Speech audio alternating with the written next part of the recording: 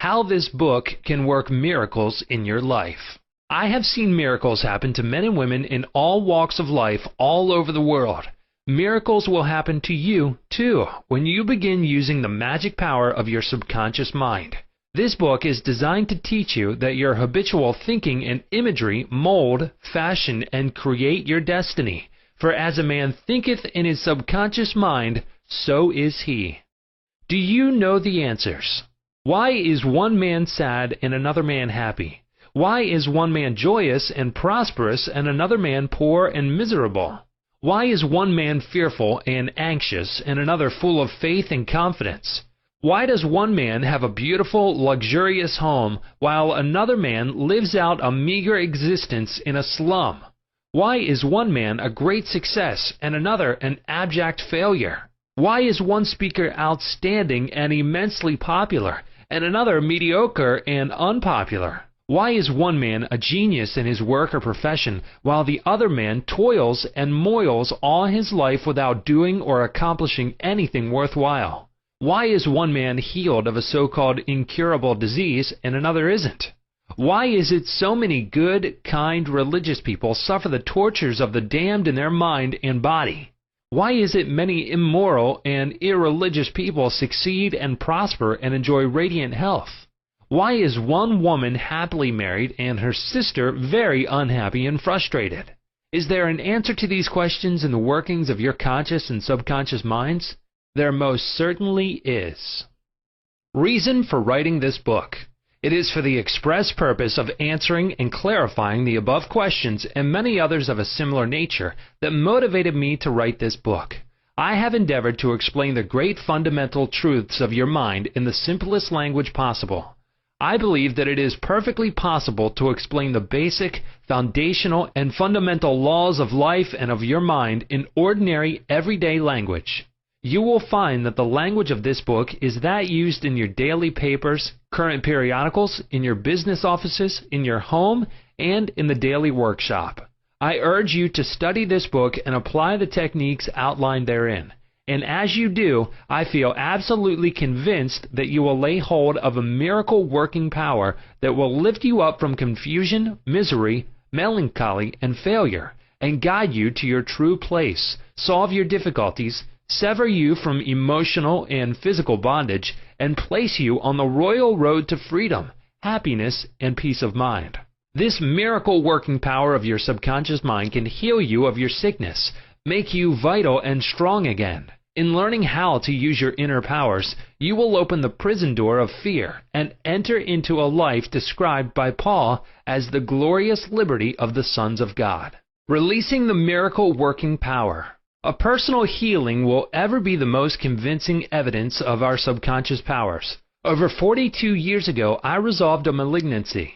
In medical terminology, it was called sarcoma. By using the healing power of my subconscious mind, which created me and still maintains and governs all my vital functions. The technique I applied is elaborated on in this book, and I feel sure that it will help others to trust the same infinite healing presence lodged in the subconscious depths of all men. Through the kindly offices of my doctor friend, I suddenly realized that it was natural to assume that the creative intelligence which made all my organs, fashioned my body, and started my heart could heal its own handiwork. The ancient proverb says, "The doctor dresses the wound, and God heals it." Wonders happen when you pray effectively. Scientific prayer is the harmonious interaction of the conscious and subconscious levels of mind scientifically directed for a specific purpose. This book will teach you the scientific way to tap the realm of infinite power within you, enabling you to get what you really want in life. You desire a happier, fuller, and richer life. Begin to use this miracle-working power and smooth your way in daily affairs, solve business problems, and bring harmony in family relationships. Be sure that you read this book several times. The many chapters will show you how this wonderful power works, and how you can draw out the hidden inspiration and wisdom that is within you. Learn the simple techniques of impressing the subconscious mind. Follow the new scientific way in tapping the infinite storehouse. Read this book carefully, earnestly, and lovingly. Prove to yourself the amazing way it can help you. It could be, and I believe it will be, the turning point of your life. Everybody prays. Do you know how to pray effectively? How long is it since you prayed as part of your everyday activities? In an emergency, in time of danger or trouble, in illness, and when death lurks, prayers pour forth, your own and friends. Just read any daily newspaper. It is reported that prayers are being offered up all over the nation for a child stricken with a so-called incurable ailment, for peace among nations, for a group of miners trapped in a flooded mine. Later, it is reported that when rescued, the miners said that they prayed while waiting for rescue. An airplane pilot says that he prayed as he made a successful emergency landing. Certainly, prayer is an ever-present help in time of trouble, but you do not have to wait for trouble to make prayer an integral and constructive part of your life. The dramatic answers to prayer make headlines and are the subject of testimonies to the effectiveness of prayer. What of the many humble prayers of children? The simple thanksgiving of grace at the table daily, the faithful devotions wherein the individual seeks only communion with God. My work with people has made it necessary for me to study the various approaches to prayer. I have experienced the power of prayer in my own life, and I have talked and worked with many people who also have enjoyed the help of prayer. The problem usually is how to tell others how to pray. People who are in trouble have difficulty in thinking and acting reasonably. They need an easy formula to follow, an obvious working pattern that is simple and specific. Often they must be led to approach the emergency. Unique feature of this book. The unique feature of this book is its down-to-earth practicality. Here you are presented with simple, usable techniques and formulas which you can easily apply in your workaday world. I have taught these simple processes to men and women all over the world, and recently over 1,000 men and women of all religious affiliations attended a special class in Los Angeles where I presented the highlights of what is offered in the pages of this book. Many came from distances of 200 miles for each class lesson. The special features of this book will appeal to you because they show you why oftentimes you get the opposite of what you prayed for and reveal to you the reasons why. People have asked me in all parts of the world and thousands of times, why is it I have prayed and got no answer? In this book, you will find the reasons for this common complaint. The many ways of impressing the subconscious mind and getting the right answers make this an extraordinarily valuable book and an ever-present help in time of trouble. What do you believe? It is not the thing believed in that which brings an answer to man's prayer. The answer to prayer results when the individual's subconscious mind responds to the mental picture or thought in his mind. This law of belief is operating in all religions of the world and is the reason why they are psychologically true. The Buddhist, the Christian, the Muslim, and the Hebrew all may get answers to their prayers, not because of the particular creed, religion, affiliation, ritual, ceremony, formula, liturgy, incantation, sacrifices, or offerings, but solely because of belief or mental acceptance and receptivity about that for which they pray. The law of life is the law of belief, and belief could be summed up briefly as a thought in your mind. As a man thinks, feels, and believes, so is the condition of his mind, body, and circumstances. A technique, a methodology based on an understanding of what you are doing and why you are doing it will help you bring about a subconscious embodiment of all the good things of life. Essentially, answered prayer is the realization of your heart's desire. Desire is prayer. Everyone desires health, happiness, security, peace of mind, true expression, but many fail to achieve clearly defined results. A university professor admitted to me recently, I know that if I changed my mental pattern and redirected my emotional life, my ulcers would not recur. But I do not have any technique, process, or modus operandi. My mind wanders back and forth on my many problems, and I feel frustrated, defeated, and unhappy. This professor had a desire for perfect health. He needed knowledge of the way his mind worked, which would enable him to fulfill his desire. By practicing the healing methods outlined in this book, he became whole and perfect. There is one mind common to all individual men. Emerson. The miracle-working powers of your subconscious mind existed before you and I were born. before any church or world existed. The great eternal truths and principles of life antedate all religions. It is with these thoughts in mind that I urge you in the following chapters to lay hold of this wonderful, magical, transforming power, which will bind up mental and physical wounds, proclaim liberty to the fear-ridden mind, and liberate you completely from the limitations of poverty, failure, misery, lack, and frustration. All you have to do is unite mentally and emotionally with the good you wish to embody, and the creative powers of your subconscious mind will respond accordingly. Begin now today. Let wonders happen in your life. Keep on, keeping on until the day breaks and the shadows flee away. Chapter 1. The Treasure House Within You. Infinite riches are all around you if you will open your mental eyes and behold the treasure house of infinity within you. There is a gold mine within you from which you can extract everything you need to live life gloriously, joyously, and abundantly. Many are sound asleep because they do not know about this gold mine of infinite intelligence and boundless love within themselves. Whatever you want, you can draw forth. A magnetized piece of steel will lift about 12 times its own weight, and if you demagnetize this same piece of metal, it will not even lift a feather.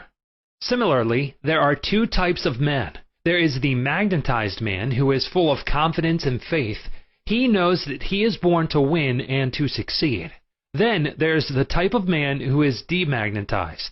He is full of fears and doubts. Opportunities come and he says, I might fail. I might lose my money. People will laugh at me. This type of man will not get very far in life because if he is afraid to go forward, he will simply stay where he is. Become a magnetized man and discover the master secret of the ages. The master secret of the ages. What, in your opinion, is the master secret of the ages? The secret of atomic energy, thermonuclear energy, the neutron bomb, interplanetary travel? No, not any of these. Then what is the master secret? Where can one find it, and how can it be contacted and brought into action? The answer is extraordinarily simple. This secret is the marvelous, miracle-working power found in your own subconscious mind, the last place that most people would seek it. The marvelous power of your subconscious. You can bring into your life more power, more wealth, more health, more happiness, and more joy by learning to contact and release the hidden power of your subconscious mind. You need not acquire this power, you already possess it, but you want to learn how to use it. You want to understand it so that you can apply it in all departments of your life. As you follow the simple techniques and processes set forth in this book, you can gain the necessary knowledge and understanding. A new light can inspire you, and you can generate a new force enabling you to realize your hopes and make all your dreams come true. Decide now to make your life grander, greater, richer, and nobler than ever before. Within your subconscious depths lie infinite wisdom, infinite power, and infinite supply of all that is necessary, which is waiting for development and expression. Begin now to recognize these potentialities of your deeper mind, and they will take form in the world without. The infinite intelligence within your subconscious mind can reveal to you everything you need to know at every moment of time and point of space, provided you are open-minded and receptive. You can receive new thoughts and ideas, enabling you to bring forth new inventions, make new discoveries, or write books and plays. Moreover, the infinite intelligence in your subconscious can impart to you wonderful kinds of knowledge of an ordinary nature. It can reveal to you and open the way for perfect expression and true place in your life. Through the wisdom of your subconscious mind, you can attract the ideal companion as well as the right business associate or partner. It can find the right buyer for your home and provide you with all the money you need and the financial freedom to be, do, and go as your heart desires. It is your right to discover this inner world of thought, feeling, and power, of light, love, and beauty. Though invisible, its forces are mighty. Within your subconscious mind, you will find the solution for every problem and the cause for every effect. Because you can draw out the hidden powers, you come into actual possession of the power and wisdom necessary to move forward in abundance, security, joy, and dominion. I have seen the power of the subconscious lift people up out of crippled states, making them whole, vital, and strong once more, and free to go out into the world to experience happiness, health, and joyous expression. There is a miraculous healing power in your subconscious that can heal the troubled mind and the broken heart. It can open the prison door of the mind and liberate you. It can free you from all kinds of material and physical bondage. Necessity of a working basis.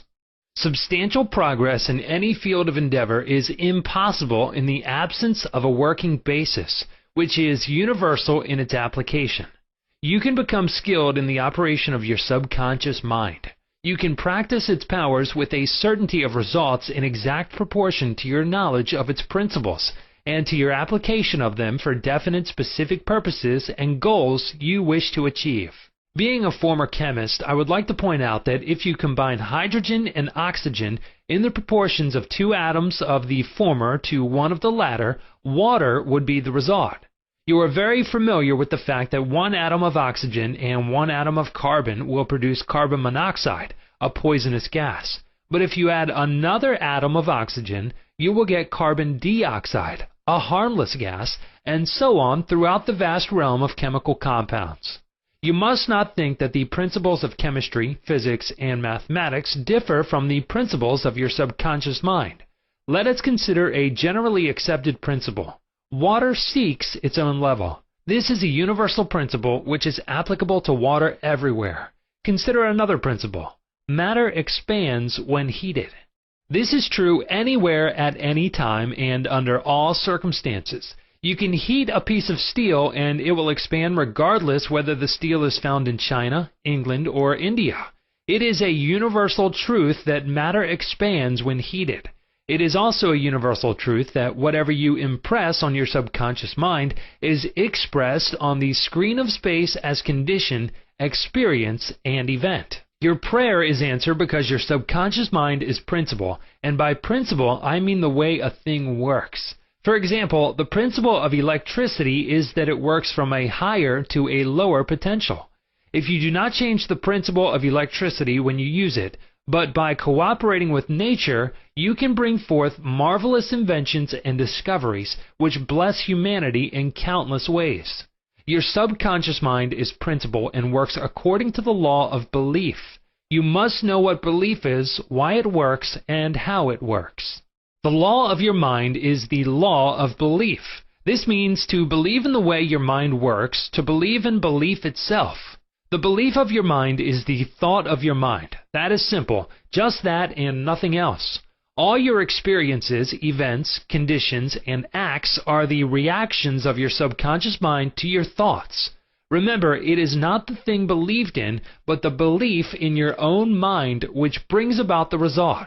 Cease believing in the false beliefs, opinions, superstitions, and fears of mankind. Begin to believe in the eternal verities and truths of life, which never change. Then you will move onward, upward, and Godward. Whoever reads this book and applies the principles of the subconscious mind herein set forth will be able to pray scientifically and effectively for himself and for others. Your prayer is answered according to the universal law of action and reaction. Thought is incipient action. The reaction is the response from your subconscious mind which corresponds with the nature of your thought. Busy your mind with the concepts of harmony, health, peace, and goodwill, and wonders will happen in your life. The duality of mind. You have only one mind, but your mind possesses 2 distinctive characteristics. The line of demarcation between the two is well known to all thinking men and women today. The 2 functions of your mind are essentially unlike. Each is endowed with separate and distinct attributes and powers. The nomenclature generally used to distinguish the 2 functions of your mind is as follows: the objective and subjective mind, the conscious and subconscious mind, the waking and sleeping mind, the surface self and the deep self, the voluntary mind and the involuntary mind, the male and the female, and many other terms. You will find the terms conscious and subconscious used to represent the dual nature of your mind throughout this book. The conscious and subconscious minds. An excellent way to get acquainted with the two functions of your mind is to look upon your own mind as a garden. You are a gardener, and you are planting seeds, thoughts in your subconscious mind all day long, based on your habitual thinking. As you sow in your subconscious mind, so shall you reap in your body and environment. Begin now to sow thoughts of peace, happiness, right action, goodwill, and prosperity. Think quietly and with interest on these qualities, and accept them fully in your conscious, reasoning mind. Continue to plant these wonderful seeds, thoughts, in your garden of your mind, and you will reap a glorious harvest. Your subconscious mind may be likened to the soil, which will grow all kinds of seeds, good or bad. Do men gather grapes of thorns or figs of thistles?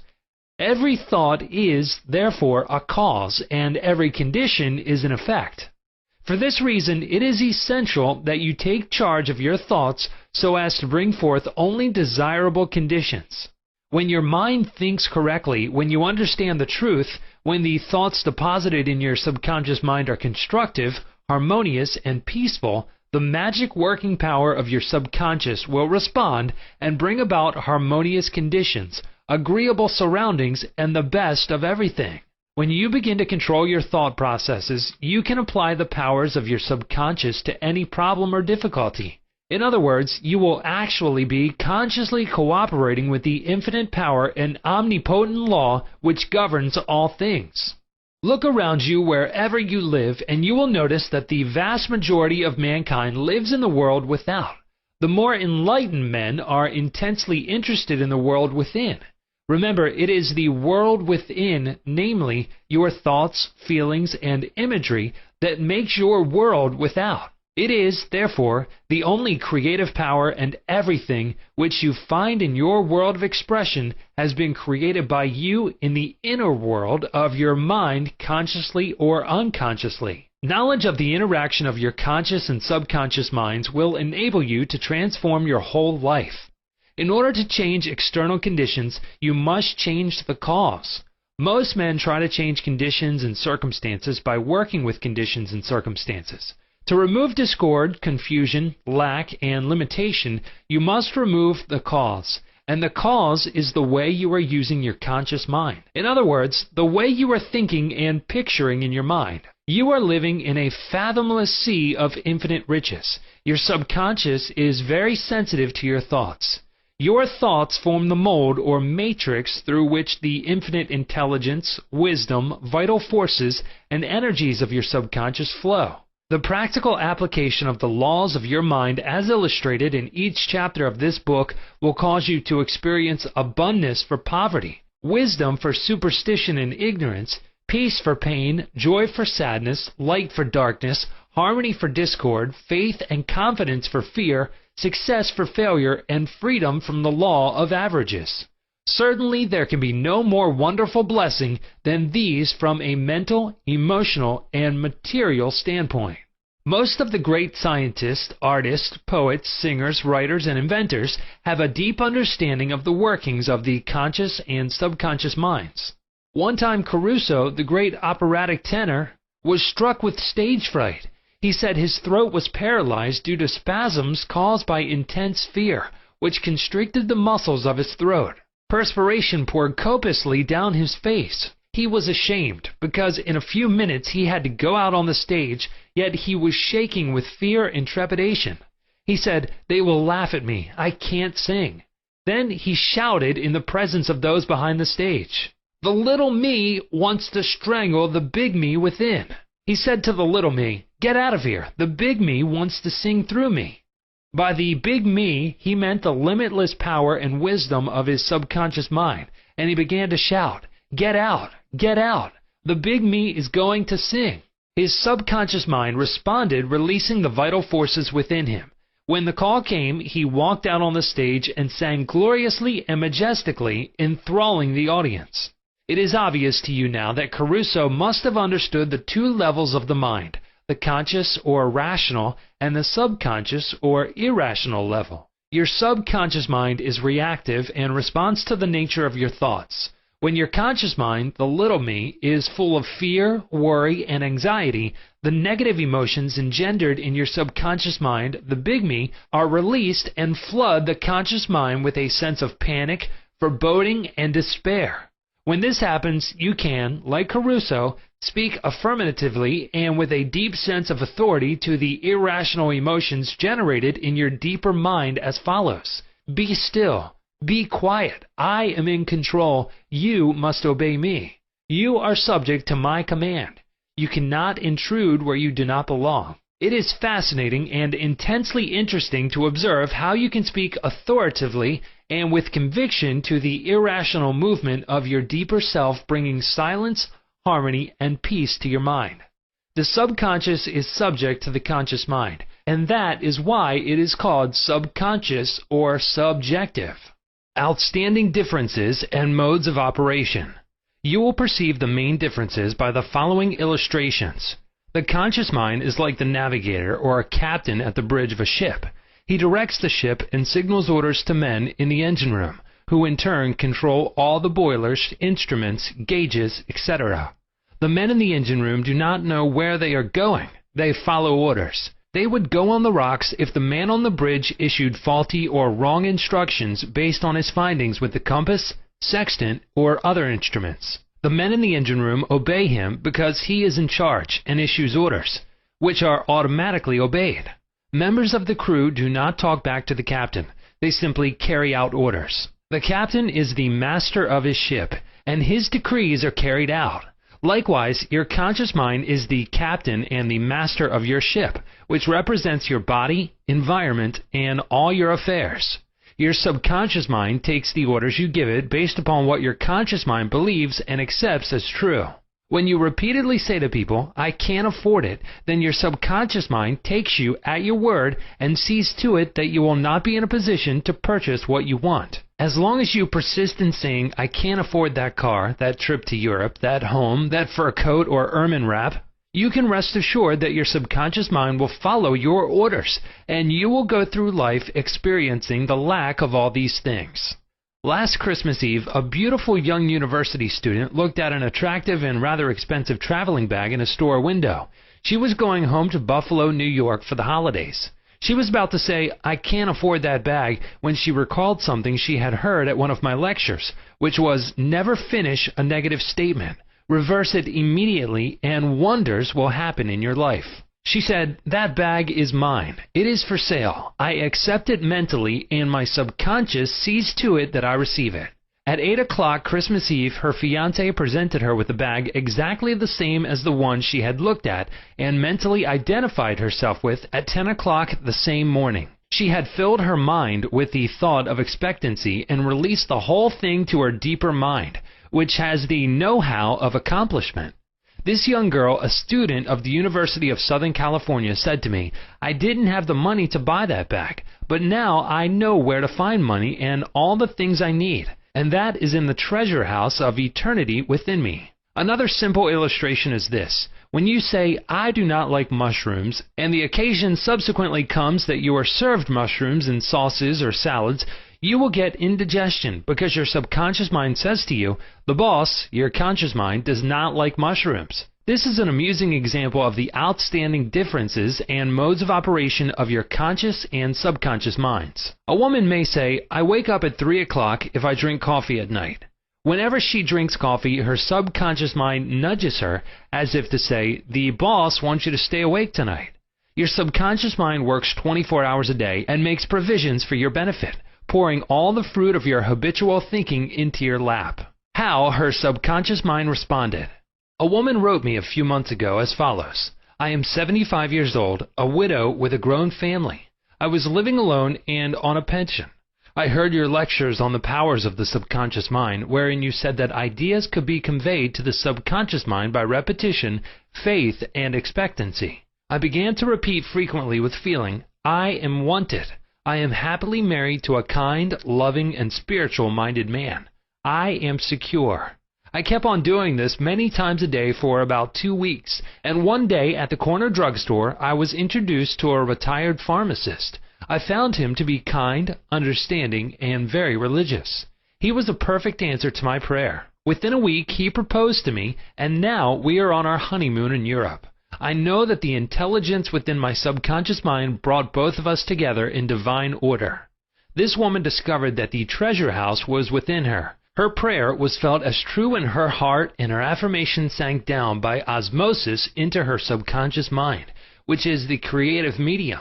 The moment she succeeded in bringing about a subjective embodiment, her subconscious mind brought about the answer through the law of attraction.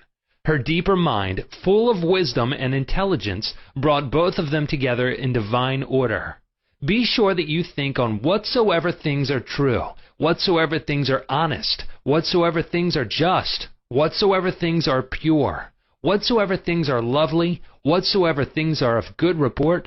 If there be any virtue, and if there be any praise, think on these things. Chapter 2. How your own mind works. You have a mind, and you should learn how to use it. There are two levels of your mind, the conscious or rational level, and the subconscious or irrational level.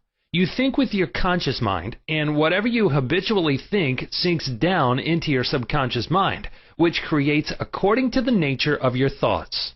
Your subconscious mind is the seat of your emotions, and is the creative mind. If you think good, good will follow. If you think evil, evil will follow. This is the way your mind works. The main point to remember is once the subconscious mind accepts an idea, it begins to execute it. It is an interesting and subtle truth that the law of the subconscious mind works for good and bad ideas alike. This law, when applied in a negative way, is the cause of failure, frustration, and unhappiness. However, when your habitual thinking is harmonious and constructive, you experience perfect health, success, and prosperity. Peace of mind and a healthy body are inevitable when you begin to think and feel in the right way. Whatever you claim mentally and feel as true, your subconscious mind will accept and bring forth into your experience.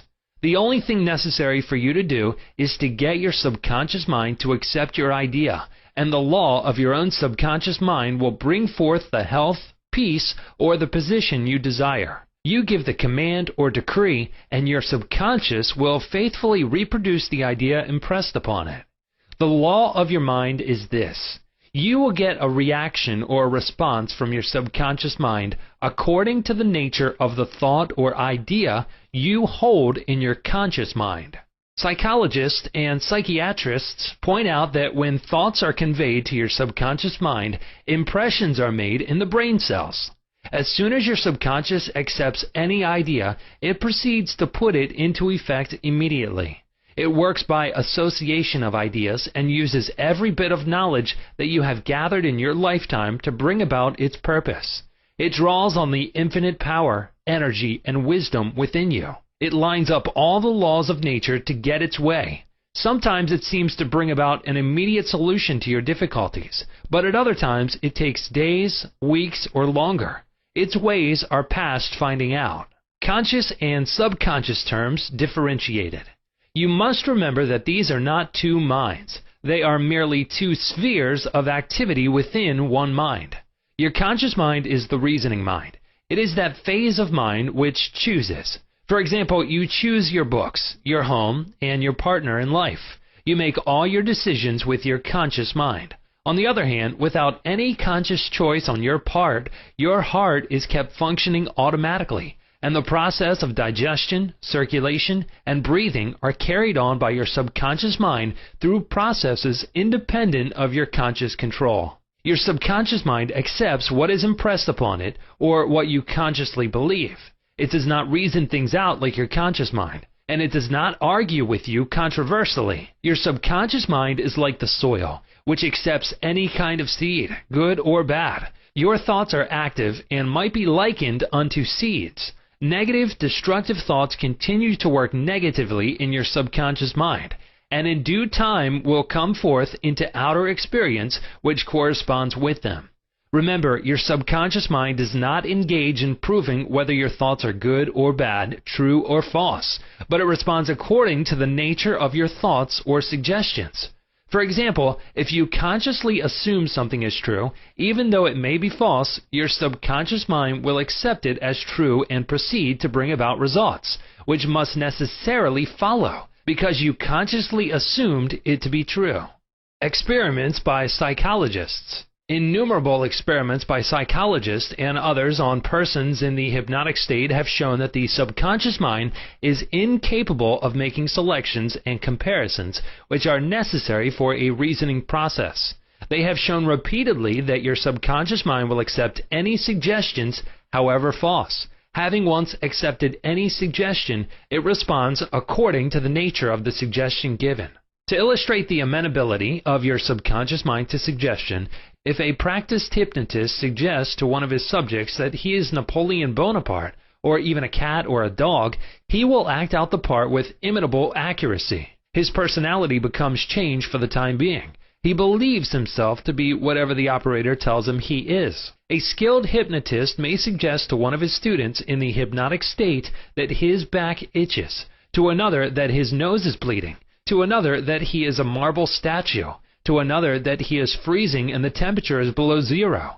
Each one will follow out the line of his particular suggestion, totally obvious to all his surroundings, which do not pertain to his idea.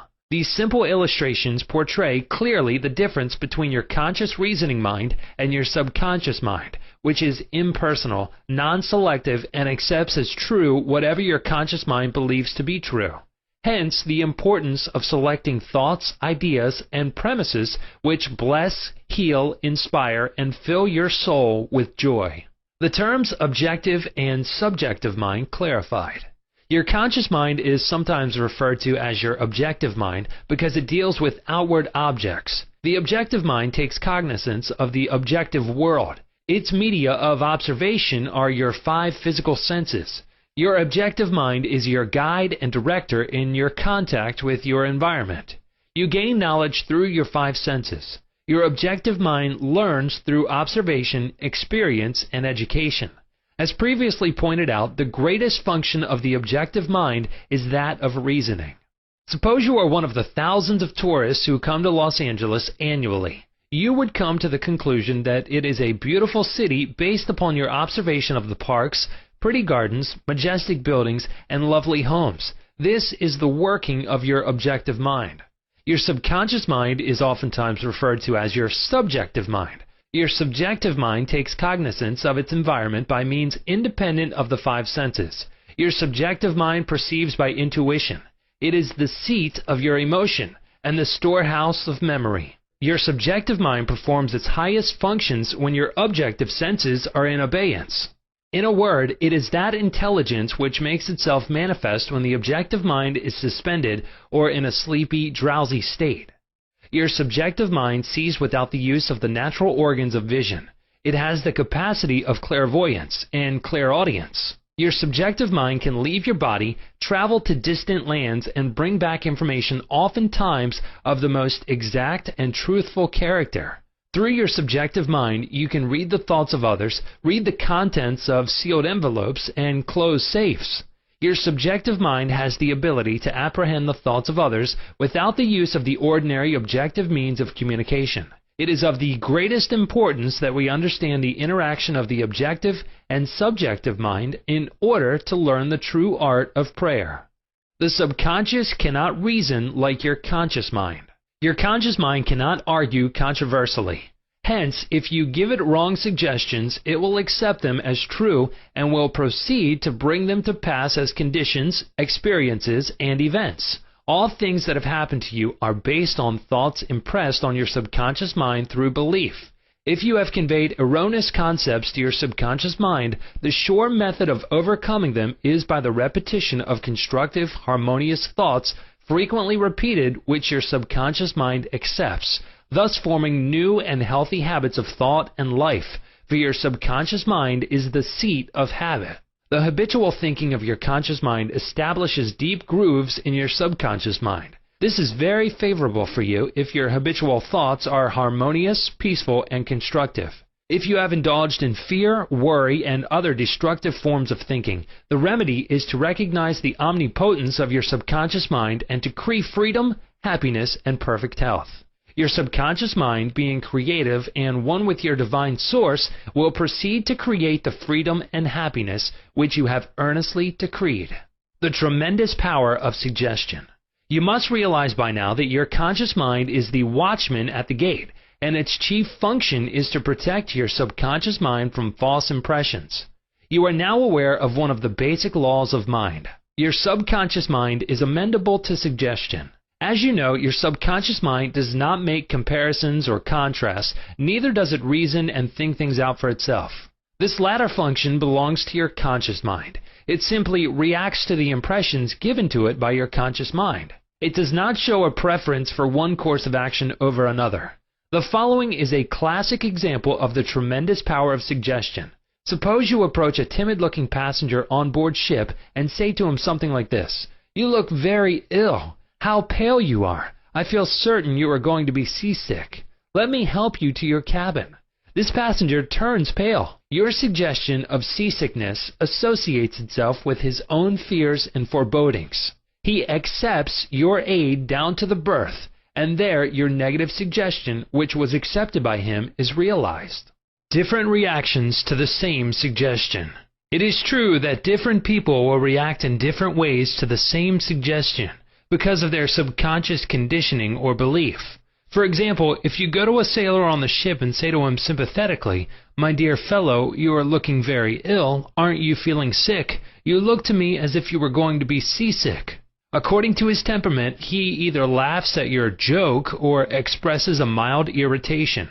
Your suggestion fell on deaf ears in this instance, because your suggestion of seasickness was associated in his mind with his own immunity from it.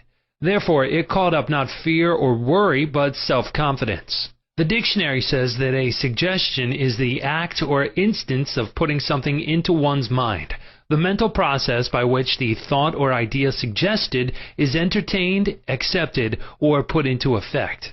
You must remember that a suggestion cannot impress something on the subconscious mind against the will of the conscious mind. In other words, your conscious mind has the power to reject the suggestion given. In the case of the sailor, he had no fear of seasickness. He had convinced himself of his immunity, and the negative suggestion had absolutely no power to evoke fear. The suggestion of seasickness to the other passenger called forth his indwelling fear of seasickness. Each of us has his own inner fears, beliefs, opinions, and these inner assumptions rule and govern our lives. A suggestion has no power in and of itself except if you accept it mentally. This causes your subconscious powers to flow in a limited and restricted way according to the nature of the suggestion. How he lost his arm. Every 2 or 3 years I give a series of lectures at the London Truth Forum in Caxton Hall. This is a forum I founded a number of years ago. Dr. Evelyn Fleet, the director, told me about an article which appeared in the English newspapers dealing with the power of suggestion. This is the suggestion a man gave to his subconscious mind over a period of about 2 years. I would give my right arm to see my daughter cured. It appeared that his daughter had a crippling form of arthritis together with a so-called incurable form of skin disease. Medical treatment had failed to alleviate the condition, and the father had an intense longing for his daughter's healing, and expressed his desire in the words just quoted.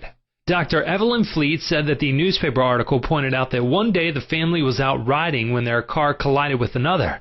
The father's right arm was torn off at the shoulder, and immediately the daughter's arthritis and skin condition vanished. You must make certain to give your subconscious only suggestions which heal, bless, elevate, and inspire you in all your ways. Remember that your subconscious mind cannot take a joke. It takes you at your word. How autosuggestion banishes fear. Illustrations of autosuggestion. Autosuggestion means suggesting something definite and specific to oneself. Herbert Parkin, in his excellent manual of autosuggestion, records the following incident. It has its amusing side so that one remembers it. A New York visitor in Chicago looks at his watch, which is set an hour ahead of Chicago time, and tells a Chicago friend that it is 12 o'clock. The Chicago friend, not considering the difference in time between Chicago and New York, tells the New Yorker that he is hungry and that he must go to lunch. Autosuggestion may be used to banish various fears and other negative conditions. A young singer was invited to give an audition. She had been looking forward to the interview, but on 3 previous occasions she had failed miserably due to fear of failure. This young lady had a very good voice, but she had been saying to herself, when the time comes for me to sing, maybe they won't like me. I will try, but I'm full of fear and anxiety. Her subconscious mind accepted these negative autosuggestions as a request and proceeded to manifest them and bring them into her experience. The cause was an involuntary autosuggestion. Example, silent fear thoughts emotionalized and subjectified. She overcame it by the following technique. 3 times a day, she isolated herself in a room. She sat down comfortably in an armchair, relaxed her body, and closed her eyes. She stilled her mind and body as best she could. Physical inertia favors mental passivity and renders the mind more receptive to suggestion.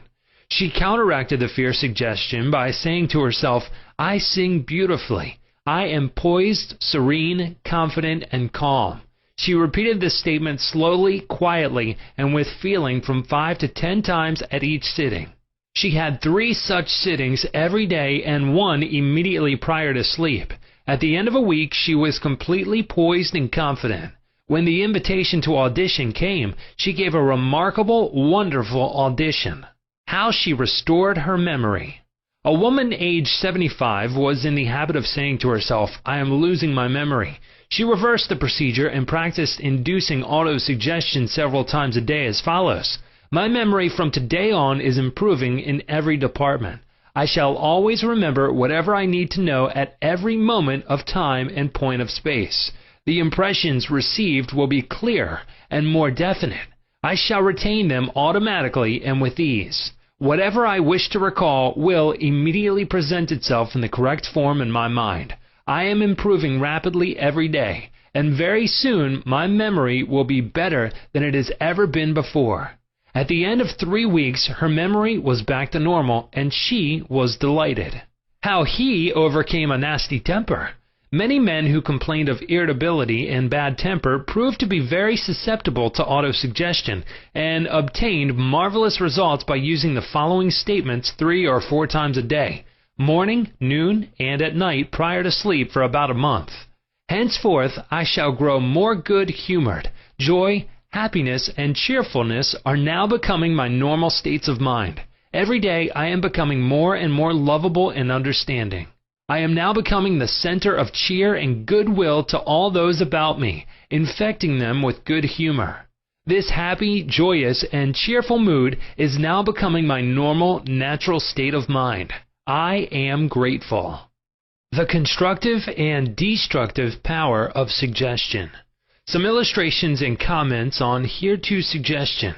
Heterosuggestion means suggestions from another person. In all ages, the power of suggestion has played a part in the life and thought of man in every period of time and in each country of the earth. In many parts of the world, it is the controlling power in religion. Suggestion may be used to discipline and control ourselves, but it can also be used to take control and command over others who do not know the laws of mind. In its constructive form, it is wonderful and magnificent. In its negative aspects, it is one of the most destructive of all the response patterns of the mind, resulting in patterns of misery, failure, suffering, sickness, and disaster. Have you accepted any of these? From infancy on, the majority of us have been given many negative suggestions. Not knowing how to thwart them, we unconsciously accepted them. Here are some of the negative suggestions. You can't. You'll never amount to anything. You mustn't. You'll fail. You haven't got a chance. You're all wrong. It's no use. It's not what you know, but who you know. The world is going to the dogs. What's the use? Nobody cares. It's no use trying so hard. You're too old now. Things are getting worse and worse. Life is an endless grind. Love is for the birds. You just can't win. Pretty soon, you'll be bankrupt. Watch out, you'll get the virus. You can't trust the soul, etc. Unless, as an adult, you use constructive autosuggestion, which is a reconditioning therapy, the impressions made on you in the past can cause behavior patterns that cause failure in your personal and social life. Autosuggestion is a means releasing you from the mass of negative verbal conditioning that might otherwise distort your life pattern. making the development of good habits difficult. You can counteract negative suggestions. Pick up the paper any day and you can read dozens of items that could sow the seeds of fertility, fear, worry, anxiety, and impending doom. If accepted by you, these thoughts of fear could cause you to lose the will for life. Knowing that you can reject all these negative suggestions by giving your subconscious mind constructive auto-suggestions, you counteract all these destructive ideas. Check regularly on the negative suggestions that people make to you. You do not have to be influenced by destructive heterosuggestion. All of us have suffered from it in our childhood and in our teens. If you look back, you can easily recall how parents, friends, relatives, teachers, and associates contributed in a campaign of negative suggestions. Study the things said to you, and you will discover much of it was in the form of propaganda. The purpose of much of what was said was to control you or instill fear into you. This heterosuggestion process goes on in every home, office, factory, and club. You will find that many of these suggestions are for the purpose of making you think, feel, and act as others want you to, and in ways that are to their advantage. How suggestion killed a man. Here's an illustration of heterosuggestion. A relative of mine went to a crystal gazer in India who told him that he had a bad heart and predicted that he would die at the next new moon. He began to tell all members of his family about this prediction, and he arranged his will. This powerful suggestion entered into his subconscious mind because he accepted it completely. My relative also told me that this crystal gazer was believed to have some strange occult powers, and he could do harm or good to a person. He died as predicted, not knowing that he was the cause of his own death. I suppose many of us have heard similar stupid, ridiculous, superstitious stories. Let us look at what happened in the light of our knowledge of the way the subconscious mind works. Whatever the conscious, reasoning mind of man believes, the subconscious mind will accept and act upon. My relative was happy, healthy, vigorous, and robust when he went to see the fortune teller. She gave him a very negative suggestion, which he accepted. He became terrified and constantly dwelt upon the fact that he was going to die at the next new moon. He proceeded to tell everyone about it, and he prepared for the end. The activity took place in his own mind, and his own thought was the cause. He brought about his own so-called death, or rather destruction of the physical body, by his fear and expectation of the end. The woman who predicted his death had no more power than the stones and sticks in the field. Her suggestion had no power to create or bring about the end she suggested. If he had known the laws of his mind, he would have completely rejected the negative suggestion and refused to give her words any attention, knowing in his heart that he was governed and controlled by his own thought and feeling. Like tin arrows aimed at the battleship, her prophecy could have been completely neutralized and dissipated without hurting him. The suggestions of others in themselves have absolutely no power whatever over you except the power that you give them through your own thoughts. You have to give your mental consent. You have to entertain the thought. Then it becomes your thought, and you do the thinking. Remember, you have the capacity to choose. Choose life. Choose love. Choose health. The power of an assumed major premise. Your mind works like a syllogism. This means that whatever major premise your conscious mind assumes to be true determines the conclusion your subconscious mind comes to in regard to any particular question or problem in your mind. If your premise is true, the conclusion must be true, as in the following example. Every virtue is laudable. Kindness is a virtue. Therefore, kindness is laudable. Another example is as follows. All formed things change and pass away. The pyramids of Egypt are formed things. Therefore, someday the pyramids will pass away. The first statement is referred to as the major premise, and the right conclusion must necessarily follow the right premise. A college professor who attended some of my Science of Mind lectures in May of 1962 at Town Hall, New York, said to me, "Everything in my life is topsy-turvy, and I have lost health, wealth, and friends. Everything I touch turns out wrong." I explained to him that he should establish a major premise in his thinking, that the infinite intelligence of his subconscious mind was guiding, directing, and prospering him spiritually, mentally, and materially. Then his subconscious mind would automatically direct him wisely in his investments, decisions, and also heal his body and restore his mind to peace and tranquility. This professor formulated an overall picture of the way he wanted his life to be, and this was his major premise. Infinite intelligence leads and guides me in all my ways. Perfect health is mine, and the law of harmony operates in my mind and body. Beauty, love, peace, and abundance are mine. The principle of right action and divine order govern my entire life. I know my major premise is based on the eternal truths of life, and I know, feel, and believe that my subconscious mind responds according to the nature of my conscious mind thinking. He wrote me as follows. I repeated the above statements slowly, quietly, and lovingly several times a day, knowing that they were sinking deep down into my subconscious mind and that results must follow. I am deeply grateful for the interview you gave me, and I would like to add that all my departments of my life are changing for the better. It works. The subconscious does not argue controversially. Your subconscious mind is all-wise and knows the answers to all questions. It does not argue with you or talk back to you. It does not say, "You must not impress me with that." For example, when you say, "I can't do this," "I am too old now," "I can't meet this obligation," "I was born on the wrong side of the tracks," "I don't know the right politician," you are impregnating your subconscious with these negative thoughts, and it responds accordingly. You are actually blocking your own good, thereby bringing lack, limitation, and frustration into your life. When you set up obstacles, impediments, and delays in your conscious mind, you are denying the wisdom and intelligence resident in your subconscious mind. You are actually saying, in effect, that your subconscious mind cannot solve your problem.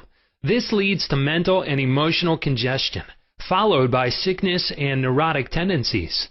To realize your desire and overcome your frustration, affirm boldly several times a day, "The infinite intelligence which gave me this desire leads, guides, and reveals to me the perfect plan for the unfolding of my desire.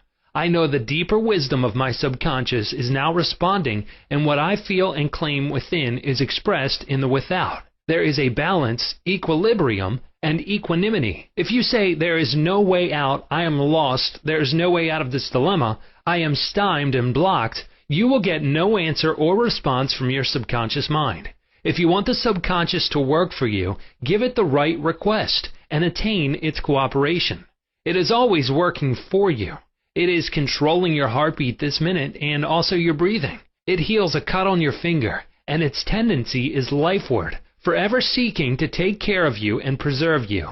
Your subconscious has a mind of its own, but it accepts your patterns of thought and imagery. When you are seeking an answer to a problem, your subconscious will respond, but it expects you to come to a decision and to a true judgment in your conscious mind. You must acknowledge the answer is in your subconscious mind. However, if you say, "I don't think there is any way out, I am all mixed up and confused, why don't I get an answer?" you are neutralizing your prayer.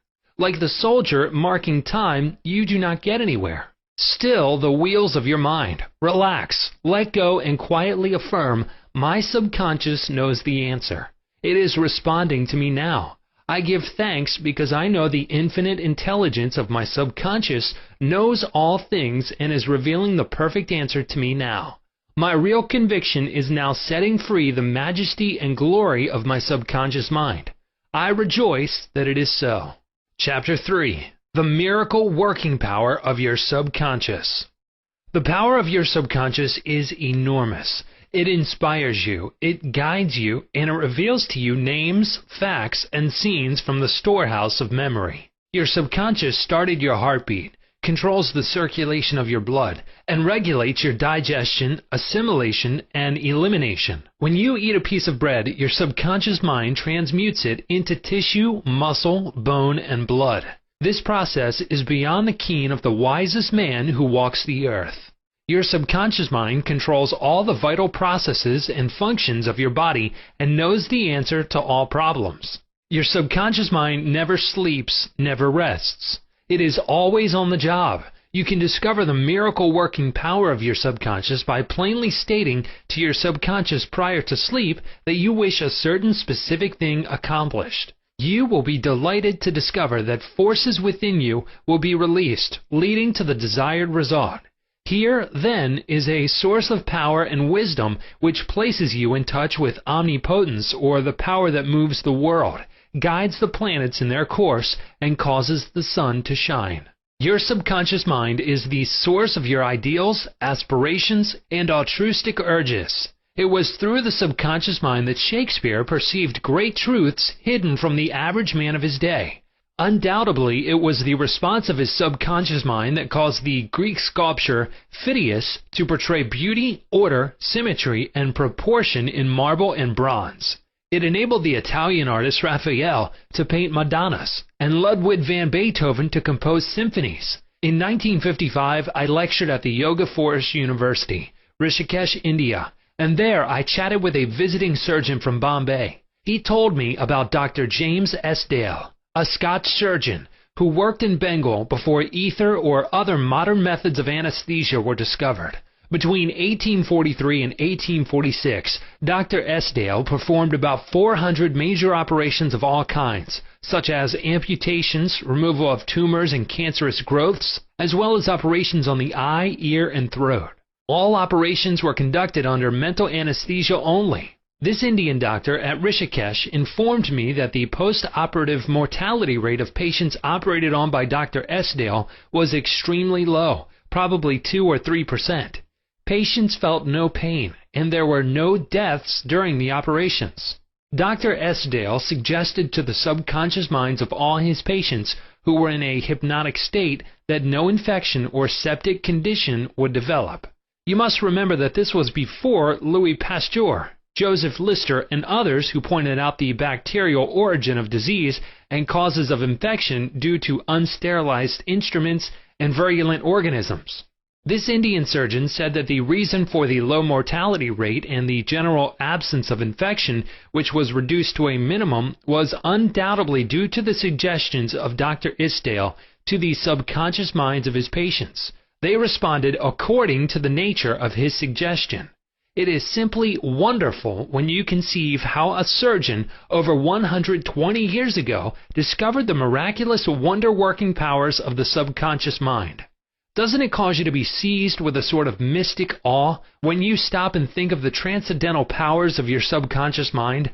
Consider its extrasensory perceptions, such as its capacity for clairvoyance and clairaudience, its independence of time and space, its capacity to render you free from all pain and suffering, and its capacity to get the answers to all problems, be that what they may. All these and many more reveal to you that there is a power and intelligence within you that far transcends your intellect, causing you to marvel at the wonders of it all. All these experiences cause you to rejoice and believe in the miracle-working powers of your own subconscious mind.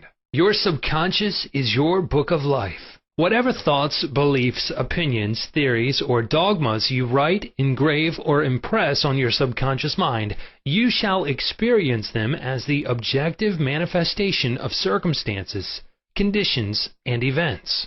What you write on the inside, you will experience on the outside. You have two sides to your life, objective and subjective, visible and invisible, thought and its manifestation. Your brain receives your thought, which is the organ of your conscious reasoning mind.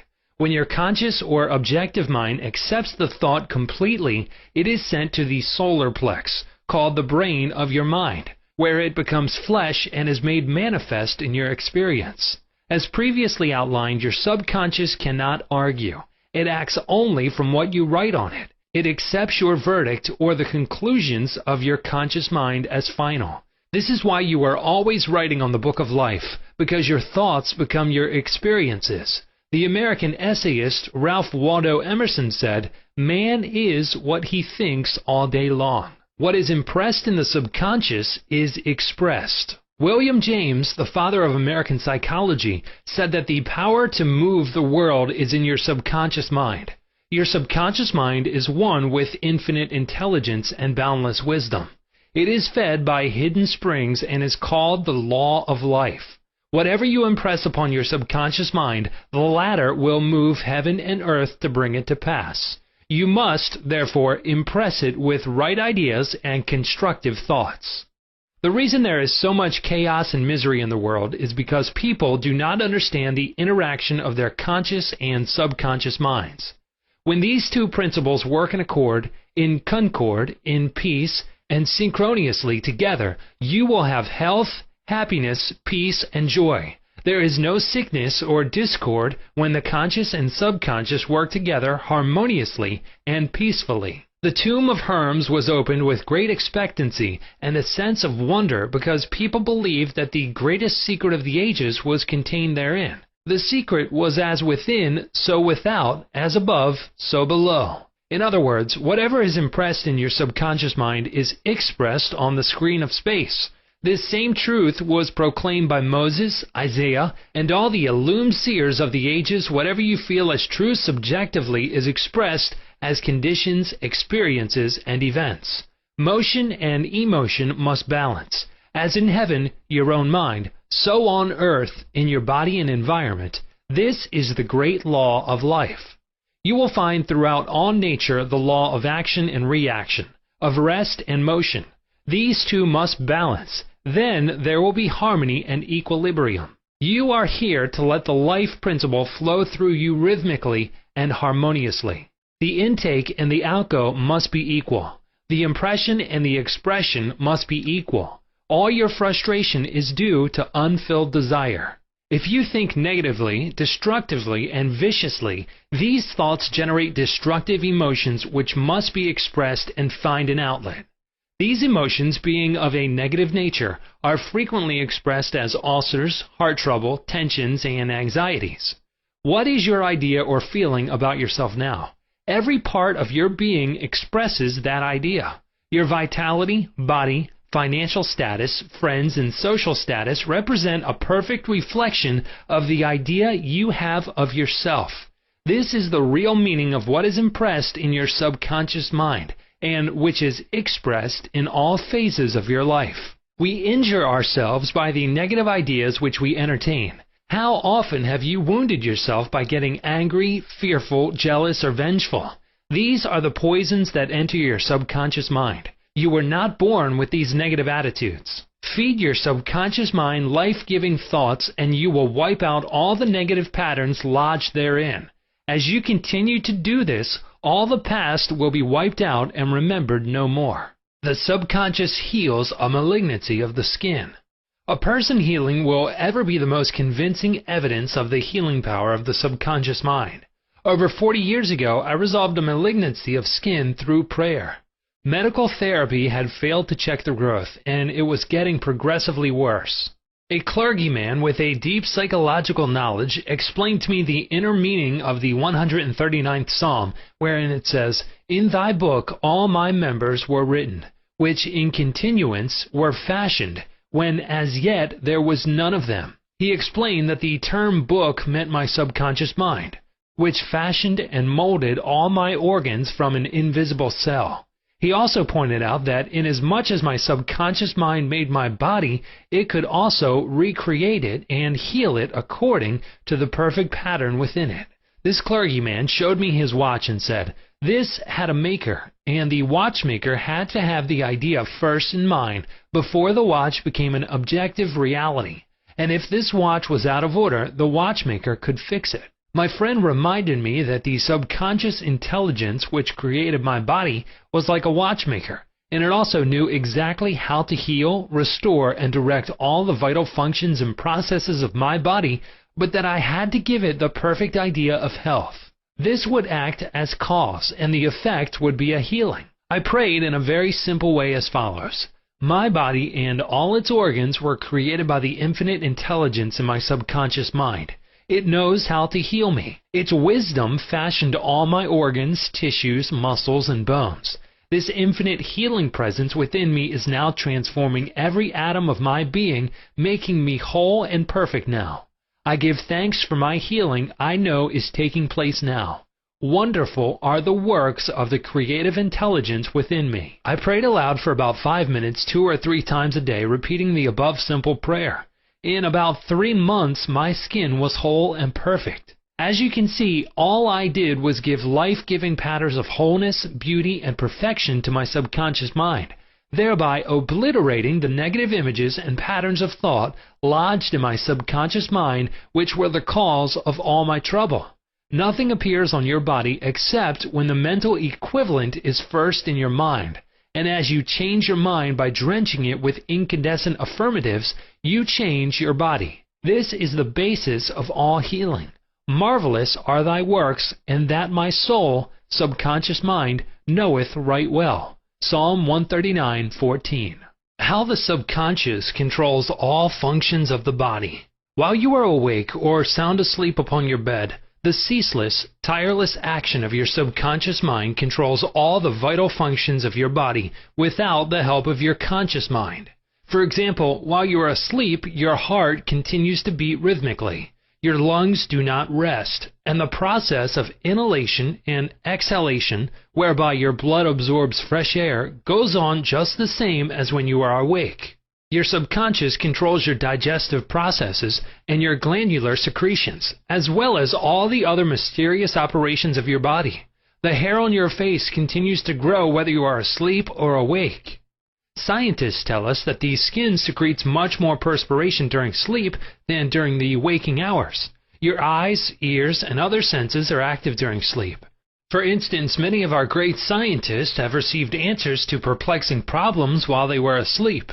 They saw the answers in a dream. Oftentimes, your conscious mind interferes with the normal rhythm of the heart, lungs, and functioning of the stomach and intestines by worry, anxiety, fear, and depression. These patterns of thought interfere with the harmonious functioning of your subconscious mind. When mentally disturbed, the best procedure is to let go, relax, and still the wheels of your thought processes. Speak to your subconscious mind, telling it to take over in peace, harmony, and divine order. You will find that all the functions of your body will become normal again. Be sure to speak to your subconscious mind with authority and conviction, and it will conform to your command. Your subconscious seeks to preserve your life and restore you to health at all costs. It causes you to love your children, which also illustrates an instinctive desire to preserve all life. Let us suppose you accidentally ate some bad food.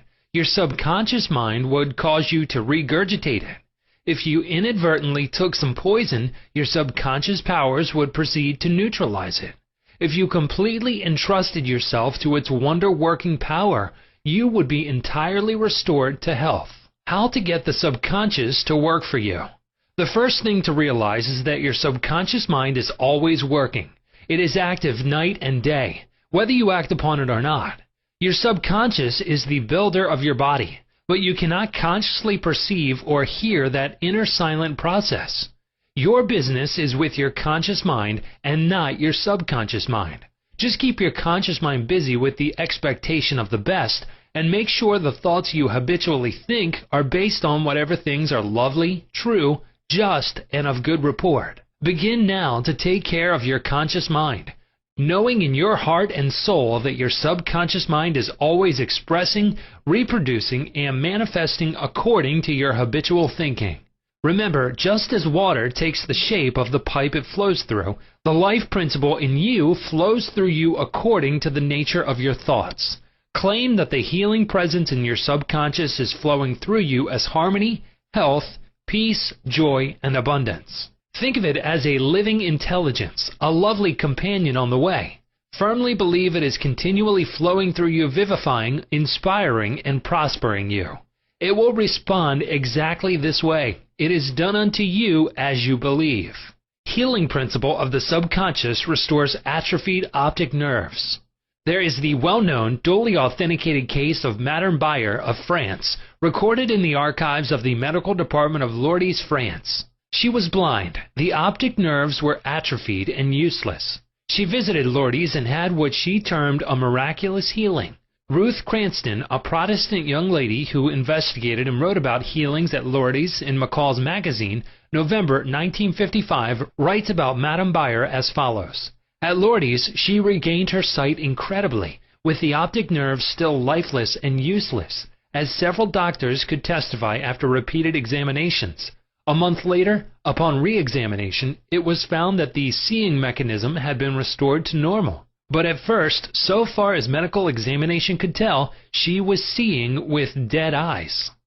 I have visited Lourdes several times where I, too, witnessed some healings. And of course, as we shall explain in the next chapter, there is no doubt that healings take place at many shrines throughout the world, Christian and non-Christian.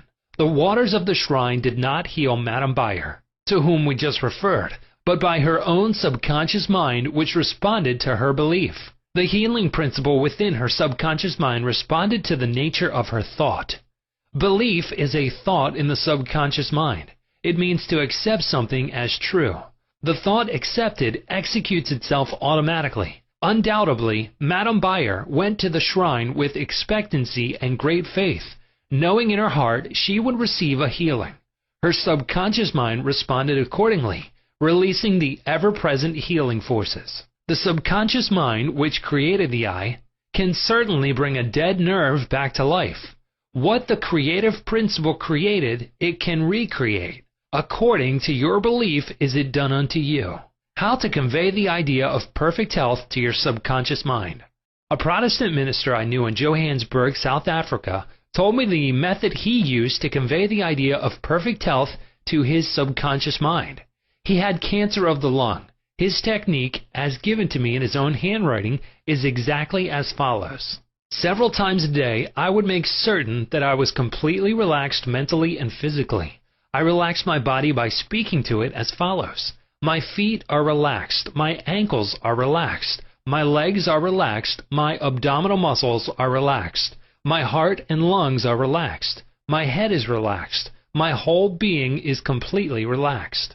After about 5 minutes, I would be in a sleepy, drowsy state, and then I affirmed the following truth. The perfection of God is now being expressed through me. The idea of perfect health is now filling my subconscious mind. The image God has of me is a perfect image, and my subconscious mind recreates my body in perfect accordance with the perfect image held in the mind of God. This minister had a remarkable healing. This is a simple, easy way of conveying the idea of perfect health to your subconscious mind. Another wonderful way to convey the idea of health to your subconscious is through disciplined or scientific imagination. I told a man who was suffering from functional paralysis to make a vivid picture of himself walking around in his office, touching the desk, answering the telephone, and doing all the things he ordinarily would do if he were healed. I explained to him that this idea and mental picture of perfect health would be accepted by his subconscious mind. He lived the role and actually felt himself back in the office. He knew that he was giving his subconscious mind something definite to work upon. His subconscious mind was the film upon which the picture was impressed. One day, after several weeks of frequent conditioning of the mind with this mental picture, the telephone rang by prearrangement and kept ringing while his wife and nurse were out. The telephone was about 12 feet away, but nevertheless he managed to answer it. He was healed at that hour. The healing power of his subconscious mind responded to his mental imagery, and a healing followed. This man had a mental block which prevented impulses from the brain reaching his legs. Therefore, he said he could not walk. When he shifted his attention to the healing power within him, the power flowed through, his focused attention enabling him to walk. Whatsoever ye shall ask in prayer, believing, ye shall receive. Chapter 4. Mental Healings in Ancient Times. Down through the ages, men of all nations have somehow instinctively believed that somewhere there resided a healing power which could restore to normal the functions and sensations of man's body. They believed that this strange power could be invoked under certain conditions, and that the alleviation of human suffering would follow. The history of all nations presents testimony in support of this belief. In the early history of the world, the power of secretly influencing men for good or evil, including the healing of the sick, was said to be possessed by the priests and holy men of all nations. Healing of the sick was supposed to be a power derived directly by them from God, and the procedures and processes of healing varied throughout the world. The healing processes took the form of supplications to God attended by various ceremonies, such as the laying on of hands, incantations, the application of amulets, talismans, rings, relics, and images. For example, in the religions of antiquity, priests in the ancient temples gave drugs to the patient, and practiced hypnotic suggestions prior to the patient's sleep, telling him that the gods would visit him in his sleep and heal him. Many healings followed. Obviously, all this was the work of potent suggestions to the subconscious mind. After the performance of certain mysterious rites, the devotees of Hecate would see the goddess during sleep, provided that before going to sleep they had prayed to her according to weird and fantastic instructions. They were told to mix lizards with resin, frankincense, and myrrh, and pound all this together in the open air under the crescent moon. Healings were reported in many cases following this grotesque procedure. It is obvious that these strange procedures, as mentioned in the illustrations given, favored suggestion and acceptance by the subconscious mind of these people by making a powerful appeal to their imagination. Actually, in all these healings, the subconscious mind of the subject was the healer. In all ages, unofficial healers have obtained remarkable results in cases where authorized medical skill has failed. This gives cause for thought. How do these healers in all parts of the world effect their cures? The answer to all these healings is due to the blind belief of the sick person, which released the healing power resident in his subconscious mind. Many of the remedies and methods employed were rather strange and fantastic, which fired the imagination of the patients, causing an aroused emotional state. This state of mind facilitated the suggestion of health and was accepted both by the conscious and subconscious mind of the sick. This will be elaborated on further in the next chapter. Biblical accounts of the use of the subconscious powers. What things soever ye desire, when ye pray, believe that ye receive them, and ye shall have them. Note the difference in tenses. The inspired writer tells us to believe and accept as true the fact that our desire has already been accomplished and fulfilled, that it is already completed, and that its realization will follow as a thing in the future. The success of this technique depends on the confident conviction that the thought, the idea, the picture is already a fact in mind. In order for anything to have substance in the realm of mind, it must be thought of as actually existing there. Here, in a few cryptic words, is a concise and specific direction for making use of the creative power of thought by impressing upon the subconscious the particular thing which you desire. Your thought, idea, plan, or purpose is as real on its own plane as your hand or your heart.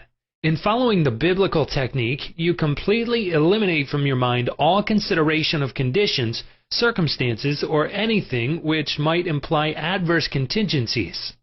You are planting a seed, a concept, in the mind which, if you leave it undisturbed, will infallibly germinate into external fruition. The prime condition is faith. Over and over again you read in the Bible, according to your faith is it done unto you. If you plant certain types of seeds in the ground, you have faith they will grow after their kind. This is the way of seeds, and trusting the laws of growth and agriculture, you know that these seeds will come forth after their kind. Faith, as mentioned in the Bible, is a way of thinking, an attitude of mind, an inner certitude, knowing that the idea you fully accept in your conscious mind will be embodied in your subconscious mind and made manifest. Faith is, in a sense, accepting as true what your reason and senses deny. For example, a shutting out of the little, rational, analytical, conscious mind and embracing an attitude of complete reliance on the inner power of your subconscious mind. Miracles at various shrines throughout the world. It is an established fact that cures have taken place at various shrines throughout the world, such as in Japan, India, Europe, and America. I have visited several of the famous shrines in Japan. At the world-famous shrine called Daibutsu is a gigantic divinity of bronze where Buddha is seated with folding hands, and the head is inclined in an attitude of profound contemplative ecstasy. It is 42 feet in height, and is called the Great Buddha. Here I saw young and old making offerings at its feet. Money, fruit, rice, and oranges were offered. Candles were lit, incense was burned, and prayers of petition recited. The guide explained the chant of a young girl as she murmured a prayer, bowed low, and placed 2 oranges as an offering. She also lit a candle. He said she had lost her voice and it was restored at the shrine. She was thanking Buddha for restoring her voice. She had the simple faith that Buddha would give her back her singing voice if she followed a certain ritual, fasted, and made certain offerings. All this helped to kindle faith and expectancy, resulting in a conditioning of her mind to the point of belief. Her subconscious mind responded to her belief. To illustrate further the power of imagination and blind belief, I will relate the case of a relative of mine who had tuberculosis. His lungs were badly diseased. His son decided to heal his father. He came home to Perth, Western Australia, where his father lived, and said to him that he had met a monk who had returned from one of the healing shrines in Europe. This monk sold him a piece of the true cross.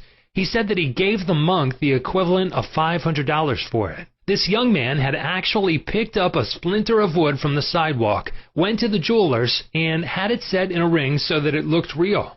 He told his father that just touching the ring or the cross healed many. He inflamed and fired his father's imagination to the point that the old gentleman snatched the ring from him, placed it over his chest, prayed silently, and went to sleep. In the morning he was healed. All the clinic's tests proved negative. You know, of course, it was not the splinter of wood from the sidewalk that healed him. It was his imagination aroused to an intense degree, plus the confident expectancy of a perfect healing. Imagination was joined to faith or subjective feeling, and the union of the two brought about a healing. The father never learned of the trick that had played upon him. If he had, he probably would have had a relapse. He remained completely cured and passed away 15 years later at the age of 89. One universal healing principle. It is a well-known fact that all of the various schools of healing effect cures of the most wonderful character. The most obvious conclusion, which strikes your mind, is that there must be some underlying principle which is common to them all, namely the subconscious mind, and the one process of healing is faith. It will now be in order to recall to your mind once more the following fundamental truths. First, that you must possess mental functions which have been distinguished by designating one of the conscious mind and the other the subconscious mind. Secondly, your subconscious mind is constantly amenable to the power of suggestion. Furthermore, your subconscious mind has complete control of the functions, conditions, and sensations of your body. I venture to believe that all the readers of this book are familiar with the fact that symptoms of almost any disease can be induced in hypnotic subjects by suggestion. For example, a subject in the hypnotic state can develop a high temperature, flushed face, or chills according to the nature of the suggestion given. By experiment, you can suggest to the person that he is paralyzed and cannot walk. It will be so. By illustration, you can hold a cup of cold water under the nose of the hypnotic subject and tell him, "This is full of pepper, smell it." He will proceed to sneeze. What do you think caused him to sneeze? The water or the suggestion? If a man says he is allergic to Timothy grass, you can place a synthetic flower or an empty glass in front of his nose when he is in a hypnotic state and tell him it is Timothy grass. He will portray the usual allergic symptoms. This indicates that the cause of the disease is in the mind. The healing of the disease can also take place mentally. You realize that remarkable healings take place through osteopathy, chiropractic medicine, and naturopathy, as well as through all the various religious bodies throughout the world. But it is obvious that all of these healings are brought about through the subconscious mind, the only healer there is. Notice how it heals a cut on your face caused by shaving. It knows exactly how to do it. The doctor dresses the wound and says, "Nature heals it." Nature refers to natural law, the law of the subconscious mind, or self-preservation, which is the function of the subconscious mind. The instinct of self-preservation is the first law of nature. Your strongest instinct is the most potent of all autosuggestions. Widely different theories. It would be tedious and unprofitable to discuss to any great extent the numerous theories advanced by different religious sects and prayer therapy groups. There are a great number who claim that because their theory produces results, it is, therefore, the correct one. This, as explained in this chapter, cannot be true. You are aware that there are all types of healings. Franz Anton Mesmer, an Australian physician from 1734 to 1815, who practiced in Paris, discovered that by applying magnets to the diseased body, he could cure that disease miraculously. He also performed cures with various other pieces of glass and metals. He discontinued this form of healing and claimed that his cures were due to animal magnetism, theorizing that his substance was projected from the healer to the patient. His method of treating disease from then on was by hypnotism, which was called mesmerism in his day. Other physicians said that all his healings were due to suggestion and nothing else. All of these groups, such as psychiatrists, psychologists, osteopaths, chiropractors, physicians, and all the churches are using the one universal power resident in the subconscious mind. Each may proclaim the healings are due to their theory. The process of all healing is a definite, positive mental attitude, an inner attitude, or a way of thinking called faith. Healing is due to a confident expectancy, which acts as a powerful suggestion to the subconscious mind, releasing its healing potency. One man does not heal by a different power than another. It is true he may have his own theory or method. There is only one process of healing, and that is faith. There is only one healing power, namely your subconscious mind. Select the theory and method you prefer. You can rest assured if you have faith, you shall get results. Views of Paracelsus. Philippus Paracelsus, a famous Swiss alchemist and physician who lived from 1493 to 1541, was a great healer in his day. He stated what is now an obvious scientific fact when he uttered these words: "Whether the object of your faith be real or false, you will nevertheless obtain the same effects." Thus, if I believed in St. Peter's statue as I should have believed in St. Peter himself, I shall obtain the same effects that I should have obtained from St. Peter. But that is superstition. Faith, however, produces miracles, and whether it is true or false faith, it will always produce the same wonders. The views of Paracelsus were also entertained in the 16th century by Pietro Pomponazzi, an Italian philosopher and contemporary of Paracelsus, who said, "We can easily conceive the marvelous effects which confidence and imagination can produce, particularly when both qualities are reciprocated between the subjects and the person who influences them. The cures attributed to the influence of certain relics are the effect of their imagination and confidence. Quacks and philosophers know that if the bones of any skeleton were put in place of the saint's bones, the sick would nonetheless experience beneficial effects, if they believed that they were veritable relics. Then, if you believe in the bones of saints to heal, or if you believe in the healing power of certain waters, you will get results because of the powerful suggestion given to your subconscious mind. It is the latter that does the healing." Bernheim's experiments. Hippolyte Bernheim, professor of medicine at Nancy, France from 1910 to 1919, was the expounder of the fact that the suggestion of the physician to the patient was exerted through the subconscious mind. Bernheim, in his Suggestive Therapeutics, page 197, tells a story of a man with paralysis of the tongue which had yielded to no form of treatment. His doctor told the patient that he had a new instrument with which he promised to heal him. He introduced a pocket thermometer into the patient's mouth. The patient imagined it to be the instrument which was to save him. In a few moments he cried out joyfully that he could once more move his tongue freely. "Among our cases," continues Bernheim, "facts of the same sort will be found. A young girl came into my office having suffered from complete loss of speech for nearly 4 weeks. After making sure of the diagnosis, I told my students that loss of speech sometimes yielded instantly to electricity, which might act simply by its suggestive influence. I sent for the induction apparatus. I applied my hand over the larynx and moved a little and said, 'Now you can speak aloud.' In an instant I made her saw A, then B, then Maria. She continued to speak distinctively. The loss of voice had disappeared." Here, Bernheim is showing the power of faith and expectancy on the part of the patient, which acts as a powerful suggestion to the subconscious mind. Producing a blister by suggestion. Bernheim states that he produced a blister on the back of a patient's neck by applying a postage stamp and suggesting to the patient that it was a fly plaster. This has been confirmed by the experiments and experiences of many doctors in many parts of the world, which leave no doubt that structural change are a possible result of oral suggestion to patients. The cause of bloody stigmata. In Hudson's Law of Psychic Phenomena, page 153, he states, hemorrhages and bloody stigmata are induced in certain subjects by means of suggestion. Dr. M. Baru put a subject into the somnambulistic condition and gave him the following suggestion.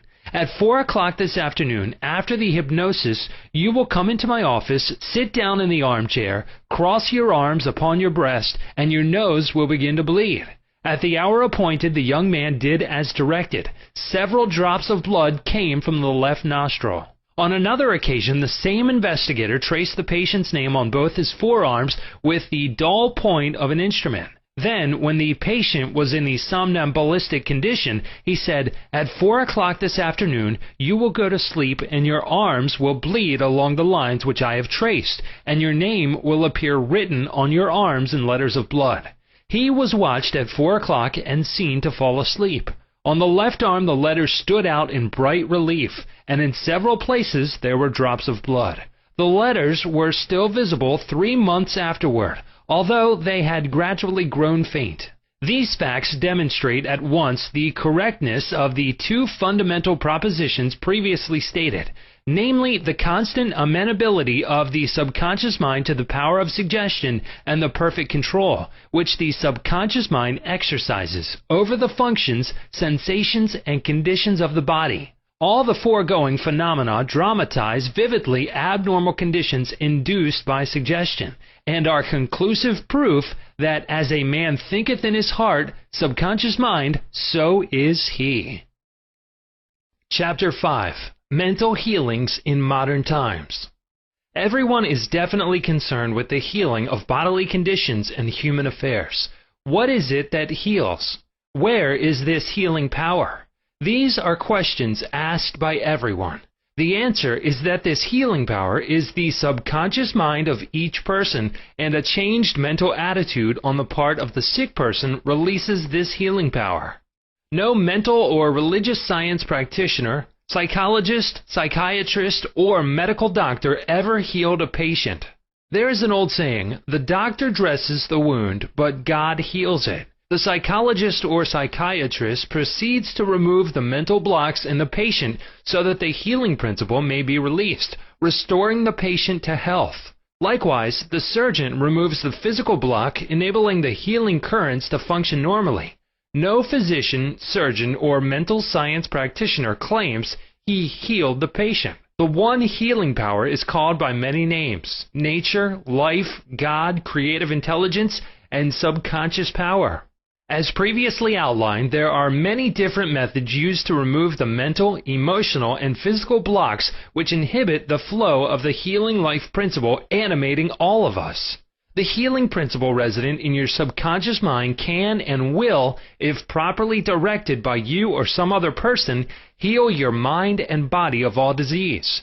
This healing principle is operative in all men regardless of creed, color, or race. You do not have to belong to some particular church in order to use and participate in this healing process. Your subconscious will heal the burn or cut on your hand, even though you profess to be an atheist or agnostic. The modern mental therapeutic procedure is based on the truth that the infinite intelligence and power of your subconscious mind responds according to your faith. The mental science practitioner or minister follows the injunction of the Bible. For example, he goes into his closet and shuts the door, which means he stills his mind, relaxes, lets go, and thinks of the infinite healing presence within him. He closes the door of his mind to all outside distractions as well as appearances, and then he quietly and knowingly turns over his request or desire to his subconscious mind, realizing that the intelligence of his mind will answer him according to his specific needs. The most wonderful thing to know is this: imagine the end desired and feel its reality. Then the infinite life principle will respond to your conscious choice and your conscious request. This is the meaning of believe you have received and you shall receive. This is what the modern mental scientist does when he practices prayer therapy. One process of healing. There is only one universal healing principle operating through everything. The cat, the dog, the tree, the grass, the wind, the earth. For everything is alive. This life principle operates through the animal, vegetable, or mineral kingdoms as instinct and the law of growth. Man is consciously aware of this life principle, and he can consciously direct it to bless himself in countless ways. There are many different approaches, techniques, and methods in using the universal power, but there is only one process of healing, which is faith. For according to your faith is it done unto you. The law of belief. All religions of the world represent forms of belief, and these beliefs are explained in many ways. The law of life is belief. What do you believe about yourself, life, and the universe? It is done unto you as you believe. Belief is a thought in your mind which causes the power of your subconscious to be distributed into all phases of your life according to your thinking habits. You must realize the Bible is not talking about your belief in some ritual, ceremony, form, institution, man, or formula. It is talking about belief itself. The belief of your mind is simply the thought of your mind. If thou canst believe, all things are possible to him that believeth. It is foolish to believe in something to hurt or harm you. Remember, it is not the thing believed in that hurts or harms you, but the belief or thought in your mind, which creates the result. All your experiences, all your actions, and all the events and circumstances of your life are but the reflections and reactions to your own thought. Prayer therapy is the combined function of the conscious and subconscious mind scientifically directed. Prayer therapy is the synchronized, harmonious, and intelligent function of the conscious and subconscious levels of mind specifically directed for a definite purpose. In scientific prayer or prayer therapy, you must know what you are doing and why you are doing it. You trust the law of healing. Prayer therapy is sometimes referred to as mental treatment, and another term is scientific prayer. In prayer therapy, you consciously choose a certain idea, mental picture, or plan which you desire to experience. You realize your capacity to convey this idea or mental image to your subconscious by feeling the reality of the state assumed. As you remain faithful in your mental attitude, your prayer will be answered. Prayer therapy is a definite mental action for a definite specific purpose. Let us suppose that you decide to heal a certain difficulty by prayer therapy. You are aware that your problem or sickness, whatever it may be, must be caused by negative thoughts charged with fear and lodged in your subconscious mind, and that if you can succeed in cleansing your mind of these thoughts, you will get a healing. You therefore turn to the healing power within your own subconscious mind and remind yourself of its infinite power and intelligence and its capacity to heal all conditions. As you dwell on these truths, your fear will begin to dissolve, and your recollection of these truths also corrects the erroneous beliefs. You give thanks for the healing that you know will come, and then you keep your mind off the difficulty until you feel guided, after an interval, to pray again. While you are praying, you absolutely refuse to give any power to the negative conditions or to admit for a second that the healing will not come. This attitude of mind brings about the harmonious union of the conscious and subconscious mind, which releases the healing power. Faith healing. What it means and how blind faith works. What is popularly termed faith healing is not the faith mentioned in the Bible, which means knowledge of the interaction of the conscious and subconscious mind. A faith healer is one who heals without any real scientific understanding of the powers and forces involved. He may claim that he has a special gift of healing, and the sick person's blind belief in him or his powers may bring results. The voodoo doctor in South Africa and other parts of the world may heal by incantations, or touching the so-called bones of saints, or anything else may heal a person, which causes the patients to honestly believe in the method or process. Any method which causes you to move from fear and worry to faith and expectancy will heal. There are many persons, each of whom claims that because his personal theory produces results, it is, therefore, the correct one. This, as already explained in this chapter, cannot be true. To illustrate how blind faith works, you will recall our discussion of the Swiss physician, Franz Anton Mesmer. In 1776, he claimed many cures when he stroked diseased bodies with artificial magnets. Later on, he threw away his magnets and evolved the theory of animal magnetism.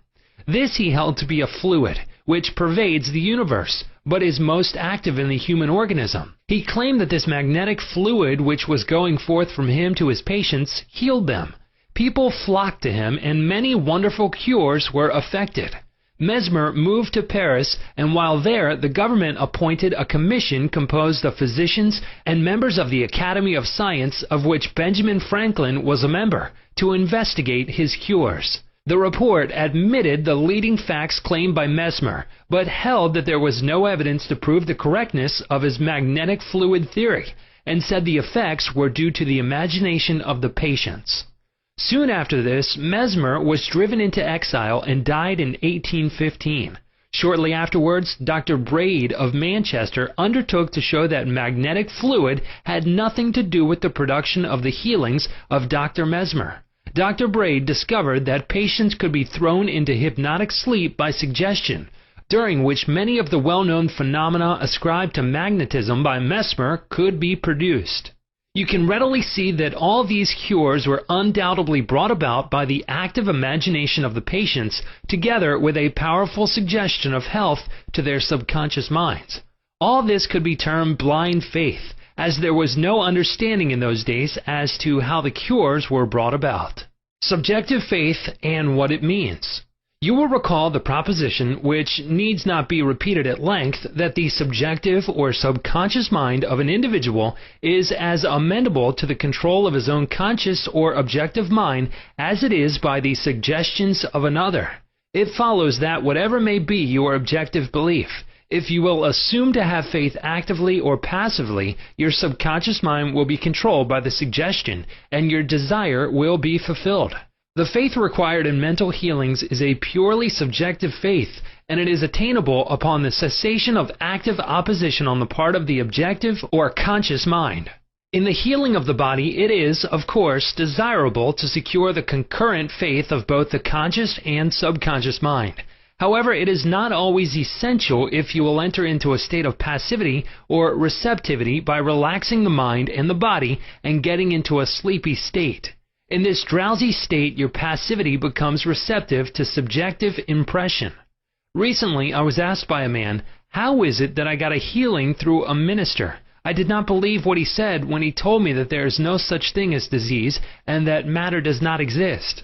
This man at first thought his intelligence was being insulted, and he protested against such a palpable absurdity. The explanation is simple.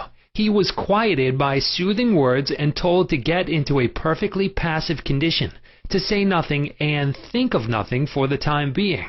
His minister also became passive and affirmed quietly, peacefully, and constantly for about 1/2 hour that this man would have perfect health, peace, harmony, and wholeness. He felt immense relief and was restored to health. It is easy to see that his subjective faith had been made manifest by his passivity under treatment, and the suggestions of perfect healthfulness by the minister were conveyed to his subconscious mind. The two subjective minds were then in rapport. The minister was not handicapped by antagonistic autosuggestions of the patient arising from objective doubt of the power of the healer or the correctness of the theory. In this sleepy, drowsy state, the conscious mind resistance is reduced to a minimum, and results followed. The subconscious mind of the patient, being necessarily controlled by such suggestion, exercised its functions in accordance therewith, and a healing followed. The meaning of absent treatment. Suppose you learned that your mother was sick in New York City and you lived in Los Angeles. Your mother would not be physically present where you are, but you could pray for her. It is the Father within which doeth the work. The creative law of mind, subconscious mind, serves you and will do the work. Its response to you is automatic. Your treatment is for the purpose of inducing an inner realization of health and harmony in your mentality. This inner realization acting through the subconscious mind operates through your mother's subconscious mind, as there is but one creative mind. Your thoughts of health, vitality, and perfection operate through the one universal subjective mind, and set a law in motion on the subjective side of life, which manifests through her body as a healing. In the mind principle, there is no time or space. It is the same mind that operates through your mother no matter where she may be. In reality, there is no absent treatment as opposed to present treatment, for the universal mind is omnipresent. You do not try to send out thoughts or hold a thought. Your treatment is a conscious movement of thought, and as you become conscious of the qualities of health, well-being, and relaxation, these qualities will be resurrected in the experience of your mother, and results will follow. The following is a perfect example of what is called absent treatment. Recently, a listener of our radio program in Los Angeles prayed as follows for her mother in New York, who had a coronary thrombosis. The healing presence is right where my mother is. Her bodily condition is but a reflection of her thought life, like shadows cast on the screen. I know that in order to change the images on the screen, I must change the projection reel. My mind is the projection reel, and now I project in my own mind the image of wholeness, harmony, and perfect health for my mother. This infinite healing presence which created my mother's body and all her organs is now saturating every atom of her being, and a river of peace flows through every cell of her body. The doctors are divinely guided and directed, and whoever touches my mother is guided to do the right thing. I know that disease has no ultimate reality. If it had, no one could be healed. I now align myself with the infinite principle of love and life, and I know and agree that harmony, health, and peace are now being expressed in my mother's body. She prayed in the above manner several times daily, and her mother had a most remarkable recovery after a few days, much to the amazement of her specialist. He complimented her on her great faith in the power of God. The conclusion arrived at in the daughter's mind set the creative law of mind in motion on the subjective side of life, which manifested itself through her mother's body as perfect health and harmony. What the daughter felt as true about her mother was simultaneously resurrected in the experience of her mother, releasing the kinetic action of the subconscious mind. A psychologist friend of mine told me that one of his lungs was infected. X-rays and analysis showed the presence of tuberculosis. At night, before going to sleep, he would quietly affirm, "Every cell, nerve, tissue, and muscle of my lungs are now being made whole, pure, and perfect. My whole body is being restored to health and harmony." These are not his exact words, but they represent the essence of what he affirmed. A complete healing followed in about a month's time. Subsequent X-rays showed a perfect healing. I wanted to know his method, so I asked him why he repeated the words prior to sleep. Here is his reply. The kinetic action of the subconscious mind continues throughout your sleep time period. Hence, give the subconscious mind something good to work on as you drop off into slumber. This was a very wise answer. In thinking of harmony and perfect health, he never mentioned his trouble by name. I strongly suggest that you cease talking about your ailments or giving them a name. The only sap from which they draw life is your attention and fear of them. Like the above-mentioned psychologist, become a mental surgeon. Then your troubles will be cut off like dead branches are pruned from a tree.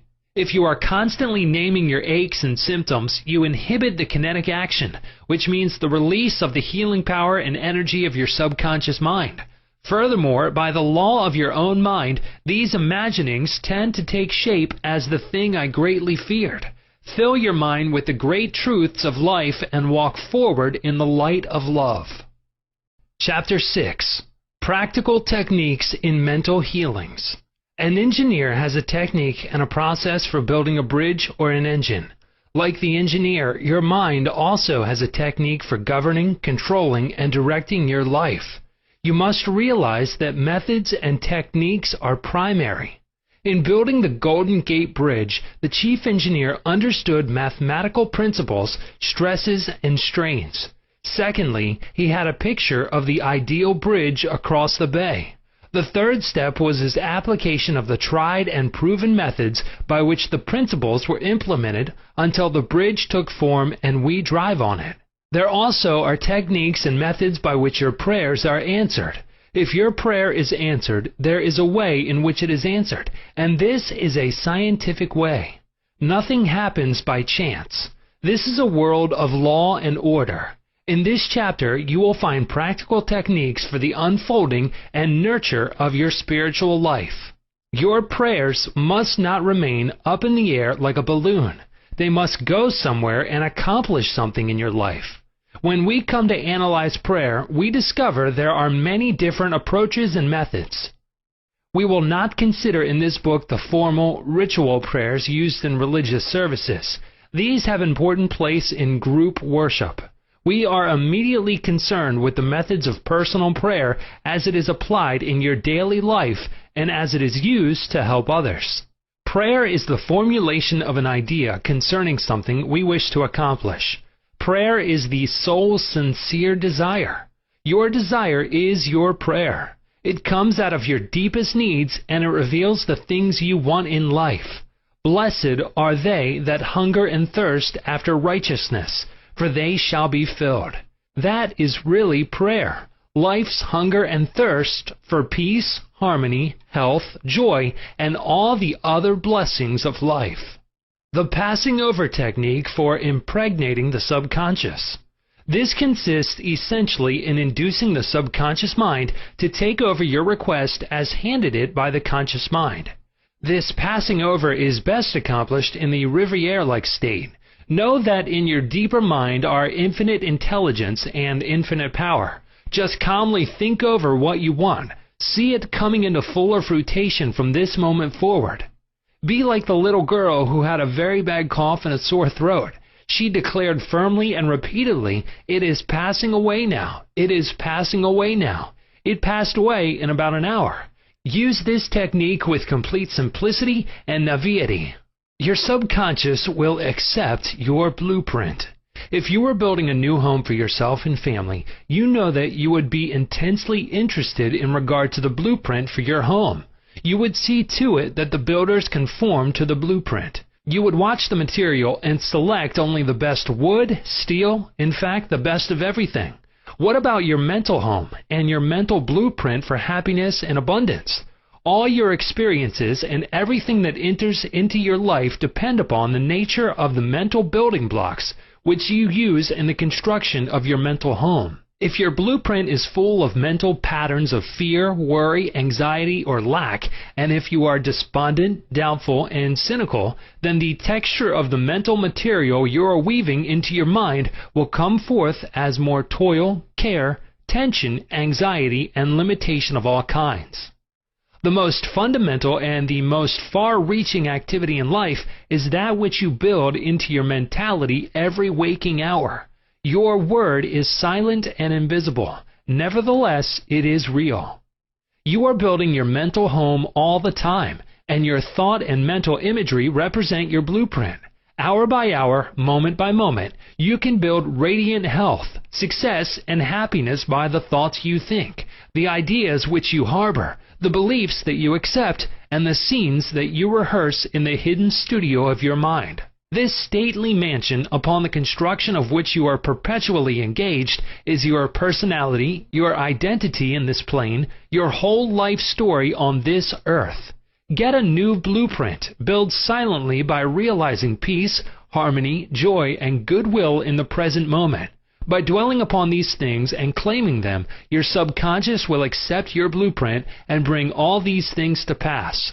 By their fruits ye shall know them. The science and art of true prayer. The term science means knowledge, which is coordinated, arranged, and systematized. Let us think of the science and art of true prayer as it deals with the fundamental principles of life and the techniques and processes by which they can be demonstrated in your life, as well as in the life of every human being when he applies them faithfully. The art is your technique or process, and the science behind it is the definite response of creative mind to your mental picture or thought. Ask, and it shall be given you. Seek, and ye shall find. Knock, and it shall be opened unto you. Here you are told you shall receive that for which you ask. It shall be opened to you when you knock, and you shall find that for which you are searching. This teaching implies the definiteness of mental and spiritual laws. There is always a direct response from the infinite intelligence of your subconscious mind to your conscious thinking. If you ask for bread, you will not receive a stone. You must ask believing, if you are to receive. Your mind moves from the thought to the thing. Unless there is first an image in the mind, it cannot move, for there would be nothing for it to move toward. Your prayer, which is your mental act, must be accepted as an image in your mind before the power from your subconscious will play upon it and make it productive. You must reach a point of acceptance in your mind, an unqualified and undisputed state of agreement. This contemplation should be accompanied by a feeling of joy and restfulness in foreseeing the certain accomplishment of your desire. The sound basis for the art and science of true prayer is your knowledge and complete confidence that the movement of your conscious mind will gain a definite response from your subconscious mind, which is one with boundless wisdom and infinite power. By following this procedure, your prayers will be answered. The visualization technique. The easiest and most obvious way to formulate an idea is to visualize it, to see it in your mind's eye as vividly as if it were alive. You can see with the naked eye only what already exists in the external world. In a similar way, that which you can visualize in your mind's eye already exists in the invisible realms of your mind. Any picture which you have in your mind is the substance of things hoped for and the evidence of things not seen. What you form in your imagination is as real as any part of your body. The idea and the thought are real and will one day appear in your objective world if you are faithful to your mental image. This process of thinking forms impressions in your mind. These impressions in turn become manifested as facts and experiences in your life. The builder visualizes the type of building he wants. He sees it as he desires it to be completed. His imagery and thought processes become a plastic mold from which the building will emerge, a beautiful or an ugly one, a skyscraper or a very low one. His mental imagery is projected as it is drawn on paper. Eventually, the contractor and his workers gather the essential materials, and the building progresses until it stands finished, conforming perfectly to the mental patterns of the architect. I use the visualization technique prior to speaking from the platform. I quiet the wheels of my mind in order that I may present to the subconscious mind my images of thought. Then I picture the entire auditorium and the seats filled with men and women, and each one of them illumined and inspired by the infinite healing presence within each one. I see them as radiant, happy, and free. Having first built up the idea in my imagination, I quietly sustain it there as a mental picture which I imagine I hear men and women saying, "I am healed. I feel wonderful. I've had an instantaneous healing. I'm transformed." I keep this up for about 10 minutes or more, knowing and feeling that each person's mind and body are saturated with love, wholeness, beauty, and perfection. My awareness grows to the point where in my mind I can actually hear the voices of the multitude proclaiming their health and happiness. Then I release the whole picture and go on to the platform. Almost every Sunday some people stop and say that their prayers were answered. Mental movie method. The Chinese say a picture is worth 1,000 words. William James, the father of American psychology, stressed the fact that the subconscious mind will bring to pass any picture held in the mind and backed by faith. Act as though I am and I will be. A number of years ago, I was in the Middle West lecturing in several states, and I desired to have a permanent location in the general area from which I could serve those who desired help. I traveled far, but the desire did not leave my mind.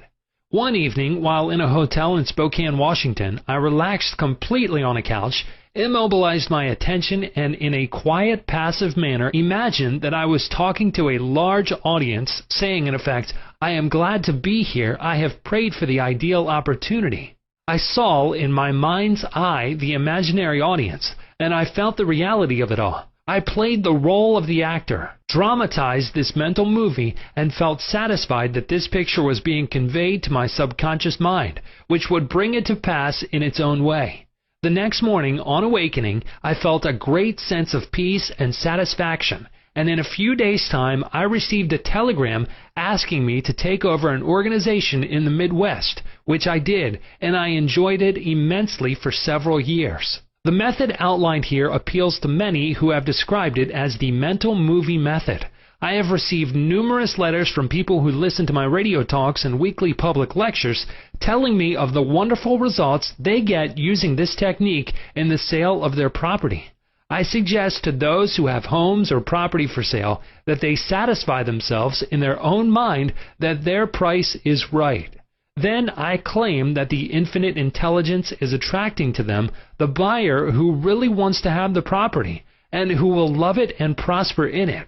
After having done this, I suggest that they quiet their mind, relax, let go, and get into a drowsy, sleepy state, which reduces all mental effort to a minimum. Then they are to picture the check in their hands, rejoice in the check, give thanks for the check, and go off to sleep feeling the natureness of the whole mental movie created in their own mind. They must act as though it were an objective reality, and the subconscious mind will take it as an impression, and through the deeper currents of the mind the buyer and the seller are brought together. A mental picture held in the mind, backed by faith, will come to pass. The Baudouin Technique. Charles Baudouin was a professor at the Roswell Institute in France. He was a brilliant psychotherapist and a research director of the New Nancy School of Healing, who in 1910 taught that the best way to impress the subconscious mind was to enter into a drowsy, sleepy state, or a state akin to sleep in which all effort was reduced to a minimum. Then, in a quiet, passive, receptive way, by reflection, he would convey the idea to the subconscious. The following is his formula. A very simple way of securing this impregnation of the subconscious mind is to condense the idea which is to be the object of suggestion, to sum it up in a brief phrase which can be readily graven on the memory, and to repeat it over and over again as a lullaby. Some years ago, a young lady in Los Angeles was engaged in a prolonged, bitter family lawsuit over a will. Her husband had bequeathed his entire estate to her, and his sons and daughters by a previous marriage were bitterly fighting to break the will. The Baudouin technique was outlined to her, and this is what she said.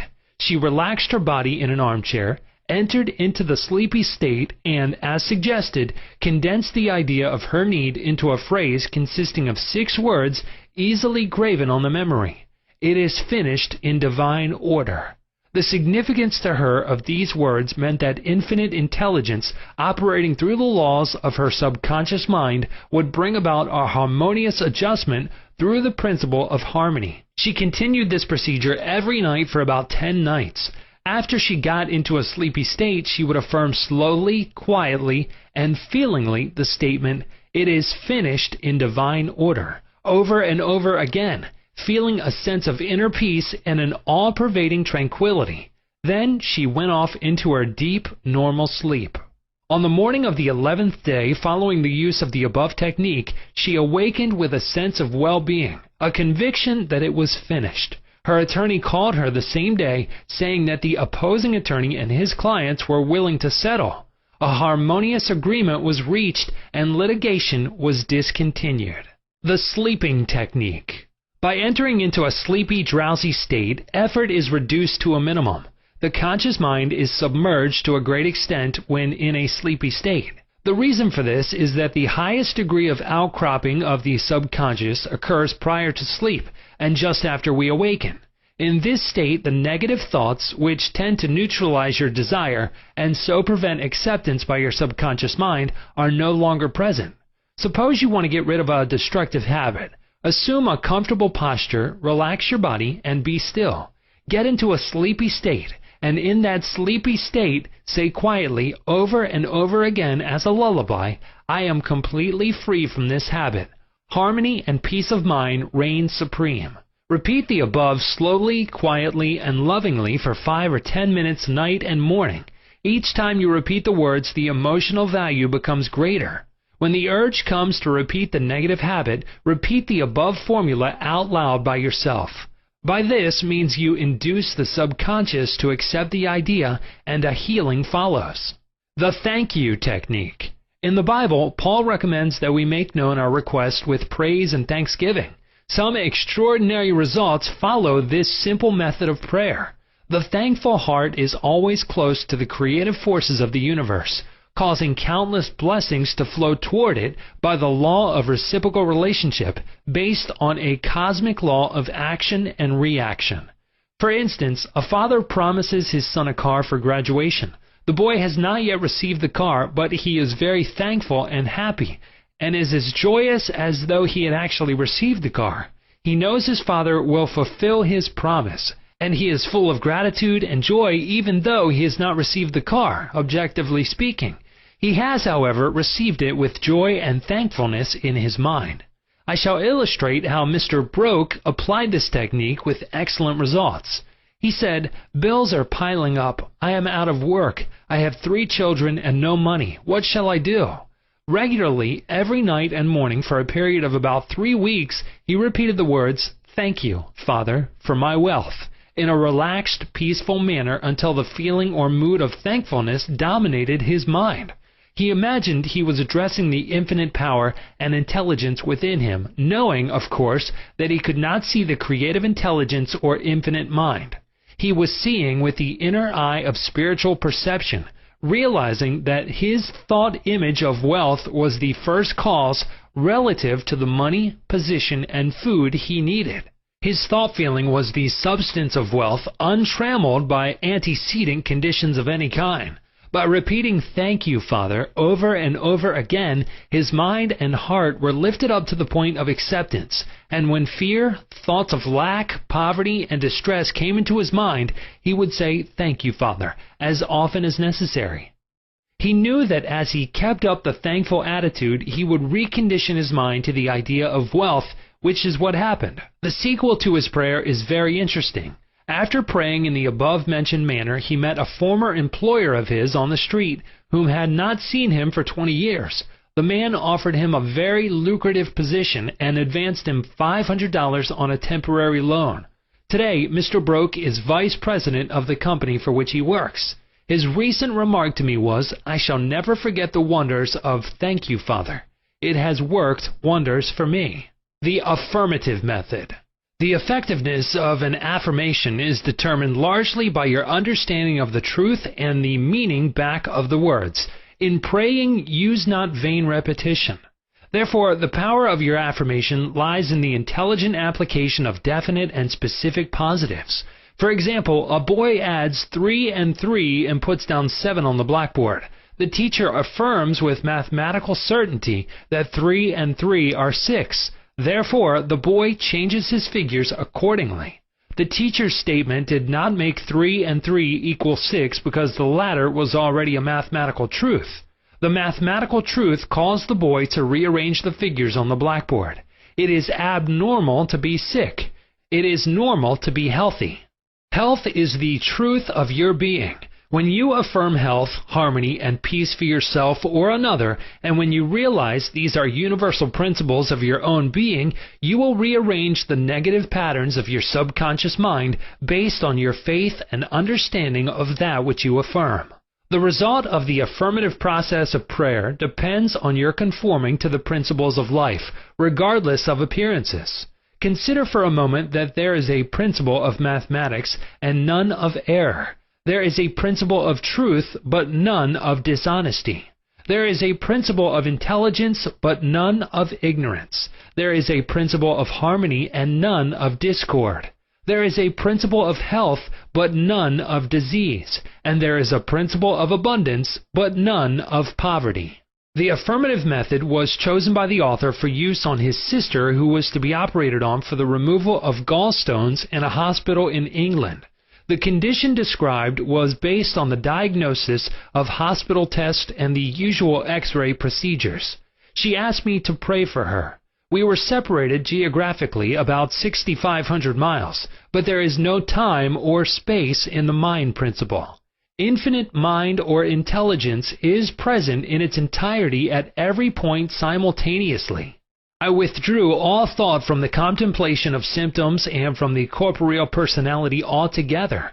I affirmed as follows: this prayer is for my sister Catherine. She is relaxed and at peace, poised, balanced, serene, and calm. The healing intelligence of her subconscious mind, which created her body, is now transforming every cell, nerve, tissue, muscle, and bone of her being according to the perfect pattern of all organs lodged in her subconscious mind. Silently, quietly, all distorted thought patterns in her subconscious mind are removed and dissolved, and the vitality, wholeness, and beauty of the life principle are made manifest in every atom of her being. She is now open and receptive to the healing currents which are flowing through her like a river, restoring her to perfect health, harmony, and peace. All distortions and ugly images are now washed away by the infinite ocean of love and peace flowing through her, and it is so. I affirm the above several times a day, and at the end of 2 weeks my sister had an examination, which showed a remarkable healing, and the X-ray proved negative. To affirm is to state that it is so, and as you maintain this attitude of mind as true, regardless of all evidence to the contrary, you will receive an answer to your prayer. Your thought can only affirm, for even if you deny something, you are actually affirming the presence of what you deny. Repeating an affirmation, knowing what you are saying and why you are saying it, leads the mind to that state of consciousness where it accepts that which you state as true. Keep on affirming the truths of life until you get the subconscious reaction which satisfies. The argumentative method. This method is just what the word implies. It stems from the procedure of Dr. Phineas Parkhurst Quimby of Maine. Dr. Quimby, a pioneer in mental and spiritual healing, lived and practiced in Belfast, Maine, about 100 years ago. A book called The Quimby Manuscripts, published in 1921 by Thomas Y. Crow Company, New York City, and edited by Horatio Dresser, is available in your library. This book gives newspaper accounts of this man's remarkable results in prayer treatment of the sick. Quimby duplicated many of the healing miracles recorded in the Bible. In brief, the argumentative method employed according to Quimby consists of spiritual reasoning, where you conceive the patient and yourself that his sickness is due to his false belief, groundless fears, and negative patterns lodged in his subconscious mind. You reason it out clearly in your mind and convince your patient that the disease or ailment is due only to a distorted, twisted pattern of thought, which has taken form in his body. This wrong belief in some external power and external causes has now externalized itself as sickness and can be changed by changing the thought patterns. You explain to the sick person that the basis of all healing is a change of belief. You also point out that the subconscious mind created the body and all its organs. Therefore, it knows how to heal it, can heal it, and is doing so now as you speak.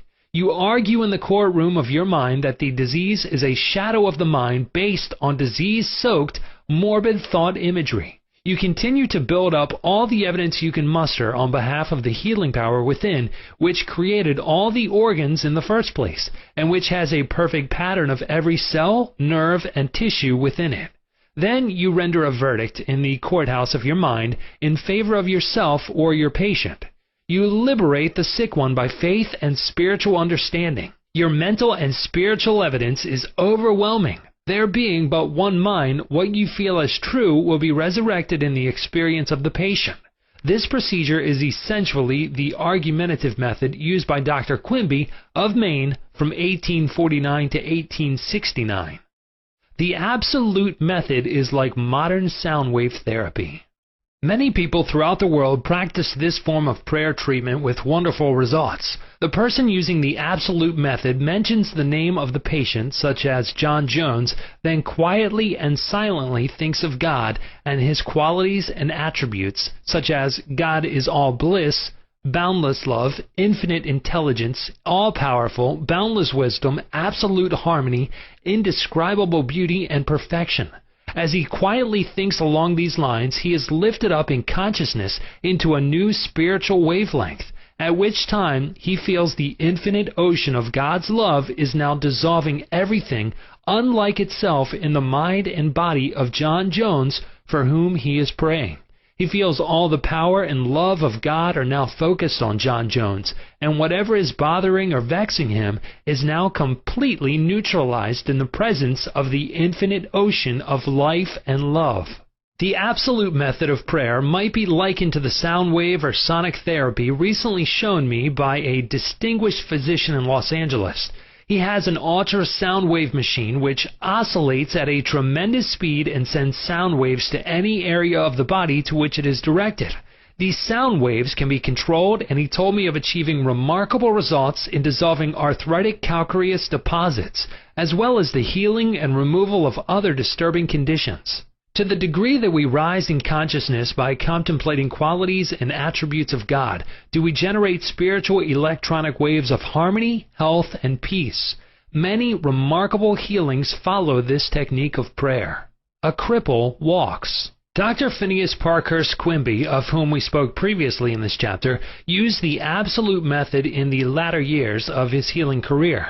He was really the father of the psychosomatic medicine and the first psychoanalyst.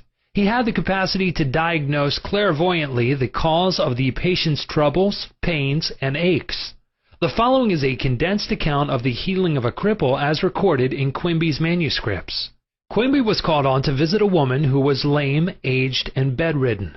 He states that her ailment was due to the fact that she was imprisoned by a creed so small and contracted that she would not stand upright and move about. She was living in the tomb of fear and ignorance. Furthermore, she was taking the Bible literally, and it frightened her. In this tomb, Quimby said, was the presence and power of God trying to burst the bands, break through the bonds, and rise from the dead. When she would ask others for an explanation of some passage of the Bible, the answer would be a stone. Then she would hunger for the bread of life. Dr. Quimby diagnosed her case as a mind cloudy and stagnated, due to the excitation and fear caused by the inability to see clearly the meaning of the passage of the Bible, which she had been reading. This showed itself in the body by her heavy and sluggish feeling, which would terminate as paralysis. Quimby traveled in his mind and contemplated the divine ideal. For example, the vitality, intelligence, harmony, and the power of God functioning in the sick person. This is why he said to the woman, "Therefore, where I go you cannot come, for you are in your narrow, restricted belief, and I am in health." This prayer and explanation produced an instantaneous sensation, and a change came over her mind. She walked without her crutches. Quimby said it was one of the most singular of all his healings. She was, as it were, dead to error, and to bring her to life or truth was to raise her from the dead. He also explained to her that the truth which she accepted was the angel or idea which rolled away the stone of fear, ignorance, and superstition, thereby releasing the healing power of God which made her whole. The decree method. Power goes into our word according to the feeling and faith behind it. When we realize the power that moves the world is moving on our behalf and is backing up our word, our confidence and assurance grow. You do not try and add power to power. Therefore, there must be no mental striving, coercion, force, or mental wrestling. A young girl used the decree method on a young man who was constantly phoning her, pressing her for dates, and meeting her at her place of business. She found it very difficult to get rid of him. She decreed as follows, "I release unto God. He is in his true place at all times. I am free and he is free. I now decree that my words go forth into infinite mind and it brings it to pass. It is so." She said he vanished and she never saw him since, adding, "It was as though the ground swallowed him up. Thou shalt decree a thing, and it shall be established unto thee, and the light shall shine upon thy ways." Job 22:28.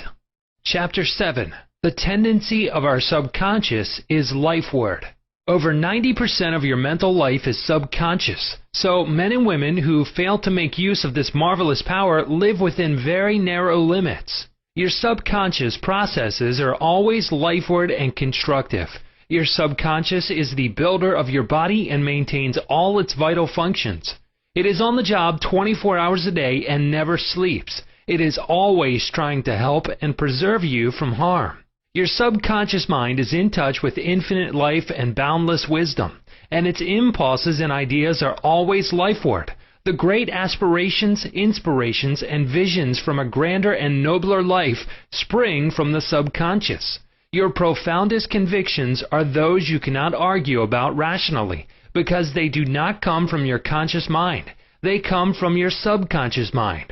Your subconscious speaks to you in intuitions, impulses, hunches, intimations, urges, and ideas, and it is always telling you to rise, transcend, grow, advance, adventure, and move forward to greater heights. The urge to love, to save the lives of others, comes from the depths of your subconscious.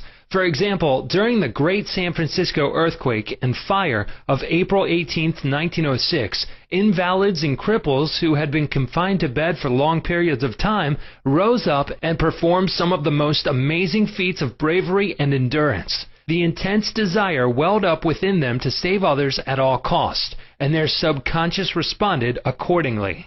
Great artists, musicians, poets, speakers, and writers tune in with their subconscious powers and become animated and inspired. For example, Robert Louis Stevenson, before he went to sleep, used to charge his subconscious with the task of evolving stories for him while he slept. He was accustomed to ask his subconscious to give him a good, marketable thriller when his bank account was low. Stevenson said the intelligence of his deeper mind gave him the story piece by piece, like a serial. This shows how your subconscious will speak lofty and wise sayings through you, which your conscious mind knows nothing about.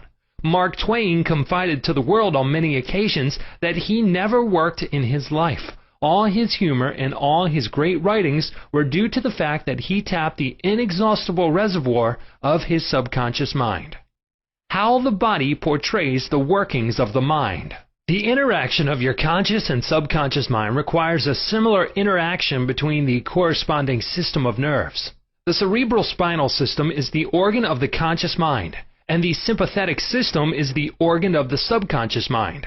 The cerebral spinal system is the channel through which you receive conscious perception by means of your 5 physical senses and exercise control over the movement of your body. This system has its nerves in the brain, and it is the channel of your volitional and conscious mental action.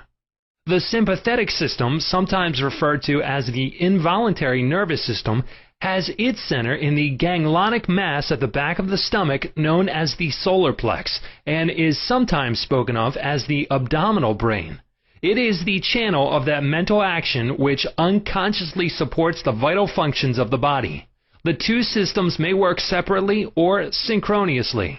Judge Thomas Troward says, the vagus nerve passes out of the cerebral region as a portion of the voluntary system, and through it we control the vocal organs. Then it passes onward to the thorax, sending out branches to the heart and lungs. Finally, passing through the diaphragm, it loses the outer coating which distinguishes the nerves of the voluntary system, and becomes identified with those of the sympathetic system, so forming a connecting link between the two and making the man physically a single entity. Similarly, different areas of the brain indicate their connection with the objective and subjective activities of the mind respectively, and speaking in a general way, we may assign the frontal portion of the brain to the former and the posterior portion to the latter, while the intermediate portion partakes of the character of both.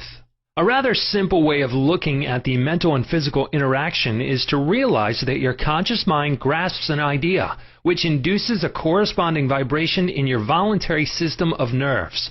This, in turn, causes a similar current to be generated in your involuntary system of nerves, thus handing the idea over to your subconscious mind, which is the creative medium. This is how your thoughts become things.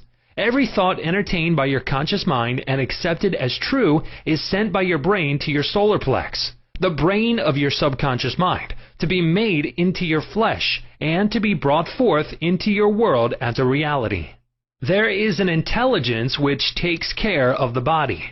When you study the cellular system and the structure of the organs such as the eyes, ears, heart, liver, bladder, etc., You learn they consist of groups of cells which form a group intelligence whereby they function together and are able to take orders and carry them out in deductive function at the suggestion of the mastermind, conscious mind.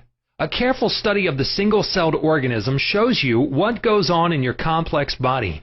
Though the monocellular organism has no organs, it still gives evidence of mind action and reaction performing the basic functions of movement, alimentation, assimilation, and elimination.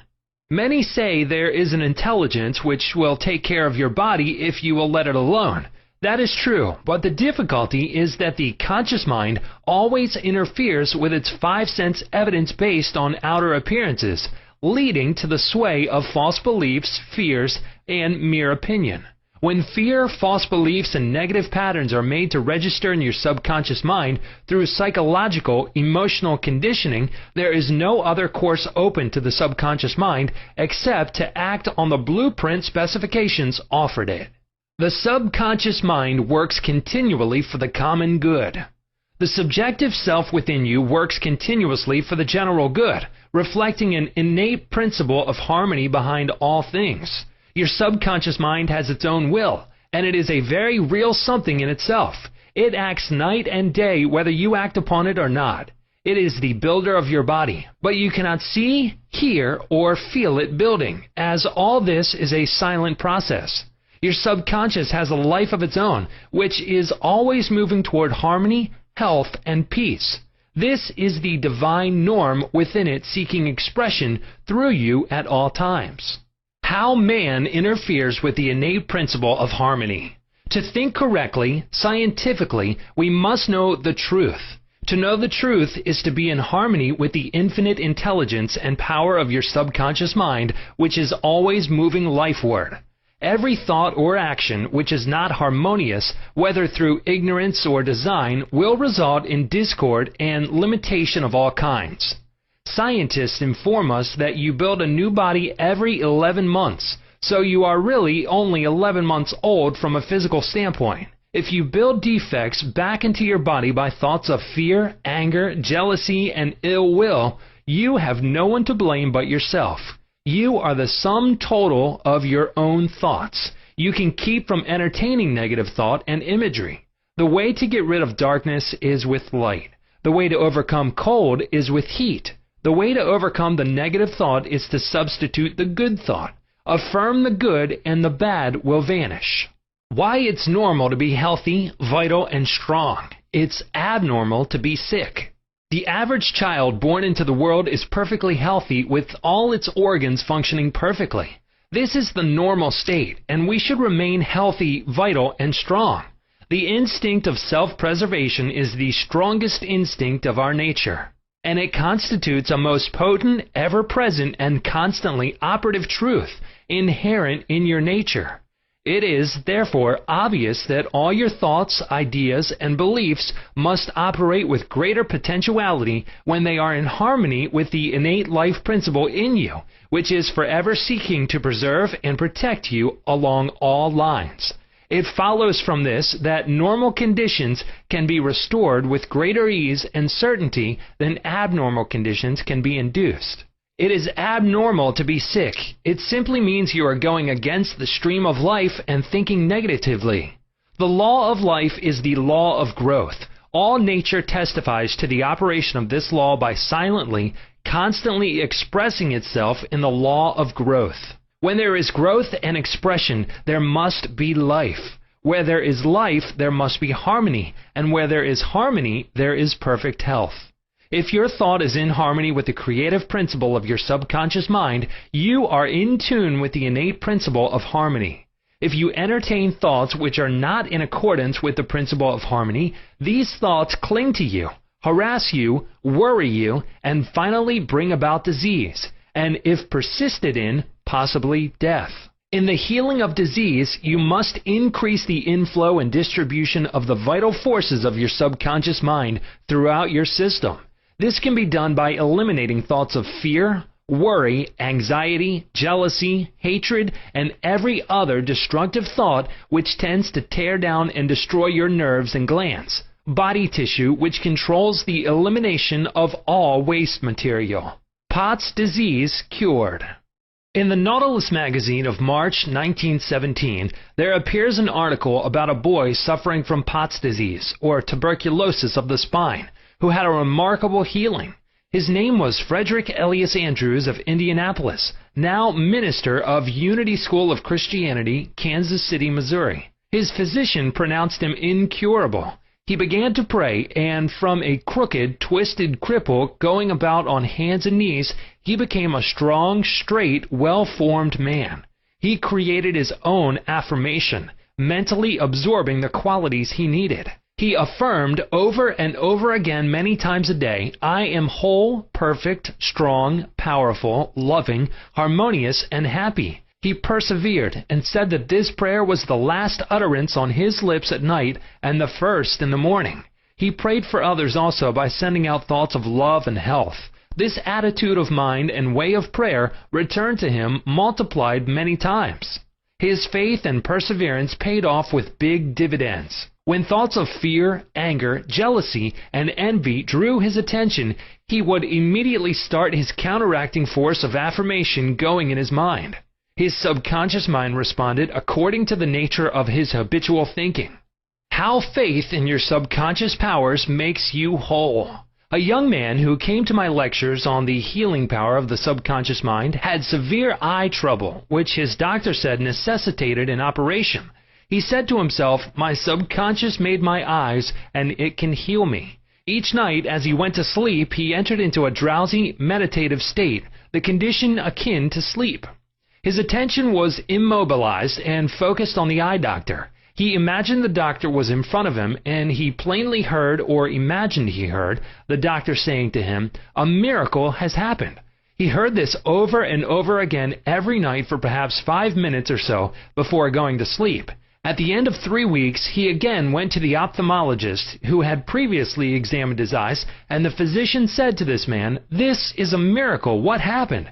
This man impressed his subconscious mind using the doctor as the instrument or a means of convincing it or conveying the idea. Through repetition, faith, and expectancy, he impregnated his subconscious mind. His subconscious mind made his eye. Within it was the perfect pattern, and immediately it proceeded to heal the eye. This is another example of how faith in the healing power of your subconscious can make you whole. Chapter 8. How to get the results you want. The principal reasons for failure are lack of confidence and too much effort. Many people block answers to their prayers by failing to fully comprehend the workings of their subconscious mind. When you know how your mind functions, you gain a measure of confidence. You must remember, whenever your subconscious mind accepts an idea, it immediately begins to execute it. It uses all its mighty resources to that end and mobilizes all the mental and spiritual laws of your deeper mind. This law is true for good or bad ideas. Consequently, if you use it negatively, it brings trouble, failure, and confusion. When you use it constructively, it brings guidance, freedom, and peace of mind. The right answer is inevitable when your thoughts are positive, constructive, and loving. From this, it is perfectly obvious that the only thing you have to do in order to overcome failure is to get your subconscious to accept your idea or request by feeling its reality now, and the law of your mind will do the rest. Turn over your request with faith and confidence, and your subconscious will take over and answer for you. You will always fail to get results by trying to use mental coercion. Your subconscious mind does not respond to coercion. It responds to your faith or conscious mind acceptance. Your failure to get results may also arise from such statements as, "Things are getting worse. I will never get an answer. I see no way out. It is hopeless. I don't know what to do. I'm all mixed up." When you use such statements, you get no response or cooperation from your subconscious mind. Like a soldier marking time, you neither go forward nor backward. In other words, you don't get anywhere. If you get into a taxi and give half-dozen different directions to the driver, in 5 minutes he would become hopelessly confused and probably would refuse to take you anywhere. It is the same when working with your subconscious mind. There must be a clear-cut idea in your mind. You must arrive at the definite decision that there is a way out, a solution to the vexing problem in sickness. Only the infinite intelligence within your subconscious knows the answer. When you come to that clear-cut conclusion in your conscious mind, your mind is then made up, and according to your belief is it done unto you. Easy does it. A house owner once remonstrated with a furnace repairman for charging $200 for fixing the boiler.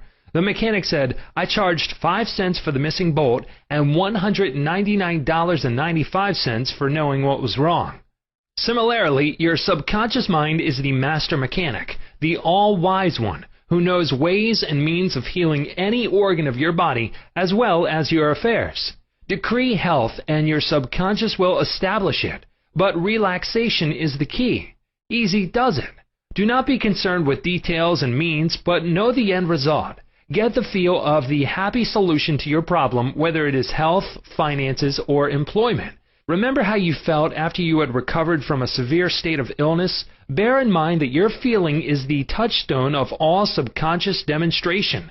Your new idea must be felt subjectively in a finished state, not the future, but as coming about now.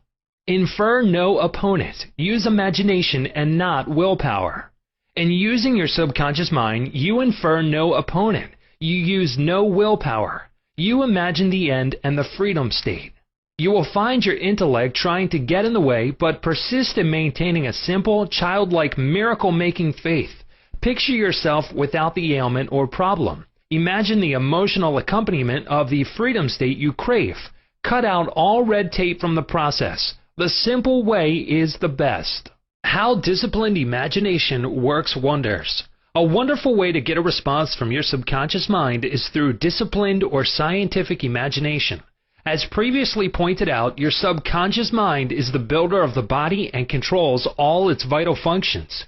The Bible says, "Whatsoever ye shall ask in prayer, believing ye shall receive." To believe is to accept something as true, or to live in the state of being it. As you sustain this mood, you shall experience the joy of the answered prayer. The 3 steps to success in prayer. The usual procedure is as follows. 1. Take a look at the problem. 2. Turn to the solution or way out known only to the subconscious mind. 3. Rest in a sense of deep conviction that it is done. Do not weaken your prayer by saying, "I wish I might be healed. I hope so." Your feeling about the work to be done is the boss. Harmony is yours. Know that health is yours. Become intelligent by becoming a vehicle for the infinite healing power of the subconscious mind. Pass on the idea of health to your subconscious mind to the point of conviction, then relax. Get yourself off your hands. Say to the condition and circumstance, "This too shall pass."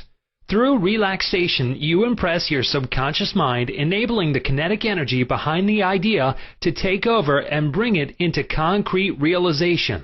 The law of reversed effort and why you get the opposite of what you pray for. Kuhn, the famous psychologist from France who visited America about 40 years ago, defined the law of reversed effort as follows. When your desires and imagination are in conflict, your imagination invariably gains the day. If, for example, you were asked to walk a plank on the floor, you would do so without question. Now suppose the same plank were placed 20 feet up in the air between 2 walls. Would you walk it? Your desire to walk it would be counteracted by your imagination or fear of falling. Your dominant idea, which would be the picture of falling, would conquer. Your desire, will, or effort to walk on the plank would be reversed, and the dominant idea of failure would be reinforced. Mental effort is invariably self-defeated, eventuating always in the opposite of what is desired. The suggestions of powerlessness to overcome the condition dominate the mind. Your subconscious is always controlled by the dominant idea. Your subconscious will accept the stronger of 2 contradictory propositions. The effortless way is the better. If you say, "I want a healing, but I can't get it. I try so hard. I force myself to pray. I use all the willpower I have," you must realize that your error lies in your effort. Never try to compel the subconscious mind to accept your idea by exercising willpower. Such attempts are doomed to failure, and you get the opposite of what you prayed for. The following is a rather common experience. Students, when taking examinations and reading through their papers, find that all their knowledge has suddenly deserted them. Their minds become appalling blanks, and they are unable to recall one relevant thought. The more they grit their teeth and summon the powers of the will, the further the answers seem to flee. But when they have left the examination room and the mental pressure relaxes, the answers they were seeking float tantalizingly back into their minds. Trying to force themselves to remember was the cause of their failure. This is an example of the law of reversed effort, whereby you get the opposite of what you asked or prayed for. The conflict of desire and imagination must be reconciled. To use mental force is to presuppose that there is opposition. When your mind is concentrated on the means to overcome a problem, it is no longer concerned with the obstacle. The harmonious union or agreement between your conscious and subconscious on any idea, desire, or mental image. When there is no longer any quarrel in either part of your mind, your prayer will be answered. The two agreeing may also be represented as you and your desire, your thought and feeling, your idea and emotion, your desire and imagination. You avoid all conflict between your desires and imagination by entering into a drowsy, sleepy state which brings all effort to a minimum. The conscious mind is submerged to a great extent when in a sleepy state. The best time to impregnate your subconscious is prior to sleep. The reason for this is that the highest degree of outcropping of the subconscious occurs prior to sleep and just after we awaken. In this state, the negative thoughts and imagery which tend to neutralize your desire and so prevent acceptance by your subconscious mind no longer present themselves. When you imagine the reality of the fulfilled desire and feel the thrill of accomplishment, your subconscious brings about the realization of your desire. A great many people solve all their dilemmas and problems by the play of their controlled, directed, and disciplined imagination, knowing that whatever they imagine and feel as true will and must come to pass. The following will clearly illustrate how a young girl overcame the conflict between her desire and her imagination. She desired a harmonious solution to her legal problem, yet her mental imagery was constantly on failure, loss, bankruptcy, and poverty. It was a complicated lawsuit, and there was one postponement after another with no solution in sight. At my suggestion, she got into a sleepy, drowsy state each night prior to sleep, and she began to imagine the happy ending, feeling it to the best of her ability. She knew that the image in her mind had to agree with her heart's desire. Prior to sleep, she began to dramatize as vividly as possible, her lawyer having an animated discussion with her regarding the outcome. She would ask him questions, and he would answer her appropriately. He would say to her over and over again, "There has been a perfect, harmonious solution. The case has been settled out of court." During the day when fear thoughts came into her mind, she would run her mental movie with gestures, voice, and sound equipment. She could easily imagine the sound of his voice, smile, and mannerism. She ran this mental picture so often it became a subjective pattern, a regular train track. At the end of a few weeks, her attorney called her and confirmed objectively what she had been imagining and feeling as true subjectively. This is really what the psalmist meant when he wrote, "Let the words of my mouth, your thoughts, mental images, good, and the meditations of my heart, your feeling, nature, emotion, be acceptable in thy sight. O Lord, the law of your subconscious mind, my strength and my redeemer, the power and wisdom of your subconscious mind can redeem you from sickness, bondage, and misery." Psalm 19:14. Chapter 9. How to use the power of your subconscious for wealth. If you're having financial difficulties, if you're trying to make ends meet, it means you have not convinced your subconscious mind that you will always have plenty and some to spare. You know men and women who work a few hours a week and make fabulous sums of money. They do not strive or slave hard. Do not believe the story that the only way you can become wealthy is by the sweat of your brow and hard labor. It is not so. The effortless way of life is the best. Do the thing you love to do, and do it for the joy and thrill of it. I know an executive in Los Angeles who receives a salary of $75,000 yearly. Last year, he went out on a 9-month cruise seeing the world and its beauty spots. He said to me that he had succeeded in convincing his subconscious mind that he is worth that much money. He told me that many men in his organization, getting about $100 a week, knew more about the business than he did and could manage it better. But they had no ambition, no creative ideas, and were not interested in the wonders of their subconscious mind. Wealth is of the mind. Wealth is simply a subconscious conviction on the part of the individual. You will not become a millionaire by saying, "I am a millionaire, I am a millionaire." You will grow into a wealth consciousness by building into your mentality the idea of wealth and abundance. Your invisible means of support. The trouble with most people is that they have no invisible means of support.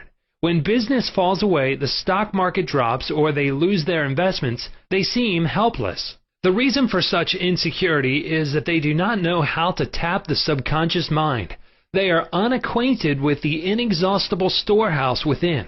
A man with a poverty-type mind finds himself in poverty-stricken conditions. Another man with a mind filled with ideas of wealth is surrounded with everything he needs. It is never intended that man should lead a life of indigence.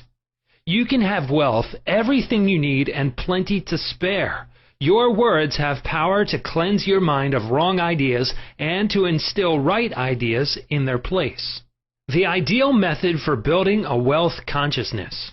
Perhaps you are saying as you read this chapter, "I need wealth and success." This is what you do. Repeat for about 5 minutes to yourself 3 or 4 times a day, wealth, success. These words have tremendous power. They represent the inner power of the subconscious mind. Anchor your mind on this substantial power within you.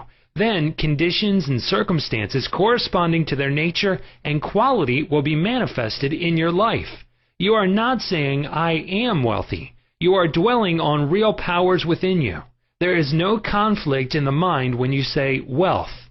Furthermore, the feeling of wealth will well up within you as you dwell on the idea of wealth. The feeling of wealth produces wealth. Keep this in mind at all times. Your subconscious mind is like a bank, a sort of universal financial institution. It magnifies whatever you deposit or impress upon it, whether it is the idea of wealth or of poverty. Choose wealth. Why your affirmations for wealth fail. I have talked to many people during the past 35 years whose usual complaint is, "I have said for weeks and months, I am wealthy, I am prosperous, and nothing has happened." I discovered that when they said, "I am prosperous, I am wealthy," they felt within that they were lying to themselves. One man told me, "I have affirmed that I am prosperous until I am tired. Things are now worse." I knew when I made the statement that it was obviously not true. His statements were rejected by the conscious mind, and the very opposite of what he outwardly affirmed and claimed was made manifest. Your affirmation succeeds best when it is specific and when it does not produce a mental conflict or argument. Hence, the statements made by this man made matters worse because they suggested his lack. Your subconscious accepts what you really feel to be true, not just idle words or statements. The dominant idea or belief is always accepted by the subconscious mind. How to avoid mental conflict. The following is the ideal way to overcome this conflict for those who have this difficulty. Make this practical statement frequently, particularly prior to sleep. By day and by night, I am being prospered in all my interests. This affirmation will not arouse any argument because it does not contradict your subconscious mind's impression of financial lack. I suggested to one businessman whose sales and finances were very low and who was greatly worried that he sit down in his office, become quiet, and repeat this statement over and over again. My sales are improving every day. This statement engaged the cooperation of the conscious and subconscious mind. Results followed. Don't sign blank checks. You sign blank checks when you make such statements as, "There is not enough to go around. There is a shortage. I will lose the house because of the mortgage," etc. If you are full of fear about the future, you are also writing a blank check and attracting negative conditions to you. Your subconscious mind takes your fear and negative statements as your request and proceeds in its own way to bring obstacles, delays, lack, and limitation into your life. Your subconscious gives you compound interest. To him that hath the feeling of wealth, more wealth shall be added. To him that hath the feeling of lack, more lack shall be added. Your subconscious multiplies and magnifies whatever you deposit in it. Every morning as you awaken, deposit thoughts of prosperity, success, wealth, and peace. Dwell upon these concepts. Busy your mind with them as often as possible. These constructive thoughts will find their way as deposits in your subconscious mind and bring forth abundance and prosperity. Why nothing happened? I can hear you saying, "Oh, I did that and nothing happened." You did not get results because you indulged in fear thoughts perhaps 10 minutes later and neutralized the good you had affirmed. When you place a seed in the ground, do not dig it up. You let it take root and grow. Suppose, for example, you are going to say, "I shall not be able to make that payment." Before you get further than "I shall," stop the sentence and dwell on a constructive statement such as, "By day and by night I am prospered in all my ways." True source of wealth. Your subconscious mind is never short of ideas. There are within it an infinite number of ideas ready to flow into your conscious mind and appear as cash in your pocketbook in countless ways. This process will continue to go on in your mind regardless of whether the stock market goes up or down, or whether the pound sterling or dollar drops in value. Your wealth is never truly dependent on bonds, stocks, or money in the bank. These are really only symbols, necessary and useful, of course, but only symbols. The point I wish to emphasize is that if you convince your subconscious mind that wealth is yours and that it is always circulating in your life, you will always and inevitably have it, regardless of the form it takes. Trying to make ends meet and the real cause. There are people who claim that they are always trying to make ends meet. They seem to have a great struggle to meet their obligations. Have you listened to their conversation? In many instances, their conversation runs along this vein. They are constantly condemning those who have succeeded in life and who have raised their heads above the crowd. Perhaps they are saying, "Oh, that fellow has a racket. He is ruthless. He is a crook." This is why they lack. They are condemning the thing they desire and want. The reason they speak critically of their more prosperous associates is because they are envious and covetous of the other's prosperity. The quickest way to cause wealth to take wings and fly away is to criticize and condemn others who have more wealth than you. A common stumbling block to wealth. There is one emotion which is the cause of the lack of wealth in the lives of many. Most people learn this the hard way. It is envy. For example, if you see a competitor depositing large sums of money in the bank and you have only a meager amount to deposit, does it make you envious? The way to overcome this emotion is to say to yourself, "Isn't it wonderful? I rejoice in that man's prosperity. I wish for him greater and greater wealth." To entertain envious thoughts is devastating because it places you in a very negative position. Therefore, wealth flows from you instead of to you. If you are ever annoyed or irritated by the prosperity or great wealth of another, claim immediately that you truly wish for him greater wealth in every possible way. This will neutralize the negative thoughts in your mind and cause an ever greater measure of wealth to flow to you by the law of your own subconscious mind. Rubbing out a great mental block to wealth. If you are worried and critical about someone who you claim is making money dishonestly, cease worrying about him. You know such a person is using the law of mind negatively. The law of mind takes care of him. Be careful not to criticize him for the reasons previously indicated. Remember, the block or obstacle to wealth is in your own mind. You can now destroy that mental block. This you may do by getting on mental good terms with everyone. Sleep and grow rich. As you go to sleep at night, practice the following technique. Repeat the word wealth, quietly, easily, and feelingly. Do this over and over again, just like a lullaby.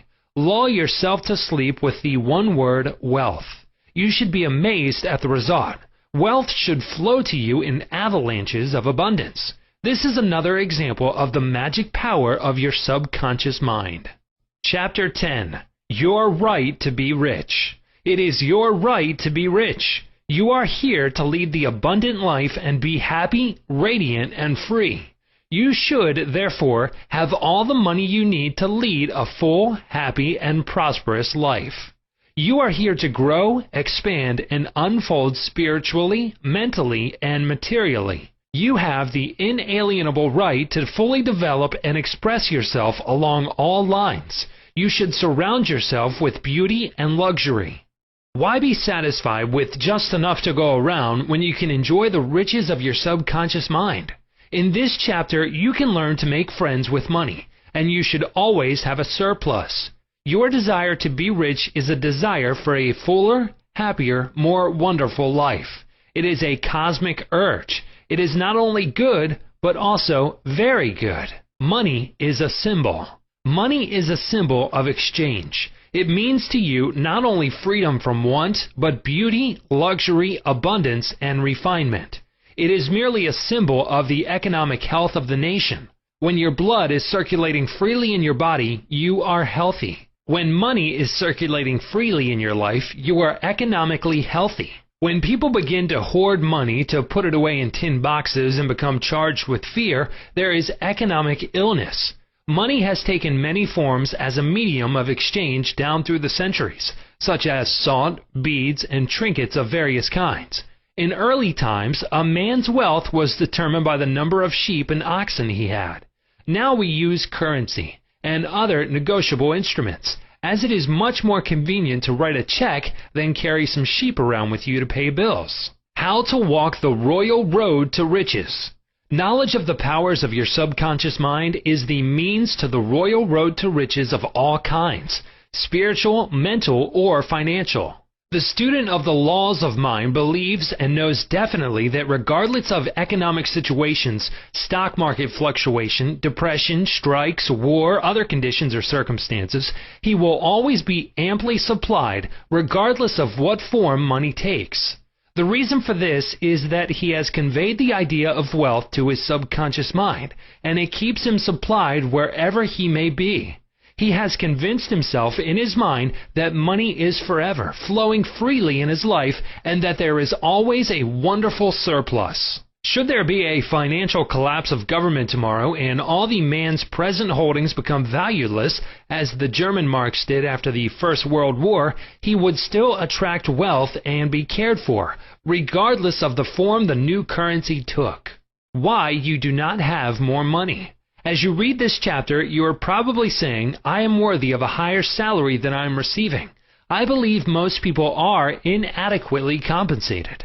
One of the causes many people do not have more money is that they are silently or openly condemning it. They refer to money as filthy lucre, or the love of money is the root of all evil. Another reason they do not prosper is that they have a sneaky subconscious feeling there is some virtue in poverty. This subconscious pattern may be due to early childhood training, superstition, or it could be based on a false interpretation of scriptures. Money and a balanced life. One time a man said to me, I am broke. I do not like money. It is the root of all evil. These statements represent a confused, neurotic mind. Love of money to the exclusion of everything else will cause you to become lopsided and unbalanced. You are here to use your power and authority wisely. Some men crave power, others crave money. If you set your heart on money exclusively and say, money is all I want, I am going to give all my attention to amassing money, nothing else matters, you can get money and attain a fortune, but you have forgotten that you are here to lead a balanced life. You must also satisfy the hunger for peace of mind, harmony, love, joy, and perfect health. By making money your sole aim, you simply made a wrong choice. You thought that was all you wanted, but you found after all your efforts that it was not only the money you needed. You also desired true expression of your hidden talents, true place in life, beauty, and the joy of contributing to the welfare and success of others. By learning the laws of your subconscious mind, you could have $1 million or many millions if you wanted them, and still have peace of mind, harmony, perfect health, and perfect expression. Poverty is a mental disease. There is no virtue in poverty. It is a disease like any other mental disease. If you were physically ill, you would think there was something wrong with you. You would seek help and do something about the condition at once. Likewise, if you do not have money constantly circulating in your life, there is something radically wrong with you. The urge of the life principle in you is toward growth, expansion, and the life more abundant. You are not here to live in a hovel, dress in rags, and go hungry. You should be happy, prosperous, and successful. Why you must never criticize money. Cleanse your mind of all weird and superstitious beliefs about money. Do not ever regard money as evil or filthy. If you do, you cause it to take wings and fly away from you. Remember that you lose what you condemn. You cannot attract what you criticize. Getting the right attitude toward money. Here is a simple technique you may use to multiply money in your experience. Use the following statements several times a day. I like money. I love it. I use it wisely, constructively, and judiciously. Money is constantly circulating in my life. I release it with joy, and it returns to me multiplied in a wonderful way. It is good and very good. Money flows to me in avalanches of abundance. I use it for good only, and I am grateful for my good and for the riches of my mind. How the scientific thinker looks at money. Suppose, for example, you found gold, silver, lead, copper, or iron in the ground. Would you pronounce these things evil? All evil comes from man's darkened understanding, from his ignorance, from his false interpretation of life, and from his misuse of his subconscious mind. Uranium, lead, or some other metal could have been used as a medium of exchange. We use paper bills, checks, nickel, and silver. Surely these are not evil. Physicists and chemists know today that the only difference between one metal and another is the number and rate of motion of electrons revolving around the central nucleus. They can now change one metal into another through a bombardment of atoms in the powerful cyclotron. Gold, under certain conditions, becomes mercury. I believe that our modern scientists in the near future will be able to make gold, silver, and other metals synthetically in the chemical laboratory. The cost may be prohibitive now, but it can be done. I cannot imagine any intelligent person seeing anything evil in electrons, neutrons, protons, and isotopes. The piece of paper in your pocket is composed of atoms and molecules with their electrons and protons arranged differently. Their number and rates of motion are different. That is the only way the paper differs from the silver in your pocket. How to attract the money you need. Many years ago, I met a young boy in Australia who wanted to become a physician and surgeon, but he had no money. I explained to him how a seed deposited in the soil attracts to itself everything necessary for its unfolding, and all that he had to do was take a lesson from the seed and deposit the required idea in his subconscious mind. For expenses, this young, brilliant boy used to clean out doctors' offices, wash windows, and do odd repair jobs. He told me that every night as he went to sleep, he used to picture in his mind's eye a medical diploma on a wall with his name on it in big, bold letters. He used to clean and shine the framed diplomas in the medical building where he worked. It was not hard for him to engrave the image of a diploma in his mind and develop it there. Definite results followed as he persisted with his mental picture every night for about 4 months. The sequel of this story was very interesting. One of the doctors took a great liking to this young boy, and after training him in the art of sterilizing instruments, giving hypodermic injections and other miscellaneous first aid work, he employed him as a technical assistant in his office. The doctor later sent him to medical school at his own expense. Today, this young man is a prominent medical doctor in Montreal, Canada. He discovered the law of attraction by using his subconscious mind the right way. He operated an age-old law which says, having seen the end, you have willed the means to the realization of the end.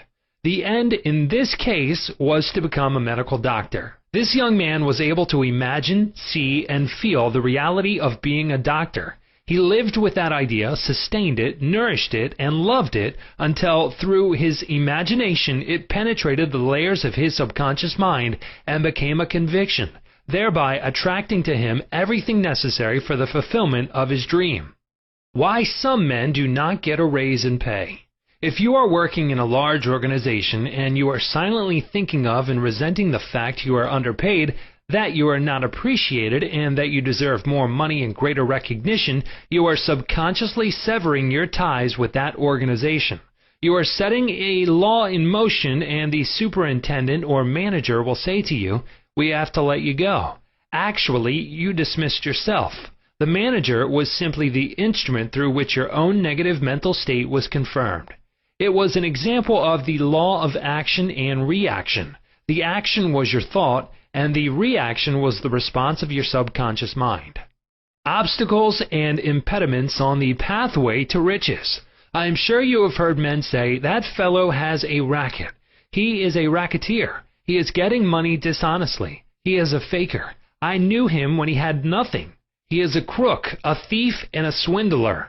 If you analyze the man who talks like that, you discover he is usually in want or suffering from some financial or physical illness. Perhaps his former college friends went up the ladder of success and excelled him. Now he is bitter and envious of their progress. In many instances, this is the cause of his downfall. Thinking negatively of these classmates and condemning their wealth causes the wealth and prosperity he is praying for to vanish and flee away. He is condemning the thing he is praying for. He is praying two ways. On the one hand, he is saying, "Wealth is flowing to me now." And in the next breath, silently and audibly, he is saying, "I resent that fellow's wealth." Always make it a special point to rejoice in the wealth of the other person. Protect your investments. If you are seeking wisdom regarding investments, or if you are worried about your stocks or bonds, quietly claim, "Infinite intelligence governs and watches over all my financial transactions, and whatsoever I do shall prosper." Do this frequently, and you will find that your investments will be wise. Moreover, you will be protected from loss, as you will be prompted to sell your securities or holdings before any loss accrues to you. You cannot get something for nothing. In large stores, the management employs store detectives to prevent people from stealing. They catch a number of people every day trying to get something for nothing. All such people are living in the mental atmosphere of lack and limitation, and are stealing from themselves peace, harmony, faith, honesty, integrity, goodwill, and confidence. Furthermore, they are attracting to themselves all manner of loss, such as loss of character, prestige, social status, and peace of mind. These people lack faith in the source of supply and the understanding of how their minds work. If they would mentally call on the powers of their subconscious mind and claim that they are guided to their true expression, they would find work and constant supply. Then, by honesty, integrity, and perseverance, they would become a credit to themselves and to society at large. Your constant supply of money. Recognizing the powers of your subconscious mind and the creative power of your thought or mental image is the way to opulence, freedom, and constant supply. Accept the abundant life in your own mind. Your mental acceptance and expectancy of wealth has its own mathematics and mechanics of expression. As you enter into the mood of opulence, all things necessary for the abundant life will come to pass. Let this be your daily affirmation. Write it in your heart. I am one with the infinite riches of my subconscious mind. It is my right to be rich, happy, and successful. Money flows to me freely, copiously, and endlessly. I am forever conscious of my true worth. I give of my talents freely, and I am wonderfully blessed financially. It is wonderful. Chapter 11. Your subconscious mind as a partner in success. Success means successful living. A long period of peace, joy, and happiness on this plane may be termed success. The real things of life, such as peace, harmony, integrity, security, and happiness, are intangible. They come from the deep self of man. Meditating on these qualities builds these treasures of heaven in our subconscious. The 3 steps to success. Let us discuss 3 steps to success. The first step to success is to find out the thing you love to do, then do it. Success is in loving your work. Although, if a man is a psychiatrist, it is not adequate for him to get a diploma and place it on the wall. He must keep up with the times, attend conventions, and continue studying the mind and its workings. The successful psychiatrist visits clinics and reads the latest scientific articles. In other words, he is informed in the most advanced methods of alleviating human suffering. The most successful psychiatrist or doctor must have the interest of his patients at heart. Someone may say, "How can I put the first step into operation? I do not know what I should do." In such a case, pray for guidance as follows. The infinite intelligence of my subconscious mind reveals to me my true place in life. Repeat this prayer quietly, positively, and lovingly to your deeper mind. As you persist with faith and confidence, the answer will come to you as a feeling, a hunch, or a tendency in a certain direction. It will come to you clearly and in peace, and as an inner silent awareness. The second step to success is to specialize in some particular branch of work and know more about it than anyone else. For example, if a young man chooses chemistry as his profession, he should concentrate on one of the many branches in this field. He should give all of his time and attention to this chosen specialty. He should become sufficiently enthusiastic to try to know all there is available about his field. If possible, he should know more than anyone else. The young man should become ardently interested in his work and should desire to serve the world. He that is greatest among you, let him become your servant. There is a great contrast in this attitude of mind in comparison to that of the man who only wants to make a living or just get by. Getting by is not true success. Man's motive must be greater, nobler, and more altruistic. He must serve others, thereby casting his bread upon the waters. The third step is the most important one. You must be sure that the thing you want to do does not redound to your success only. Your desire must not be selfish. It must benefit humanity. The path of a complete circuit must be formed. In other words, your idea must go forth with the purpose of blessing or serving the world. It will then come back to you pressed down, shaken together, and running over. If it is to benefit yourself exclusively, the circle or complete circuit is not formed, and you may experience a short circuit in your life, which may consist of limitation or sickness. The measure of true success. Some people may say, "But Mr. James made a fortune in selling fraudulent oil stock." A man may seem to succeed for a while, but the money he obtained by fraud usually takes wings and flies away. When we rob from another, we rob from ourselves, because we are in a mood of lack and limitation which may manifest itself in our body, home life, and affairs. What we think and feel, we create. We create what we believe. Even though a man may have accumulated a fortune fraudulently, he is not successful. There is no success without peace of mind. What good is man's accumulated wealth if he cannot sleep nights, is sick, or has a guilt complex? I knew a man in London who told me of his exploits. He had been a professional pickpocket and had amassed a large amount of money. He had a summer home in France and lived in royal fashion in England. His story was that he was in constant dread of being arrested by Scotland Yard. He had many inner disorders, which were undoubtedly caused by his constant fear and deep-seated guilt complex.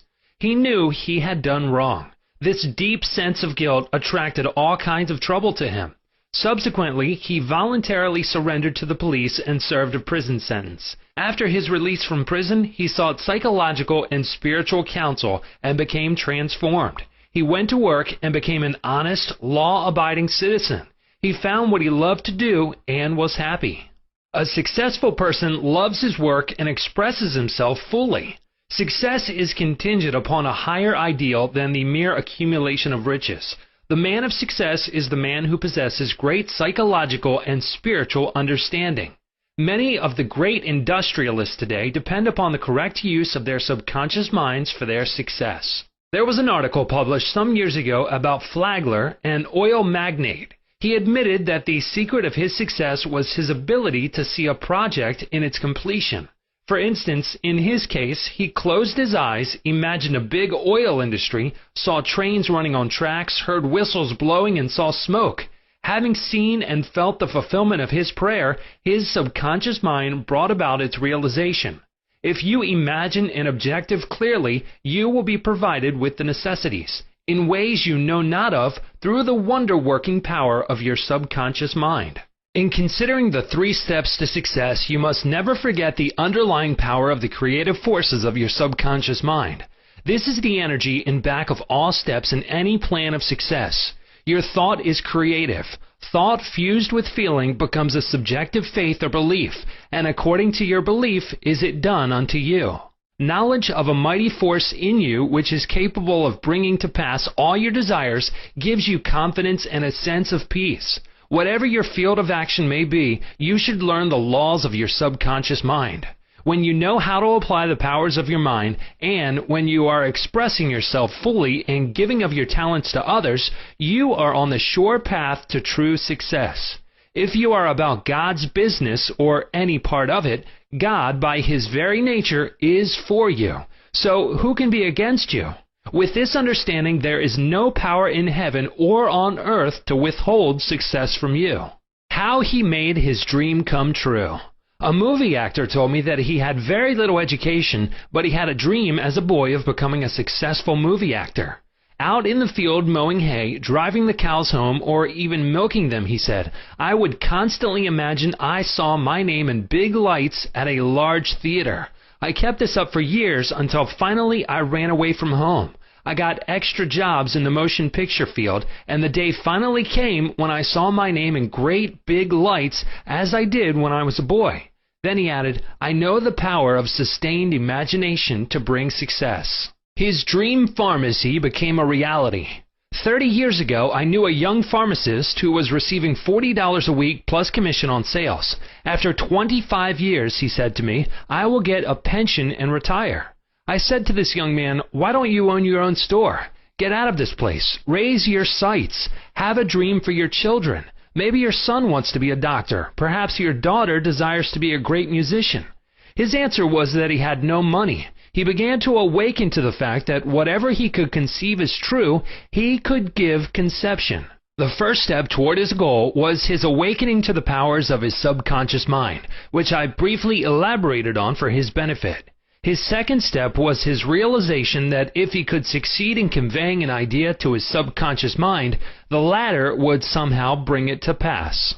He began to imagine that he was in his own store. He mentally arranged the bottles, dispensed prescriptions, and imagined several clerks in the store waiting on customers. He also visualized a big bank balance. Mentally, he worked in that imaginary store. Like a good actor, he lived the role. Act as though I am, and I will be. This pharmacist put himself wholeheartedly into the act, living, moving, and acting on the assumption that he owned the store. The sequel was interesting. He was discharged from his position. He found new employment with a large chain store, became manager, and later on district manager. He saved enough money in 4 years to provide a down payment on a drug store of his own. He called it his dream pharmacy. It was, he said, exactly the store I saw in my imagination. He became a recognized success in his chosen field and was happy doing what he loved to do. Using the subconscious mind in business. Some years ago, I gave a lecture to a group of businessmen on the powers of imagination and the subconscious mind. In this lecture, I pointed out how Goethe used his imagination wisely when confronted with difficulties and predicaments. His biographers point out that he was accustomed to fill many hours quietly holding imaginary conversations. It is well known that his custom was to imagine one of his friends before him in a chair answering him in the right way. In other words, if he were concerned over any problems, he imagined his friend giving him the right or appropriate answer, accompanied with the usual gestures and tonal qualities of the voice, and he made the entire imaginary scene as real and as vivid as possible. One of the men present at this lecture was a young stockbroker. He proceeded to adopt the technique of Goethe. He began to have mental, imaginary conversations with a multi-millionaire banker friend of his who used to congratulate him on his wise and sound judgment and compliment him on his purchase of the right stocks. He used to dramatize this imaginary conversation until he had psychologically fixed it as a form of belief in his mind. This broker's inner talking and controlled imagination certainly agreed with his aim, which was to make sound investments for his clients. His main purpose in life was to make money for his clients and to see them prosper financially by his wise counsel. He is still using his subconscious mind in his business, and he is a brilliant success in his field of endeavor. Boy of 16 years turns failure into success. A young boy who was attending high school said to me, "I am getting very poor grades. My memory is failing. I do not know what is the matter." I discovered that the only thing wrong with this boy was his attitude, which was one of indifference and resentment towards some of his teachers and fellow students. I taught him how to use his subconscious mind and how to succeed in his studies. He began to affirm certain truths several times a day, particularly at night prior to sleep, and also in the morning after awakening. These are the best times to impregnate the subconscious mind. He affirmed as follows: "I realize that my subconscious mind is a storehouse of memory. It retains everything I read and hear from my teachers. I have a perfect memory, and the infinite intelligence in my subconscious mind constantly reveals to me everything I need to know at all my examinations, whether written or oral. I radiate love and goodwill to all my teachers and fellow students. I sincerely wish for them success in all good things." This young man is now enjoying a greater freedom than he has ever known. He is now receiving all A's. He constantly imagines the teachers and his mother congratulating him on his success in his studies. How to become successful in buying and selling. In buying and selling, remember that your conscious mind is the starter and your subconscious mind is the motor. You must start the motor to enable it to perform its work. Your conscious mind is the dynamo that awakens the power of your subconscious mind. The first step in conveying your clarified desire, idea, or image to the deeper mind is to relax, immobilize the attention, get still, and be quiet. This quiet, relaxed, and peaceful attitude of mind prevents extraneous matter and false ideas from interfering with your mental absorption of your ideal. Furthermore, in a quiet, passive, and receptive attitude of mind, effort is reduced to a minimum. The second step is to begin to imagine the reality of that which you desire. For example, you may wish to buy a home, and in your relaxed state of mind, affirm as follows: "The infinite intelligence of my subconscious mind is all-wise. It reveals to me now the ideal home, which is central, ideal, is in a lovely environment, meets with all my requirements, and is commensurate with my income. I am now turning this request over to my subconscious mind, and I know it responds according to the nature of my request. I release this request with absolute faith and confidence in the same way that a farmer deposits a seed in the ground, trusting implicitly in the laws of growth." The answer to your prayer may come through an advertisement in the paper, through a friend, or you may be guided directly to a particular home, which is exactly what you are seeking. There are many ways by which your prayer may be answered. The principal knowledge in which you may place your confidence is that the answer always comes, provided you trust the working of your deeper mind. You may wish to sell a home, land, or any kind of property. In private consultation with real estate brokers, I have told them of the way I sold my own home on Orlando Avenue in Los Angeles. Many of them have applied the technique I used with remarkable and speedy results. I placed a sign which read, "For sale by owner," in the garden in front of my home. The day after, I said to myself as I was going to sleep, "Supposing you sold your house, what would you do?" I answered my own question, and I said I would take that sign down and throw it in the garage. In my imagination, I took hold of the sign, pulled it up from the ground, placed it on my shoulder, went to the garage, threw it on the floor, and said jokingly to the sign, "I don't need you anymore." I felt the inner satisfaction of it all, realizing it was finished. The next day, a man gave me a deposit of $1,000 and said to me, "Take your sign down. We will go into escrow now." Immediately, I pulled the sign up and took it to the garage. The outer action conformed to the inner. There is nothing new about this. As within, so without, meaning according to the image impressed on your subconscious mind, so it is on the objective screen of your life. The outside mirrors the inside. External action follows internal action. Here's another very popular method used in selling homes, land, or any kind of property. Affirm slowly, quietly, and feelingly as follows: Infinite intelligence attracts to me the buyer for this home who wants it and who prospers in it. This buyer is being sent to me by the creative intelligence of my subconscious mind, which makes no mistakes. This buyer may look at many other homes, but mine is the only one he wants and will buy, because he is guided by the infinite intelligence within him. I know the buyer is right, the time is right, and the price is right. Everything about it is right. The deeper currents of my subconscious mind are now in operation, bringing both of us together in divine order. I know that it is so. Remember always that what you are seeking is also seeking you. And whenever you want to sell a home or property of any kind, there is always someone who wants what you have to offer. By using the powers of your subconscious mind correctly, you free your mind of all sense of competition and anxiety in buying and selling. How she succeeded in getting what she wanted. There is a young lady who regularly comes to my lectures and classes. She had to change buses 3 times. It took her 1.5 hours each time to come to the lectures. In one lecture, I explained how a young man who needed a car in his work received one.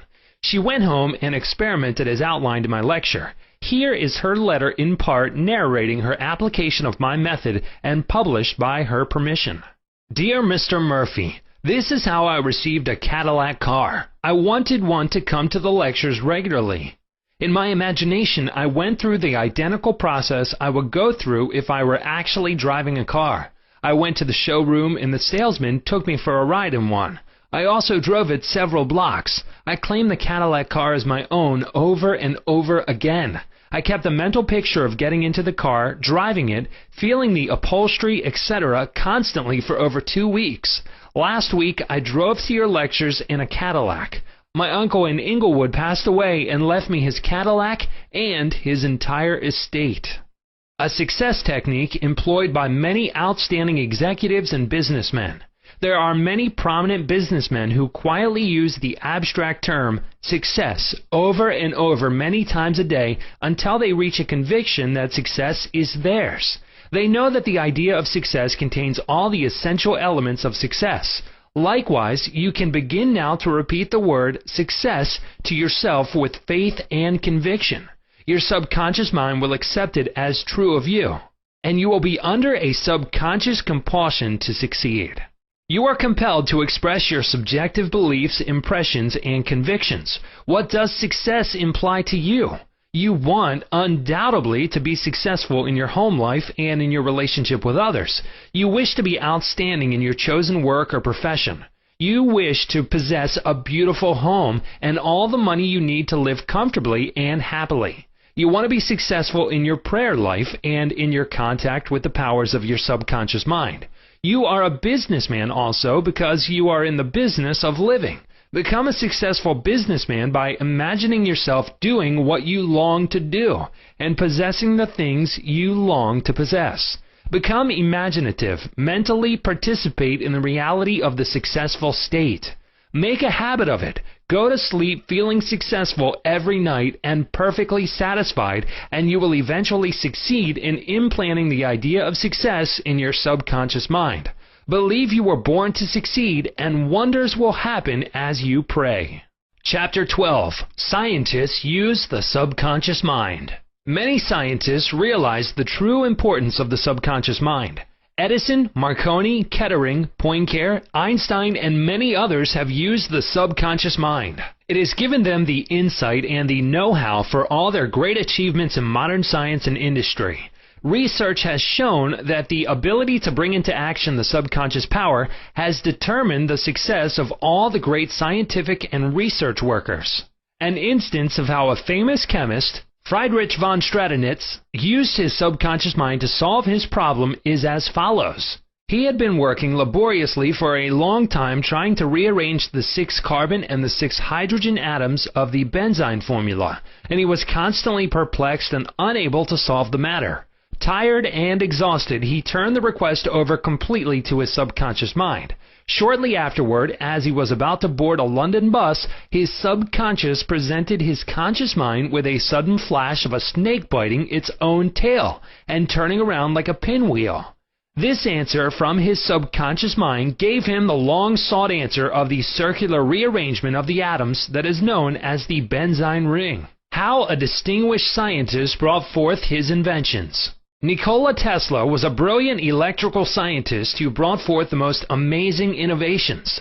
When an idea for a new invention came into his mind, he would build it up in his imagination, knowing that his subconscious mind would reconstruct and reveal to his conscious mind all the parts needed for its manufacture in concrete form. Through quietly contemplating every possible improvement, he spent no time in correcting defects, and was able to give the technicians the perfect product of his mind. He said, "Invariably, my device works as I imagined it should. In 20 years, there has not been a single exception." How a famous naturalist solved his problem. Professor Agassiz, a distinguished American naturalist, discovered the indefatigable activities of his subconscious mind while he slept. His widow, in her biography of her famous husband, has reported the following. He had been for 2 weeks striving to decipher the somewhat obscure impression of a fossil fish on the stone slab in which it was preserved. Weary and perplexed, he put his work aside at last and tried to dismiss it from his mind. Shortly after, he waked one night persuaded that while asleep he had seen his fish with all the missing features perfectly restored.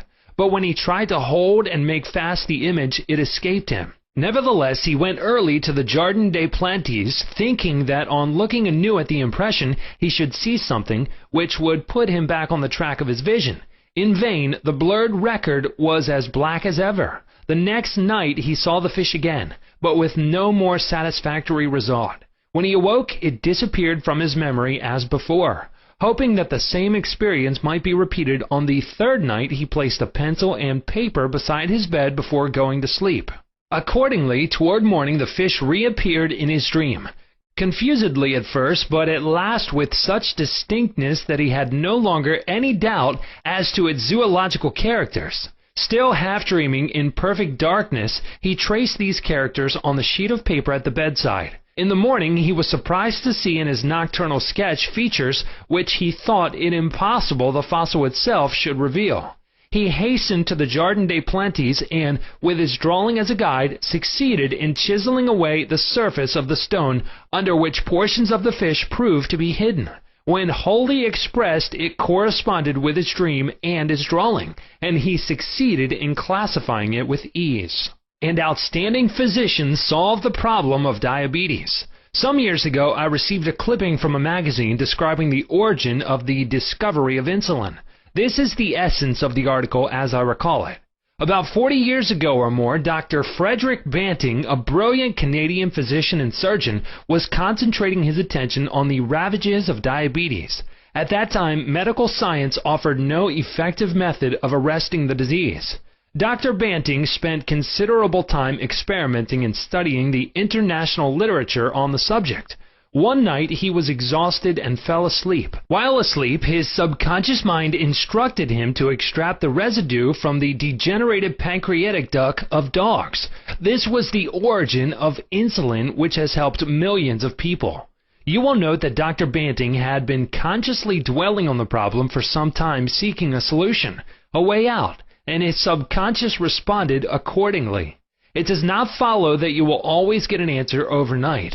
The answer may not come for some time. Do not be discouraged. Keep on turning the problem over every night to the subconscious mind prior to sleep as if you had never done it before. One of the reasons for the delay may be that you look upon it as a major problem. You may believe it will take a long time to solve. Your subconscious mind is timeless and spaceless. Go to sleep believing you have the answer now. Do not postulate the answer in the future. Have an abiding faith in the outcome. Become convinced now as you read this book that there is an answer and a perfect solution for you. How a famous scientist and physicist escaped from a Russian concentration camp. Dr. Lothar van Blank-Schmidt, a member of the Rocket Society and an outstanding research electronic engineer, gives the following condensed summary of how he used his subconscious mind to free himself from certain death at the hands of brutal guards in a Russian prison camp coal mine. He states as follows. I was a prisoner of war in a coal mine in Russia, and I saw men dying all around me in that prison compound. We were watched over by brutal guards, arrogant officers, and sharp, fast-thinking commissaires. After a short medical checkup, a quota of coal was assigned to each person. My quota was 300 pounds per day. In case any man did not fill his quota, his small food ration was cut down, and in a short time he was resting in the cemetery. I started concentrating on my escape. I knew that my subconscious mind would somehow find a way. My home in Germany was destroyed, my family wiped out. All my friends and former associates were either killed in the war or were in concentration camps. I said to my subconscious mind, I want to go to Los Angeles and you will find the way. I had seen pictures of Los Angeles and I remembered some of the boulevards very well as some of the buildings. Every day and night I would imagine I was walking down Wilshire Boulevard with an American girl whom I met in Berlin prior to the war. She is now my wife. In my imagination, we would visit the stores, ride buses, and eat in the restaurants. Every night I made it a special point to drive my imaginary American automobile up and down the boulevards of Los Angeles. I made all this vivid and real. These pictures in my mind were as real and as natural to me as one of the trees outside the prison camp. Every morning the chief guard would count the prisoners as they were lined up. He would call out 1, 2, 3, etc. And when 17 was called out, which was my number in sequence, I stepped aside. In the meantime, the guard was called away for a minute or so, and on his return, he started by mistake on the next man as number 17. When the crew returned in the evening, the number of men was the same, and I was not missed, and the discovery would take a long time. I walked out of the camp undetected and kept walking for 24 hours, resting in a deserted town the next day. I was able to live by fishing and killing some wildlife. I found coal trains going to Poland and traveled on them by night, until finally I reached Poland. With the help of friends, I made my way to Lucerne, Switzerland. One evening at the Palace Hotel, Lucerne, I had a talk with a man and his wife from the United States of America. This man asked me if I would care to be a guest at his home in Santa Monica, California. I accepted, and when I arrived in Los Angeles, I found that their chauffeur drove me along Wilshire Boulevard and many other boulevards, which I had imagined so vividly in the long months in the Russian coal mines. I recognized the buildings, which I had seen in my mind so often. It actually seemed as if I had been to Los Angeles before. I had reached my goal. I will never cease to marvel at the wonders of the subconscious mind. Truly, it has ways we know not of. How archaeologists and paleontologists reconstruct ancient scenes. These scientists know that their subconscious mind has a memory of everything that has ever transpired. As they study the ancient ruins and fossils, through their imaginative perception, their subconscious mind aids them in reconstructing the ancient scenes. The dead past becomes alive and audible once more. Looking at these ancient temples and studying the pottery, statuary, tools, and household utensils of these ancient times, the scientist tells us of an age when there was no language. Communication was done by grunts, groans, and signs. The keen concentration and disciplined imagination of the scientist awakens the latent powers of his subconscious mind, enabling him to clothe the ancient temples with roofs and surround them with gardens, pools, and fountains. The fossil remains are clothed with eyes, sinews, and muscles, and they again walk and talk. The past becomes the living present, and we find that in mind there is no time or space. Through disciplined, controlled, and directed imagination, you can be a companion of the most scientific and inspired thinkers of all time. How to receive guidance from your subconscious. When you have what you term a difficult decision to make, or when you fail to see the solution to your problem, begin at once to think constructively about it. If you are fearful and worried, you are not really thinking. True thinking is free from fear. Here is a simple technique you can use to receive guidance on any subject. Quiet the mind and still the body. Tell the body to relax. It has to obey you. It has no volition, initiative, or self-conscious intelligence. Your body is an emotional disk which records your beliefs and impressions. Mobilize your attention, Focus your thought on the solution to your problem. Try to solve it with your conscious mind. Think how happy you would be about the perfect solution. Sense the feeling you would have if the perfect answer were yours now. Let your mind play with this mood in a relaxed way. Then drop off to sleep. When you awaken and you do not have the answer, get busy about something else. Probably when you are preoccupied with something else, the answer will come into your mind like toast pops out of the toaster. In receiving guidance from your subconscious mind, the simple way is the best. This is an illustration. I once lost a valuable ring which was an heirloom. I looked everywhere for it and could not locate it. At night, I talked to the subconscious in the same manner that I would talk to anyone. I said to it prior to dropping off to sleep, "You know all things. You know where that ring is, and you now reveal to me where it is." In the morning, I awoke suddenly with the words ringing in my ear, "Ask Robert." I thought it very strange that I should ask Robert, a young boy about 9 years of age. However, I followed the inner voice of intuition. Robert said, "Oh yes, I picked it up in the yard while I was playing with the boys. I placed it on the desk in my room. I did not think it worth anything, so I did not say anything about it." The subconscious mind will always answer you if you trust it. His subconscious revealed the location of his father's will. A young man who attends my lectures had this experience. His father died and apparently left no will. However, this man's sister told him that their father had confided to her that a will had been executed which was fair to all. Every attempt to locate the will failed. Prior to sleep, he talked to his deeper mind as follows.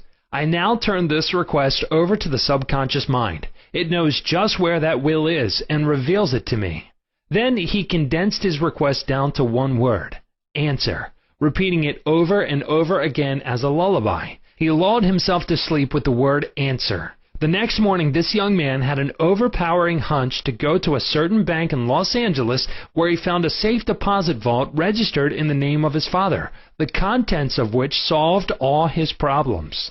Your thought as you go to sleep arouses the powerful latency which is within you. For example, let us suppose you are wondering whether to sell your home, buy a certain stock, sever partnership, move to New York, or stay in Los Angeles, dissolve the present contract, or take a new one. Do this. Sit quietly in your armchair or at the desk in your office. Remember that there is a universal law of action and reaction. The action is your thought. The reaction is the response from your subconscious mind. The subconscious mind is reactive and reflexive. This is its nature. It rebounds, rewards, and repays. It is the law of correspondence. It responds by corresponding. As you contemplate right action, you will automatically experience a reaction or response in yourself, which represents the guidance or answer of your subconscious mind. In seeking guidance, you simply think quietly about right action, which means that you are using the infinite intelligence residence in your subconscious mind to the point where it begins to use you. From there on, your course of action is directed and controlled by the subjective wisdom within you, which is all-wise and omnipotent. Your decision will be right. There will only be right action because you are under a subjective compulsion to do the right thing. I use the word compulsion because the law of the subconscious is compulsion. The secret of guidance. The secret of guidance or right action is to mentally devote yourself to the right answer until you find its response in you. The response is a feeling, an inner awareness, and an overpowering hunch whereby you know that you know. You have used the power to the point where it begins to use you. You cannot possibly fail or make one false step while operating under the subjective wisdom within you. You will find that all your ways are pleasantness and all your paths are peace. Chapter 13. Your Subconscious and the Wonders of Sleep. You spend about 8 out of every 24 hours, or 1/3 of your entire life, in sleep. This is an inexorable law of life. This also applies to the animal and vegetable kingdoms. Sleep is a divine law, and many answers to our problems come to us when we are sound asleep upon the bed. Many people have advocated the theory that you get tired during the day, that you go to sleep to rest the body, and that a reparative process takes place while you sleep. Nothing rests in sleep. Your heart, your lungs, and all your vital organs function while you're asleep. If you eat prior to sleep, the food is digested and assimilated. Also, your skin secretes perspiration and your nails and hair continue to grow. Your subconscious mind never rests or sleeps. It is always active, controlling all your vital forces. The healing process takes place more rapidly while you are asleep as there is no interference from your conscious mind. Remarkable answers are given to you while you are asleep. Why we sleep. Dr. John Bigelow, a famous research authority on sleep, demonstrated that at night while asleep you receive impressions showing that the nerves of the eyes, ears, nose, and taste buds are active during sleep, and also that the nerves of your brain are quite active.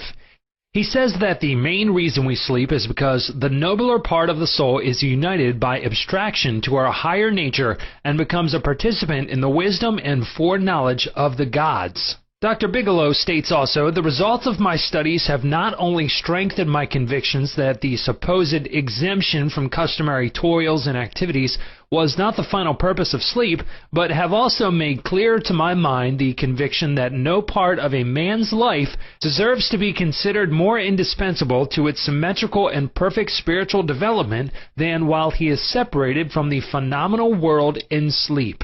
Prayer, a form of sleep. Your conscious mind gets involved with vexations, strife, and contentions of the day, and it is very necessary to withdraw periodically from sense evidence and the objective world and commune silently with the inner wisdom of your subconscious mind. By claiming guidance, strength, and greater intelligence in all phases of your life, you will be enabled to overcome all difficulties and solve your daily problems. This regular withdrawal from sense evidence and the noise and confusion of everyday living is also a form of sleep. For example, you become asleep to the world of the senses and alive to the wisdom and power of your subconscious mind. Startling effects of sleep deprivation. Lack of sleep can cause you to become irritable, moody, and depressed. Dr. George Stevenson of the National Association for Mental Health says, I believe it can be safely said that all human beings need a minimum of 6 hours sleep to be healthy. Most people need more. Those who think they can get along on less are fooling themselves. Medical research scholars investigating sleep processes and deprivation of sleep point out that severe insomnia has preceded psychologic breakdown in some instances. Remember, you are spiritually recharged during sleep, and adequate sleep is essential to produce joy and vitality in life. You need more sleep. Robert O'Brien, in an article, Maybe You Need More Sleep, in an issue of the Reader's Digest, reports the following experiment on sleep. For the last 3 years, experiments have been in progress at Walter Reed Army Institute of Research in Washington, D.C. Subjects, more than 100 military and civilian volunteers, have been kept awake for as long as 4 days. Thousands of tests have measured the effects of their behavior and personality. Results of these tests have given scientists astonishingly new insights into the mysteries of sleep. They now know that a tired brain apparently craves sleep so hungrily that it will sacrifice anything to get it. After only a few hours of sleep loss, fleeting stolen naps called lapses or microsleep occurred at the rate of 3 or 4 an hour. As in sleep, eyelids dropped, heartbeat slowed. Each lapse lasted just a fraction of a second. Sometimes the lapses were periods of blankness, sometimes they were filled with images, wisps of dreams. As hours of sleep loss mounted, the lapses took place more often and lasted longer, perhaps 2 or 3 seconds. Even if the subjects had been piloting an airliner in a thunderstorm, they still couldn't have resisted microsleeps for those few priceless seconds. And it can happen to you, as many who have fallen asleep at the wheel of a car can testify. Another startling effect of sleep deprivation was its attack on human memory and perception. Many sleep-deprived subjects were unable to retain information long enough to relate it to the tasks they were supposed to perform. They were totally befuddled in situations requiring them to hold several factors in mind and act on them as a pilot must when he skillfully integrates wind direction, airspeed, altitude, and glide path to make a safe landing. Sleep brings counsel. A young lady in Los Angeles who listens to my morning radio talks told me that she has been offered a lucrative position in New York City at twice her present salary. She was wondering whether to accept or not and prayed prior to sleep as follows. The creative intelligence of my subconscious mind knows what is best for me. Its tendency is always lifeward, and it reveals to me the right direction, which blesses all concerned. I give thanks for the answer which I know will come to me. She repeated this simple prayer over and over again as a lullaby prior to sleep, and in the morning she had a persistent feeling that she should not accept the offer. She rejected the offer, and subsequent events verified her inward sense of knowing, because the company went bankrupt in a few months following their offer of employment to her. The conscious mind may be correct on the facts objectively known, but the intuitive faculty of her subconscious mind saw the failure of the concern in question and prompted her accordingly. Saved from certain disaster. I will illustrate how the wisdom of your subconscious mind can instruct you and protect you relative to your request for right action as you go to sleep. Many years ago, before the Second World War, I was offered a very lucrative assignment in the Orient, and I prayed for guidance and the right decision as follows. Infinite intelligence within me knows all things, and the right decision is revealed to me in divine order. I will recognize the answer when it comes. I repeated this simple prayer over and over again as a lullaby prior to sleep, and in a dream came the vivid realization of things to come 3 years hence. An old friend appeared in the dream and said, "Read these headlines. Do not go." The headlines of the newspaper which appeared in the dream related to war and attack on Pearl Harbor. Occasionally, the writer dreams literally. The aforementioned dream was undoubtedly a dramatization of the subconscious mind which projected a person whom I trusted and respected. To some, a warning may come in the form of a mother who appears in a dream. She tells the person not to go here or there and the reason for the warning. Your subconscious mind is all-wise. It knows all things. Oftentimes, it will speak to you only in a voice that your conscious mind will immediately accept as true. Sometimes your subconscious will warn you in a voice which sounds like that of your mother or some loved one, which may cause you to stop on the street, and you find, if you had gone another foot, a falling object from a window might have struck you on the head. My subconscious mind is one with the universe subconscious, and it knew the Japanese were planning a war, and it also knew when the war would start. Dr. Ryan, director of the Department of Psychology at Duke University, has gathered together a vast amount of evidence showing that a great number of people all over the world see events before they happen, and in many instances are, therefore, able to avoid the tragic event which was foreseen vividly in a dream. The dream which I had showed clearly the headlines in the New York Times about 3 years prior to the tragedy of Pearl Harbor. In consequence of this dream, I immediately canceled the trip as I felt a subconscious compulsion to do so. 3 years later, the Second World War proved the truth of the inner voice of intuition. Your future is in your subconscious mind. Remember that the future, the result of your habitual thinking, is already in your mind except when you change it through prayer. The future of a country, likewise, is in the collective subconscious of the people of that nation. There is nothing strange in the dream I had wherein I saw the headlines of the New York newspapers long before the war began. The war had already taken place in mind, and all the plans of attack were already engraved on that great recording instrument, the subconscious mind, or collective unconscious of the universal mind. Tomorrow's events are in your subconscious mind. So are next week's and next month's, and they may be seen by a highly psychic or clairvoyant person. No disaster or tragedy can happen to you if you decide to pray. Nothing is predetermined or foreordained. Your mental attitude, for example, the way you think, feel, and believe, determines your destiny. You can, through scientific prayer, which is explained in a previous chapter, mold, fashion, and create your own future. Whatsoever a man soweth, that shall he also reap. A catnap gets him $15,000. One of my students mailed me a newspaper clipping 3 or 4 years ago about a man called Ray Hammerstrom, a roller at the steelworks in Pittsburgh operated by Jones and Laughlin Steel Corporation. He received $15,000 for his dream.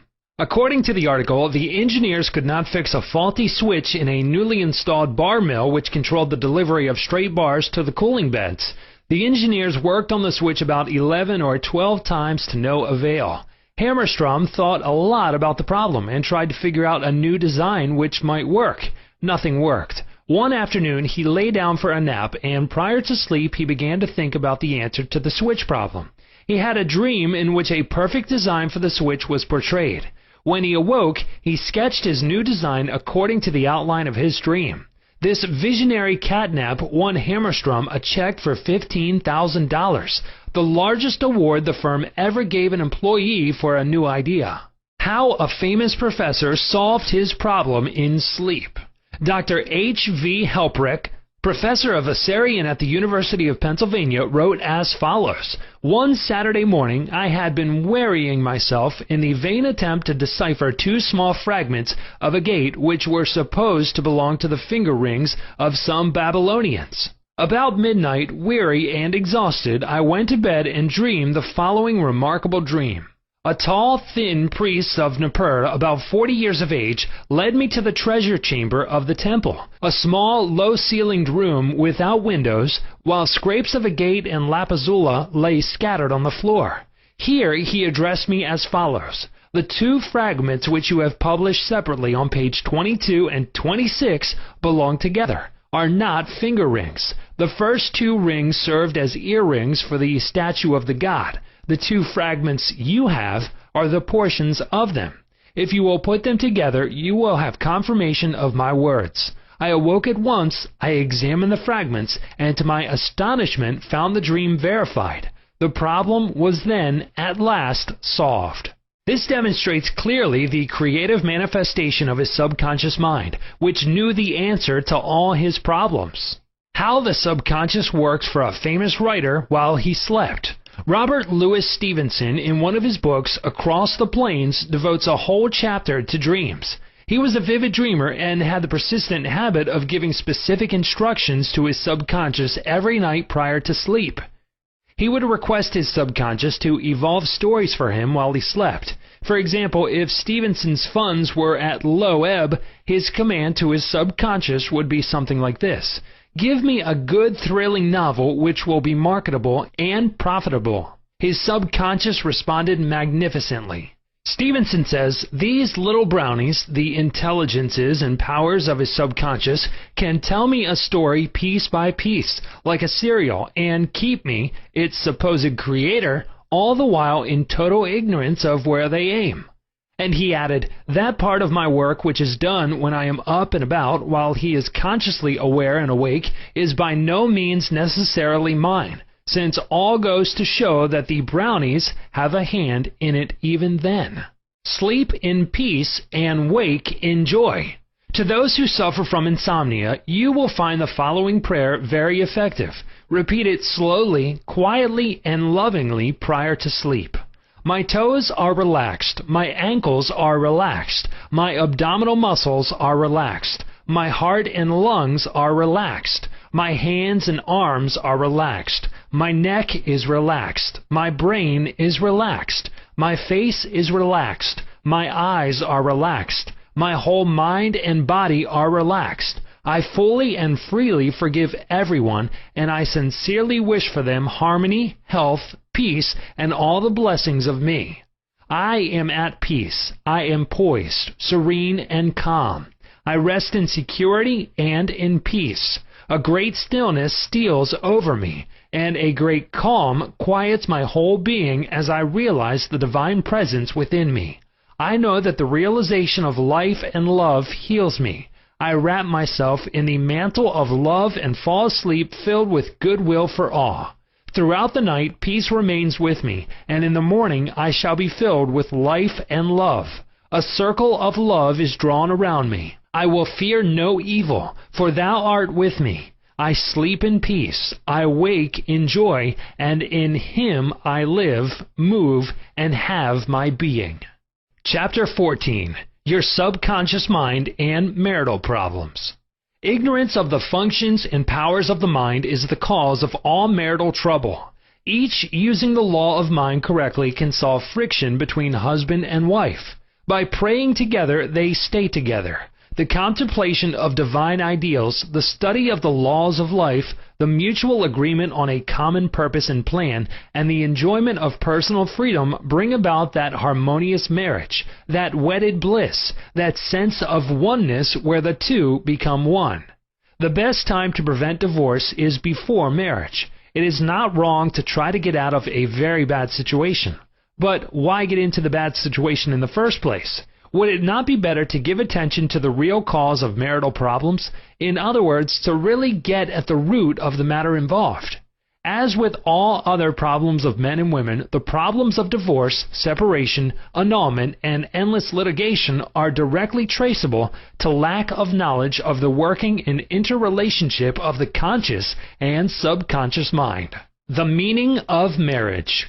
Marriage, to be real, must first be on a spiritual basis. It must be of the heart, and the heart is the chalice of love. Honesty, sincerity, kindness, and integrity are also forms of love. Each partner should be perfectly honest and sincere with the other. It is not a true marriage when a man marries a woman for her money, social position, or to lift his ego, because this indicates a lack of sincerity, honesty, and true love. Such a marriage is a farce, a sham, and a masquerade. When a woman says, "I am tired of working, I want to get married because I want security," her premise is false. She is not using the laws of mind correctly. Her security depends upon her knowledge of the interaction of the conscious and subconscious mind and its application. For example, a woman will never lack for wealth or health if she applies the techniques outlined in the respective chapters of this book. Her wealth can come to her independent of her husband, father, or anyone else. A woman is not dependent on her husband for health, peace, joy, inspiration, guidance, love, wealth, security, happiness, or anything in the world. Her security and peace of mind come from her knowledge of the inner powers within her and from the constant use of the laws of her own mind in a constructive fashion. How to attract the ideal husband. You are now acquainted with the way your subconscious mind works. You know that whatever you impress upon it will be experienced in your world. Begin now to impress your subconscious mind with the qualities and characteristics you desire in a man. The following is an excellent technique. Sit down at night in your armchair, close your eyes, let go, relax the body, become very quiet, passive, and receptive. Talk to your subconscious mind and say to it, "I am now attracting a man into my experience who is honest, sincere, loyal, faithful, peaceful, happy, and prosperous. These qualities which I admire are sinking down into my subconscious mind now. As I dwell upon these characteristics, they become a part of me and are embodied subconsciously. I know there is an irresistible law of attraction and that I attract to me a man according to my subconscious belief. I attract that which I feel to be true in my subconscious mind. I know I can contribute to his peace and happiness. He loves my ideals, and I love his ideals. He does not want to make me over, neither do I want to make him over. There is mutual love, freedom, and respect." Practice this process of impregnating your subconscious mind. Then you will have the joy of attracting to you a man possessing the qualities and characteristics you mentally dwelt upon. Your subconscious intelligence will open up a pathway whereby both of you will meet according to the irresistible and changeless flow of your own subconscious mind. Have a keen desire to give the best that is in you of love, devotion, and cooperation. Be receptive to this gift of love, which you have given to your subconscious mind. How to attract the ideal wife. Affirm as follows: I now attract the right woman who is in complete accord with me. This is a spiritual union because it is divine love functioning through the personality of someone with whom I blend perfectly. I know I can give to this woman love, light, peace, and joy. I feel and believe I can make this woman's life full, complete, and wonderful. I now decree that she possesses the following qualities and attributes. She is spiritual, loyal, faithful, and true. She is harmonious, peaceful, and happy. We are irresistibly attracted to each other. Only that which belongs to love, truth, and beauty can enter my experience. I accept my ideal companion now. As you think quietly and with interest on the qualities and attributes which you admire in the companion you seek, you will build the mental equivalent into your mentality. Then the deeper currents of your subconscious mind will bring both of you together in divine order. No need for third mistake. Recently, a teacher said to me, I have had 3 husbands and all 3 have been passive, submissive, and dependent on me to make all decisions and govern everything. Why do I attract such type men? I asked her whether she had known that her second husband was the effeminate type, and she replied, of course not. Had I known, I would not have married him. Apparently, she had not learned anything from the first mistake. The trouble was with her personality makeup. She was very masculine, domineering, and unconsciously wanted someone who would be submissive and passive so that she could play the dominant role. All this was unconscious motivation, and her subconscious picture attracted to her what she subjectively wanted. She had to learn to break the pattern by adopting the right prayer process. How she broke the negative pattern. The above-mentioned woman learned a simple truth. When you believe you can have the type of man you idealize, it is done unto you as you believe. The following is the specific prayer she used to break the old subconscious pattern and attract to her the ideal mate. I am building into my mentality the type of man I deeply desire. The man I attract for a husband is strong, powerful, loving, very masculine, successful, honest, loyal, and faithful. He finds love and happiness with me. I love to follow where he leads. I know he wants me, and I want him. I am honest, sincere, loving, and kind. I have wonderful gifts to offer him. They are goodwill, a joyous heart, and a healthy body. He offers me the same. It is mutual. I give and I receive. Divine intelligence knows where this man is, and the deeper wisdom of my subconscious mind is now bringing both of us together in its own way, and we recognize each other immediately. I release this request to my subconscious mind, which knows how to bring my request to pass. I give thanks for the perfect answer. She prayed in the above manner night and morning, affirming these truths and knowing that through frequent occupation of the mind, she would reach the mental equivalent of that which she sought. The answer to her prayer. Several months went by. She had a great number of dates and social engagements, none of which was agreeable to her. When she was about to question, waver, doubt, and vacillate, she reminded herself that the infinite intelligence was bringing it to pass in its own way, and that there was nothing to be concerned about. Her final decree in her divorce proceedings was granted, which brought her a great sense of release and mental freedom. Shortly afterwards, she went to work as a receptionist in a doctor's office. She told me that the minute she saw the physician, she knew he was the man she was praying about. Apparently, he knew it too, because he proposed to her the first week she was in the office, and their subsequent marriage was ideally happy. This physician was not the passive or submissive type, but was a real man, a former football player, an outstanding athlete, and was a deeply spiritual man, though he was completely devoid of any sectarian or denominational affiliation. She got what she prayed for because she claimed it mentally until she reached the point of saturation.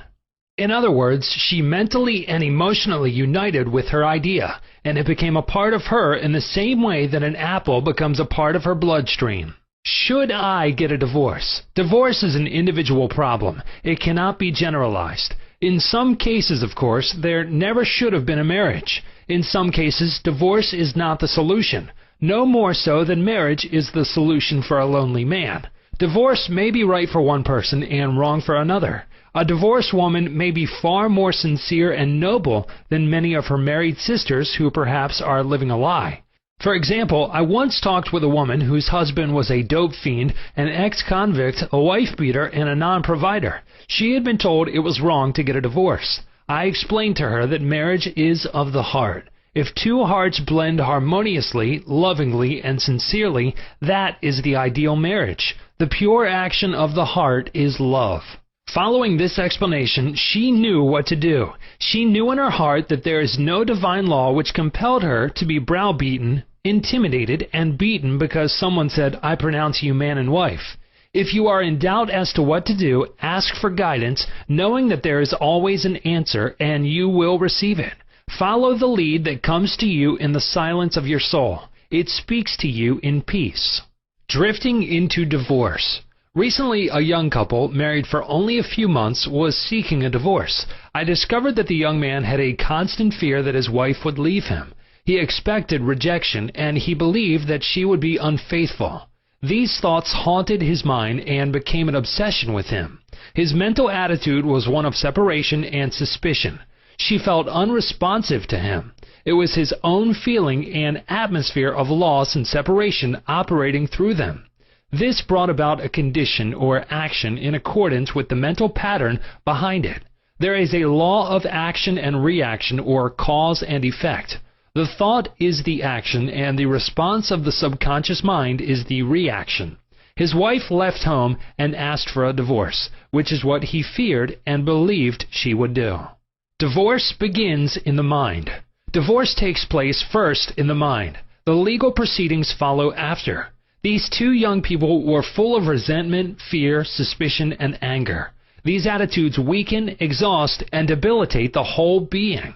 They learned that hate divides and that love unites. They began to realize what they had been doing with their minds. Neither one of them knew the law of mental action, nor they were misusing their minds and bringing on chaos and misery.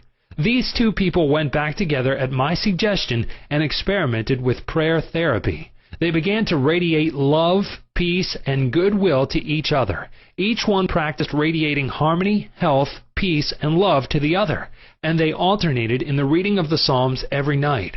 Their marriage is growing more beautiful every day. The nagging wife. Many times the reason the wife nags is because she gets no attention. Oftentimes it is a craving for love and affection. Give your wife attention and show your appreciation. Praise and exalt all her many good points. There is also the nagging type of woman who wants to make the man conform to her particular pattern. This is about the quickest way in the world to get rid of a man. The wife and the husband must cease being scavengers, always looking at the petty faults or errors in each other. Let each give attention and praise for the constructive and wonderful qualities in the other. The brooding husband. If a man begins to brood, grows morbid against his wife because of the things she said or did, he is, psychologically speaking, committing adultery. One of the meanings of adultery is idolatry. Example, giving attention to or uniting mentally with that which is negative and destructive. When a man is silently resenting his wife and is full of hostility towards her, he is unfaithful. He is not faithful to his marriage vows, which are to love, cherish, and honor her all the days of his life. The man who is brooding, bitter, and resentful can swallow his sharp remarks, abate his anger, and he can go to great lengths to be considerate, kind, and courteous. He can deftly skirt the differences. Through praise and mental effort, he can get out of the habit of antagonism. Then he will be able to get along better, not only with his wife, but with his business associates also. Assume the harmonious state, and eventually you will find peace and harmony. The great mistake. A great mistake is to discuss your marital problems or difficulties with neighbors and relatives. Suppose, for example, a wife says to the neighbor, "John never gives me any money. He treats my mother abominably, drinks to excess, and is constantly abusive and insulting." Now, this wife is degrading and belittling her husband in the eyes of all the neighbors and relatives. He no longer appears as the ideal husband to them. Never discuss your marital problems with anyone except a trained counselor. Why cause numerous people to think negatively of your marriage? Moreover, as you discuss and dwell upon these shortcomings of your husband, you are actually creating these states within yourself. Who is thinking and feeling it? You are. As you think and feel, so are you. Relatives will usually give you the wrong advice. It is usually biased and prejudiced because it is not given in an impersonal way. Any advice you receive which violates the golden rule, which is a cosmic law, is not good or sound. It is well to remember that no two human beings ever live beneath the same roof without clashes of temperament, periods of hurts and strain. Never display the unhappy side of your marriage to your friends. Keep your quarrels to yourself. Refrain from criticism and condemnation of your partner. Don't try to make your wife over. A husband must not try to make his wife over into a second edition of himself. The tactless attempt to change her in many ways is foreign to her nature. These attempts are always foolish, and many times result in dissolution of the marriage. These attempts to alter her destroy her pride and self-esteem and arouse a spirit of contrariness and resentment that proves fatal to the marriage bond. Adjustments are needed, of course, but if you have a good look inside your own mind and study your character and behavior, you will find so many shortcomings they will keep you busy the rest of your life. If you say, "I will make him over into what I want," you are looking for trouble and the divorce court. You are asking for misery. You will have to learn the hard way that there is no one to change but yourself. Pray together and stay together through steps in prayer. The first step, never carry over from one day to another accumulated irritations arising from little disappointments. Be sure to forgive each other for any sharpness before you retire at night. The moment you awaken in the morning, claim infinite intelligence is guiding you in all your ways. Send out loving thoughts of peace, harmony, and love to your marriage partner, to all members of the family, and to the whole world. The second step, say grace at breakfast.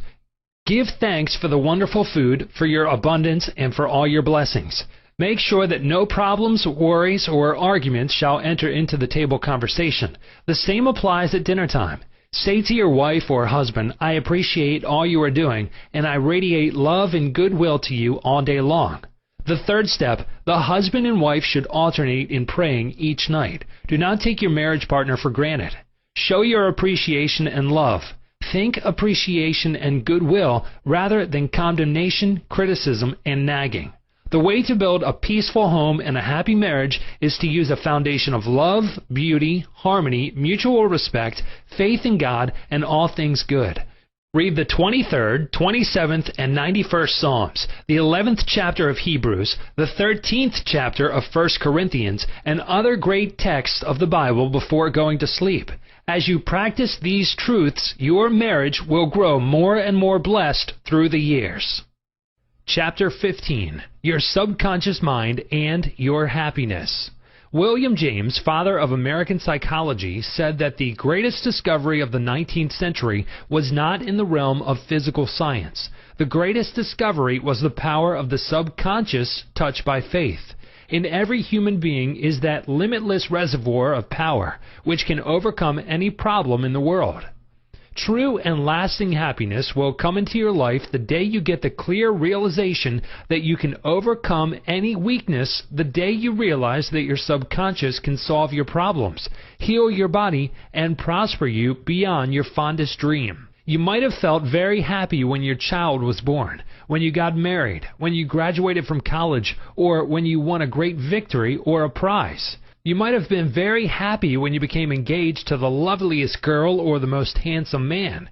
You could go on and list innumerable experiences which have made you happy. However, no matter how marvelous these experiences are, they do not give real lasting happiness. They are transitory. The book of Proverbs gives the answer. Whosoever trusteth in the Lord, happy is he. When you trust in the Lord, the power and wisdom of your subconscious mind to lead, guide, govern, and direct all your ways, you will become poised, serene, and relaxed. As you radiate love, peace, and goodwill to all, you are really building a superstructure of happiness for all the days of your life. You must choose happiness. Happiness is a state of mind. There is a phrase in the Bible which says, "Choose ye this day whom ye will serve." You have the freedom to choose happiness. This may seem extraordinarily simple, and it is. Perhaps this is why people stumble over the way to happiness. They do not see the simplicity of the key to happiness. The great things of life are simple, dynamic, and creative. They produce well-being and happiness. St. Paul reveals to you how you can think your way into a life of dynamic power and happiness in these words. "Finally, brethren, whatsoever things are true, whatsoever things are honest, whatsoever things are just, whatsoever things are pure, whatsoever things are lovely, whatsoever things are of good rapport, if there be any virtue, and if there be any praise, think on these things." Philippians 4:8. How to choose happiness. Begin now to choose happiness. This is how you do it. When you open your eyes in the morning, say to yourself, "Divine order takes charge of my life today and every day. All things work together for good for me today. This is a new and wonderful day for me. There will never be another day like this one. I am divinely guided all day long, and whatever I do will prosper. Divine love surrounds me, enfolds me, and enwraps me, and I go forth in peace. Whenever my attention wanders away from that which is good and constructive, I will immediately bring it back to the contemplation of that which is lovely and of good rapport. I am a spiritual and mental magnet attracting to myself all things which bless and prosper me. I am going to be a wonderful success in all my undertakings today. I am definitely going to be happy all day long. Start each day in this manner, then you will be choosing happiness, and you will be a radiant, joyous person. He made it a habit to be happy. A number of years ago, I stayed for about a week in a farmer's house in Connemara on the west coast of Ireland.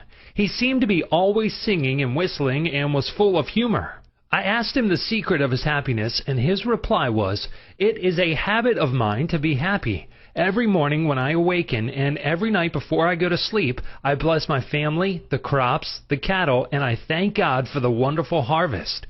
This farmer had made a practice of this for over 40 years. As you know, thoughts repeated regularly and systematically sink into the subconscious mind and become habitual. He discovered that happiness is a habit. You must desire to be happy. There is one very important point about being happy. You must sincerely desire to be happy. There are people who have been depressed, dejected, and unhappy so long that when they suddenly were made happy by some wonderful, good, joyous news, they would actually be like the woman who said to me, "It is wrong to be so happy." They have been so accustomed to the old mental patterns that they do not feel at home being happy. They long for the former depressed, unhappy state. I knew a woman in England who had rheumatism for many years. She would pat herself on the knee and say, "My rheumatism is bad today. I cannot go out. My rheumatism keeps me miserable." This dear elderly lady got a lot of attention from her son, daughter, and the neighbors. She really wanted her rheumatism. She enjoyed her misery, as she called it. This woman did not really want to be happy. I suggested a curative procedure to her. I wrote down some biblical verses and told her that if she gave attention to these truths, her mental attitude would undoubtedly change and will result in her faith and confidence in being restored to health. She was not interested. There seems to be a peculiar, mental, morbid streak in many people whereby they seem to enjoy being miserable and sad. Why choose unhappiness? Many people choose unhappiness by entertaining these ideas. Today is a black day. Everything is going to go wrong. I am not going to succeed. Everyone is against me. Business is bad and it is going to get worse. I'm always late. I never get the breaks. He can, but I can't. If you have this attitude of mind, the first thing in the morning, you will attract all these experiences to you, and you will be very unhappy. Begin to realize that the world you live in is determined largely by what goes on in your mind. Marcus Aurelius, the great Roman philosopher and sage, said, "A man's life is what his thoughts make of it." Emerson, America's foremost philosopher, said, "A man is what he thinks all day long." The thoughts you habitually entertain in your mind have the tendency to actualize themselves in physical conditions. Make certain you do not indulge in negative thoughts, defeatist thoughts, or unkind, depressing thoughts. Recall frequently to your mind that you can experience nothing outside your own mentality. If I had $1 million, I would be happy. I have visited many men in mental institutions who were millionaires, but they insisted they were penniless and destitute. They were incarcerated because of psychotic, paranoid, and manic depressive tendencies. Wealth in and of itself will not make you happy. On the other hand, it is not a deterrent to happiness. Today, there are many people trying to buy happiness through the purchase of radios, television sets, automobiles, a home in the country, a private yacht, and a swimming pool. But happiness cannot be purchased or procured in that way. The kingdom of happiness is in your thought and feeling. Too many people have the idea that it takes something artificial to produce happiness. Some say, if I were elected mayor, made president of the organization, promoted to general manager of the corporation, I would be happy. The truth is that happiness is a mental and spiritual state. None of these positions mentioned will necessarily bequeath happiness. Your strength, joy, and happiness consist in finding out the law of divine order and right action lodged in your subconscious mind, and by applying these principles in all phases of your life. He found happiness to be the harvest of a quiet mind. Lecturing in San Francisco some years ago, I interviewed a man who was very unhappy and dejected over the way his business was going. He was the general manager. His heart was filled with resentment toward the vice president and the president of the organization. He claimed that they opposed him. Because of this internal strife, business was declining. He was receiving no dividends or stock bonuses. This is how he solved his business problem. The first thing in the morning, he affirmed quietly as follows: "All those working in our corporation are honest, sincere, cooperative, faithful, and full of goodwill to all. They are mental and spiritual links in the chain of this corporation's growth, welfare, and prosperity. I radiate love, peace, and goodwill in my thoughts, words, and deeds to my 2 associates and to all those in the company. The president and the vice president of our company are divinely guided in all their undertakings. The infinite intelligence of my subconscious mind makes all decisions through me. There is only right action in our business transactions and in our relationship with each other. I send the messengers of peace, love, and goodwill before me to the office. Peace and harmony reign supreme in the minds and hearts of all those in the company, including myself. I now go forth into a new day full of faith, confidence, and trust." This business executive repeated the above meditation slowly 3 times in the morning, feeling the truth of what he affirmed. When fearful or angry thoughts came into his mind during the day, he would say to himself, "Peace, harmony, and poise govern my mind at all times." As he continued disciplining his mind in this manner, all the harmful thoughts ceased to come, and peace came into his mind. He reaped the harvest. Subsequently, he wrote me to the effect that at the end of about 2 weeks of reordering his mind, the president and the vice president called him into the office, praised his operations and his new constructive ideas, and remarked how fortunate they were in having him as general manager. He was very happy in discovering that man finds happiness within himself. The block or stump is not really there. I read a newspaper article some years ago which told me about a horse that shied when he came to a stump on the road. Subsequently, every time the horse came to that same stump, he shied. The farmer dug the stump out, burned it, and leveled the old road. Yet for 25 years, every time the horse passed the place where the former stump was, he shied. The horse was shying at the memory of a stump. There is no block to your happiness save in your own thought life and mental imagery. Is fear or worry holding you back? Fear is a thought in your mind. You can dig it up this very moment by supplanting it with faith in success, achievement, and victory over all problems. I knew a man who failed in business. He said to me, "I made mistakes. I've learned a lot. I am going back into business and I will be a tremendous success." He faced up to that stump in his mind. He did not whine or complain, but he tore up the stump of failure, and through believing in his inner powers to back him up, he banished all fear thoughts and old depressions. Believe in yourself and you will succeed and be happy. The happiest people. The happiest man is he who constantly brings forth and practices what is best in him. Happiness and virtue complement each other. The best are not only the happiest, but the happiest are usually the best in the art of living life successfully. God is the highest and best in you. Express more of God's love, light, truth, and beauty, and you will become one of the happiest persons in the world today. Epictetus, the Greek Stoic philosopher, said, "There is but one way to tranquility of mind and happiness. Let this, therefore, be always ready at hand with thee, both when thou wakest early in the morning and all the day long, and when thou goest late to sleep, to account no external things thy own, but commit all these to God." Chapter 16. Your Subconscious Mind and Harmonious Human Relations. In studying this book, you learn that your subconscious mind is a recording machine, which faithfully reproduces whatever you impress upon it. This is one of the reasons for the application of the golden rule in human relations. All things whatsoever ye would that men should do unto you, do ye even so to them.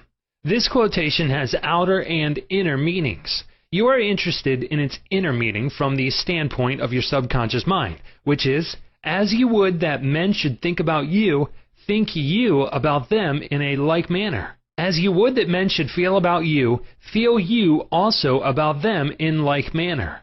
As you would want men to act toward you, act you toward them in like manner. For example, you may be polite and courteous to someone in your office, but when his back is turned, you are very critical and resentful toward him in your mind. Such negative thoughts are highly destructive to you. It is like taking poison. You are actually taking mental poisons, which rob you of vitality, enthusiasm, strength, guidance, and goodwill. These negative thoughts and emotions sink down into your subconscious and cause all kinds of difficulties and maladies in your life.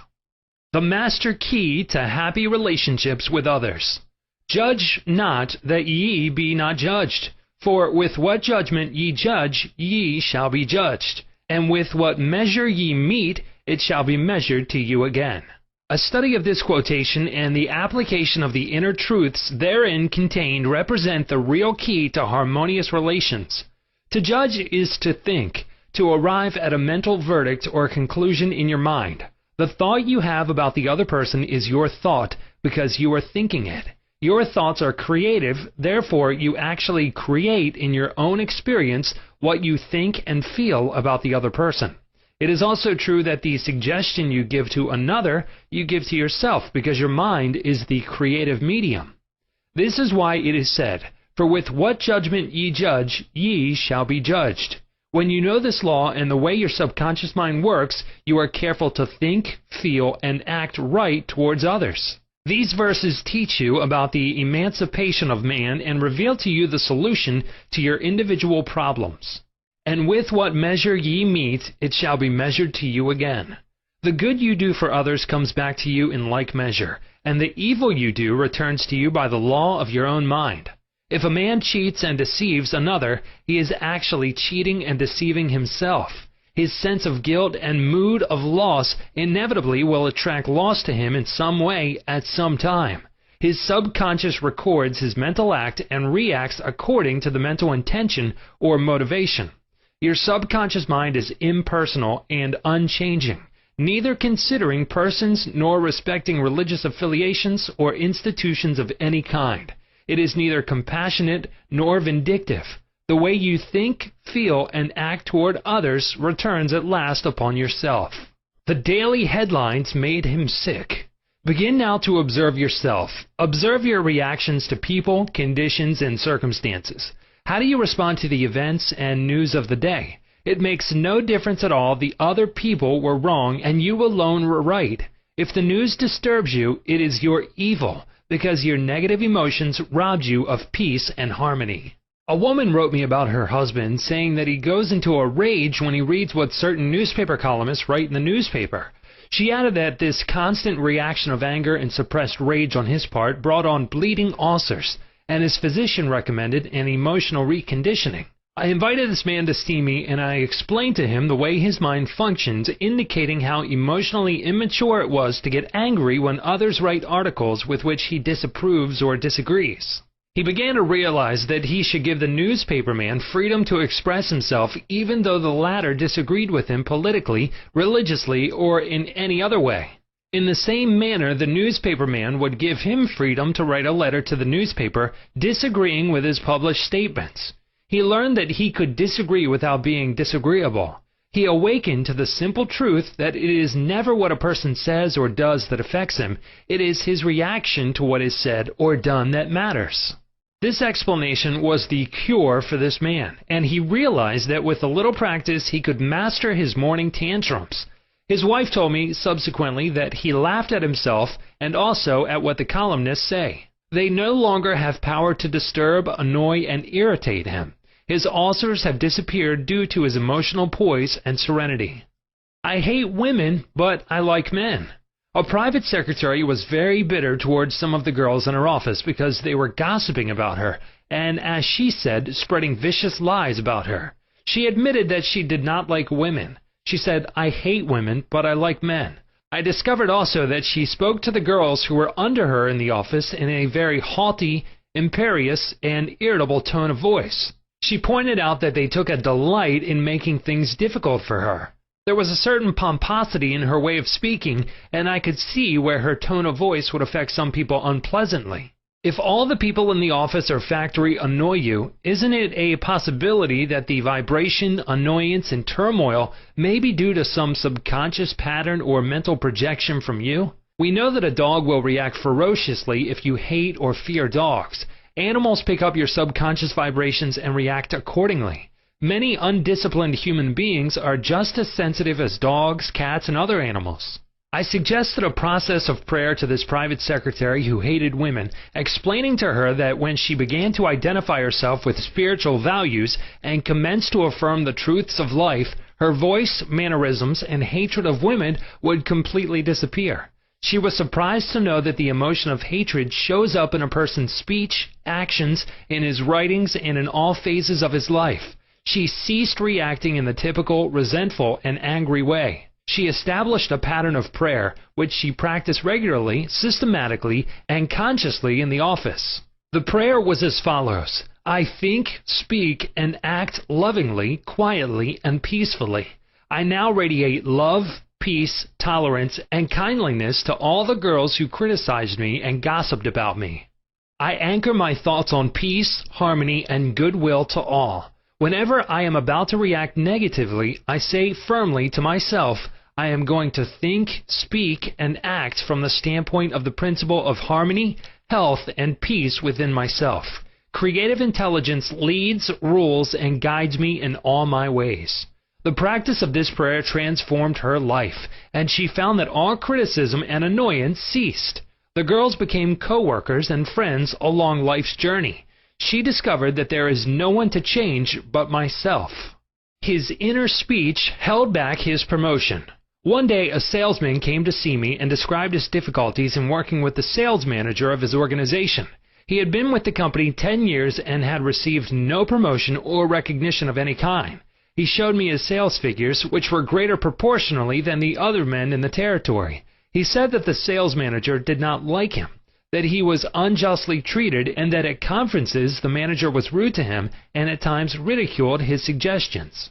I explained that undoubtedly the cause was to a great degree within himself, and that his concept and belief about his superior bore witness to the reaction of this man.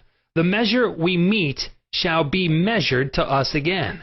His mental measure or concept of the sales manager was that he was mean and cantankerous.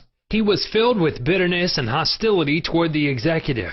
On his way to work, he conducted a vigorous conversation with himself filled with criticism, mental arguments, recriminations, and denunciations of his sales manager. What he gave out mentally, he was inevitably bound to get back. This salesman realized that his inner speech was highly destructive because the intensity and force of his silent thoughts and emotions, and personally conducted mental condemnation and vilification of the sales manager entered into his own subconscious mind. This brought about the negative response from his boss, as well as creating many other personal, physical, and emotional disorders. He began to pray frequently as follows: I am the only thinker in my universe. I am responsible for what I think about my boss. My sales manager is not responsible for the way I think about him. I refuse to give power to any person, place, or thing to annoy me or disturb me. I wish health, success, peace of mind, and happiness for my boss. I sincerely wish him well, and I know he is divinely guided in all his ways. He repeated this prayer out loud, slowly, quietly, and feelingly, knowing that his mind is like a garden, and that whatever he plants in the garden will come forth like seeds after their kind. I also told him to practice mental imagery prior to sleep in this way. He imagined that his sales manager was congratulating him on his fine work, on his zeal and enthusiasm, and on his wonderful response from customers. He felt the reality of all this, felt his hand shake, heard the tone of his voice, and saw him smile. He made a real mental movie, dramatizing it to the best of his ability. Night after night, he conducted this mental movie, knowing that his subconscious mind was the receptive plate on which his conscious imagery would be impressed. Gradually, by a process of what may be termed mental and spiritual osmosis, the impression was made on his subconscious mind, and the expression automatically came forth. The sales manager subsequently called him up to San Francisco, congratulated him, and gave him a new assignment as division sales manager over 100 men with a big increase in salary. He changed his concept and estimate of his boss, and the latter responded accordingly. Becoming emotionally mature. What the other person says or does cannot really annoy or irritate you except you permit him to disturb you. The only way he can annoy you is through your own thought. For example, if you get angry, you have to go through 4 stages in your mind. You begin to think about what he said. You decide to get angry and generate an emotion of rage. Then you decide to act. Perhaps you talk back and react in kind. You see that the thought, emotion, reaction, and action all take place in your mind. When you become emotionally mature, you do not respond negatively to the criticism and resentment of others. To do so would mean that you had descended to that state of low mental vibration and become one with the negative atmosphere of the other. Identify yourself with your aim in life, and you do not permit any person, place, or thing to deflect you from your inner sense of peace, tranquility, and radiant health. The meaning of love and harmonious human relations. Sigmund Freud, the Australian founder of psychoanalysis, said that unless the personality has love, it sickens and dies. Love includes understanding, goodwill, and respect for the divinity in the other person. The more love and goodwill you emanate and exude, the more comes back to you. If you puncture the other fellow's ego and wound his estimate of himself, you cannot gain his goodwill. Recognize that every man wants to be loved and appreciated and made to feel important in the world. Realize that the other man is conscious of his true worth and that, like yourself, he feels the dignity of being an expression of the one life principle animating all men. As you do this consciously and knowingly, you build the other person up and he returns your love and goodwill. He hated audiences. An actor told me that the audience booed and hissed him on his first appearance on the stage. He added that the play was badly written and that undoubtedly he did not play a good role. He admitted openly to me that for months afterward he hated audiences. He called them dopes, dummies, stupid, ignorant, gullible, etc. He quit the stage in disgust and went to work in the drugstore for a year. One day, a friend invited him to hear a lecture in Town Hall, New York City, on how to get along with ourselves. This lecture changed his life. He went back to the stage and began to pray sincerely for the audience and himself. He poured out love and goodwill every night before appearing on the stage. He made it a habit to claim that the peace of God filled the hearts of all present, and that all present were lifted up and inspired. During each performance, he sent out love vibrations to the audience. Today, he is a great actor and he loves and respects people. His goodwill and esteem are transmitted to others and are felt by them. Handling difficult people. There are difficult people in the world who are twisted and distorted mentally. They are malconditioned. Many are mental delinquents, argumentative, uncooperative, cantankerous, cynical, and sour on life. They are sick psychologically. Many people have deformed and distorted minds, probably warped during childhood. Many have congenital deformities. You would not condemn a person who had tuberculosis, nor should you condemn a person who is mentally ill. No one, for example, hates or resents a hunchback. There are many mental hunchbacks. You should have compassion and understanding. To understand all is to forgive all. Misery loves company. The hateful, frustrated, distorted, and twisted personality is out of tune with the infinite. He resents those who are peaceful, happy, and joyous. Usually he criticizes, condemns, and vilifies those who have been very good and kind to him. His attitude is this: why should they be so happy when he is so miserable? He wants to drag them down to his own level. Misery loves company. When you understand this, you remain unmoved, calm, and dispassionate. The practice of empathy in human relations. A girl visited me recently stating that she hated another girl in her office. She gave as a reason that the other girl was prettier, happier, and wealthier than she, and in addition was engaged to the boss of the company where they worked. One day after the marriage had taken place, the crippled daughter, by a former marriage of the woman whom she hated, came into the office. The child put her arms around her mother and said, "Mommy, Mommy, I love my new daddy. Look what he gave me." She showed her mother a wonderful new toy. She said to me, "My heart went out to that little girl, and I knew how happy she must feel. I got a vision of how happy this woman was. All of a sudden, I felt love for her, and I went into the office and wished her all the happiness in the world, and I meant it." In psychological circles today, this is called empathy, which simply means the imaginative projection of your mental attitude into that of another. She projected her mental mood or the feeling of her heart into that of the older woman, and began to think and look out through the other woman's brain. She was actually thinking and feeling as the other woman, and also as the child, because she likewise had projected herself into the mind of the child. She was looking out from the vantage point of the child's mother. If tempted to injure or think ill of another, project yourself mentally into the mind of Moses and think from the standpoint of the 10 Commandments. Appeasement never wins. Do not permit people to take advantage of you or gain their point by temper tantrums, crying jags, or so-called heart attacks. These people are dictators who try to enslave you and make you do their bidding. Be firm but kind and refuse to yield.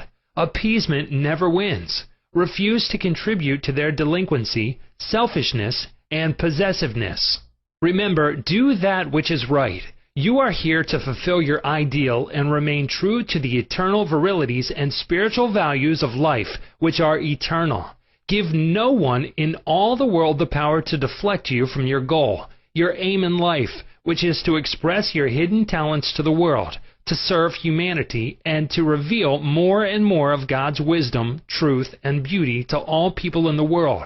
Remain true to your ideal. Know definitely and absolutely that whatever contributes to your peace, happiness, and fulfillment must of necessity bless all men who walk the earth. The harmony of the part is the harmony of the whole, for the whole is in the part, and the part is in the whole. All you owe the other, as Paul says, is love, and love is the fulfilling of the law of health, happiness, and peace of mind. Chapter 17. How to use your subconscious mind for forgiveness. Life plays no favorites. God is life, and this life principle is flowing through you this moment. God loves to express himself as harmony, peace, beauty, joy, and abundance through you. This is called the will of God, or the tendency of life. If you set up resistance in your mind to the flow of life through you, this emotional congestion will get snarled up in your subconscious mind and cause all kinds of negative conditions. God has nothing to do with unhappy or chaotic conditions in the world. Man's negative and destructive thinking brings about all these conditions. Therefore, it is silly to blame God for your trouble or sickness. Many persons habitually set up mental resistance to the flow of life by accusing and reproaching God for the sin, sickness, and suffering of mankind. Others cast the blame on God for their pains, aches, and loss of loved ones, personal tragedies, and accidents. They are angry at God, and they believe He is responsible for their misery. As long as people entertain such negative concepts about God, they will experience the automatic negative reactions from their subconscious minds. Actually, such people do not know that they are punishing themselves. They must see the truth, find release, and give up all condemnation, resentment, and anger against anyone or any power outside themselves. Otherwise, they cannot go forward into a healthy, happy, or creative activity. The minute these people entertain a God of love in their minds and hearts, and when they believe that God is their loving Father who watches over them, cares for them, guides them, sustains and strengthens them, this concept and belief about God or the life principle will be accepted by their subconscious mind, and they will find themselves blessed in countless ways. Life always forgives you.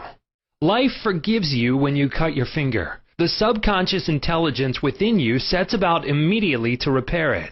New cells build bridges over the cut. Should you take some tainted food by error, life forgives you and causes you to regurgitate it in order to preserve you. If you burn your hand, the life principle reduces the edema and congestion, and gives you new skin, tissue, and cells.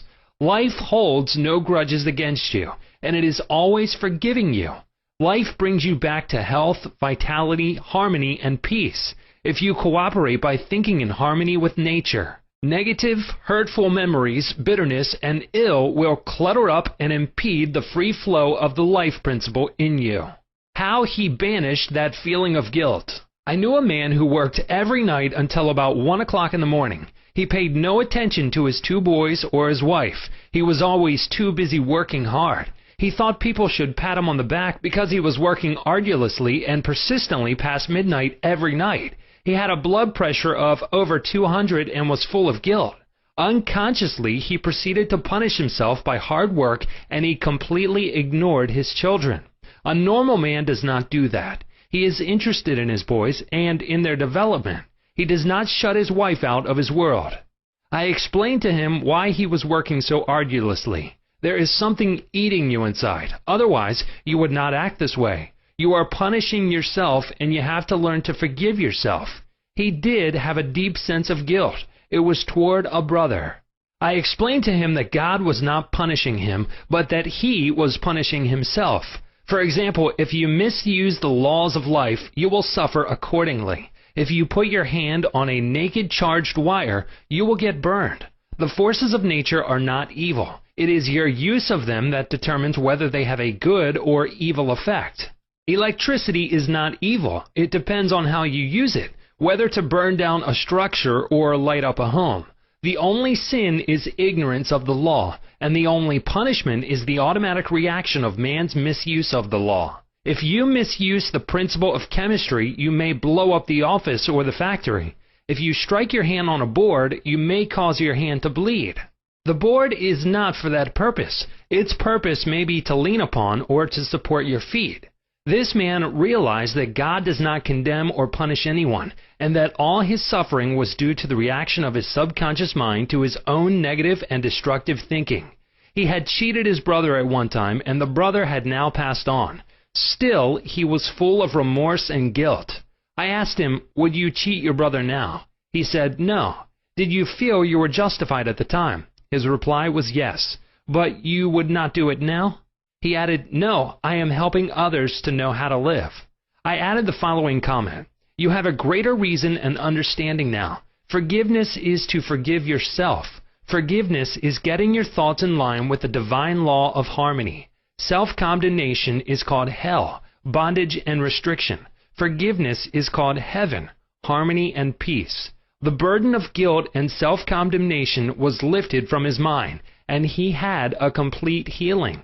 The doctor tested his blood pressure, and it had become normal. The explanation was the cure. A murderer learned to forgive himself. A man who murdered his brother in Europe visited me many years ago. He was suffering from great mental anguish and torture, believing that God must punish him. He explained that his brother had been having an affair with his wife, and that he had shot him on the spur of the moment. This had happened about 15 years previous to his interview with me. In the meantime, this man had married an American girl and had been blessed with 3 lovely children. He was in a position where he helped many people, and he was a transformed man. My explanation to him was that physically and psychologically, he was not the same man who shot his brother, since scientists inform us that every cell of our bodies change every 11 months. Moreover, mentally and spiritually, he was a new man. He was now full of love and goodwill for humanity. The old man who committed the crime 15 years before was mentally and spiritually dead. Actually, he was condemning an innocent man. This explanation had a profound effect upon him, and he said it was as if a great weight had been lifted from his mind. He realized the significance of the following truth in the Bible. "Come now, let us reason together, saith the Lord. Though your sins may be as scarlet, they shall be as white as snow. Though they be red like crimson, they shall be as wool." Isaiah 1:18. Criticism cannot hurt you without your consent. A school teacher told me that one of her associates criticized a speech she had given, saying to her that she spoke too fast. She swallowed some of her words. She couldn't be heard. Her diction was poor and her speech ineffective. This teacher was furious and full of resentment toward her critic. She admitted to me that the criticisms were just. Her first reaction was really childish, and she agreed that the letter was really a blessing and a marvelous corrective. She proceeded immediately to supplement her deficiencies in her speech by enrolling in a course in public speaking at City College. She wrote and thanked the writer of the note for her interest, expressing appreciation for her conclusions and findings, which enabled the teacher to correct the matter at once. How to be compassionate. Suppose none of the things mentioned in the letter had been true of the teacher. The latter would have realized that her class material had upset the prejudices, superstitions, or narrow sectarian beliefs of the writer of the note, and that a psychologically ill person was simply pouring forth her resentment because a psychological boil had been heard. To understand this fact is to be compassionate. The next logical step would be to pray for the other person's peace, harmony, and understanding. You cannot be hurt when you know that you are master of your thoughts, reactions, and emotions. Emotions follow thoughts, and you have the power to reject all thoughts which may disturb or upset you. Left at the altar. Some years ago, I visited a church to perform a marriage ceremony. The young man did not appear, and at the end of 2 hours, the bride-to-be shed a few tears, and then said to me, "I prayed for divine guidance. This might be the answer, for he never faileth." That was her reaction, faith in God and all things good. She had no bitterness in her heart because, as she said, it must not have been right action because my prayer was for right action for both of us. Someone else having a similar experience would have gone into a tantrum, have had an emotional fit, required sedation, and perhaps needed hospitalization. Tune in with the infinite intelligence within your subconscious depths, trusting the answer in the same way that you trusted your mother when she held you in her arms. This is how you can acquire poise and mental and emotional health. It is wrong to marry. Sex is evil, and I am evil. Some time ago, I talked to a young lady aged 22. She was taught that it was a sin to dance, to play cards, to swim, and to go out with men. She was threatened by her mother, who told her she would burn eternally in hellfire if she disobeyed her will and her religious teachings. This girl wore a black dress and black stockings. She wore no rouge, lipstick, or any form of makeup because her mother said that these things were sinful. Her mother told her that all men were evil, and that sex was of the devil and simply diabolic debauchery.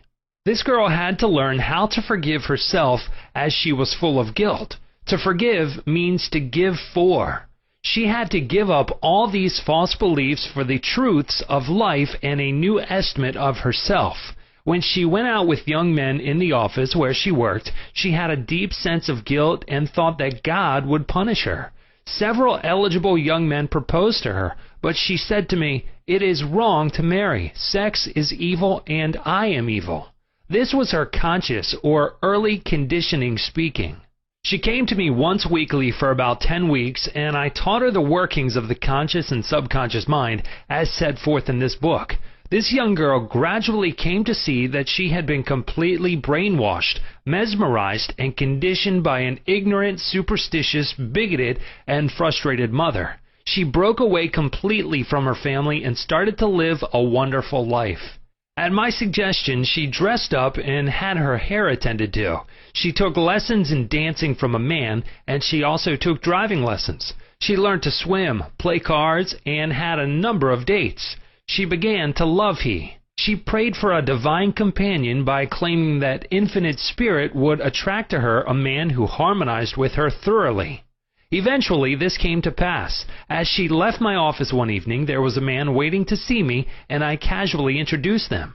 They are now married and harmonize with each other perfectly. Forgiveness is necessary for healing. Forgiveness of others is essential to mental peace and radiant health. You must forgive everyone who has ever hurt you if you want perfect health and happiness. Forgive yourself by getting your thoughts in harmony with divine law and order. You cannot really forgive yourself completely until you have forgiven others first.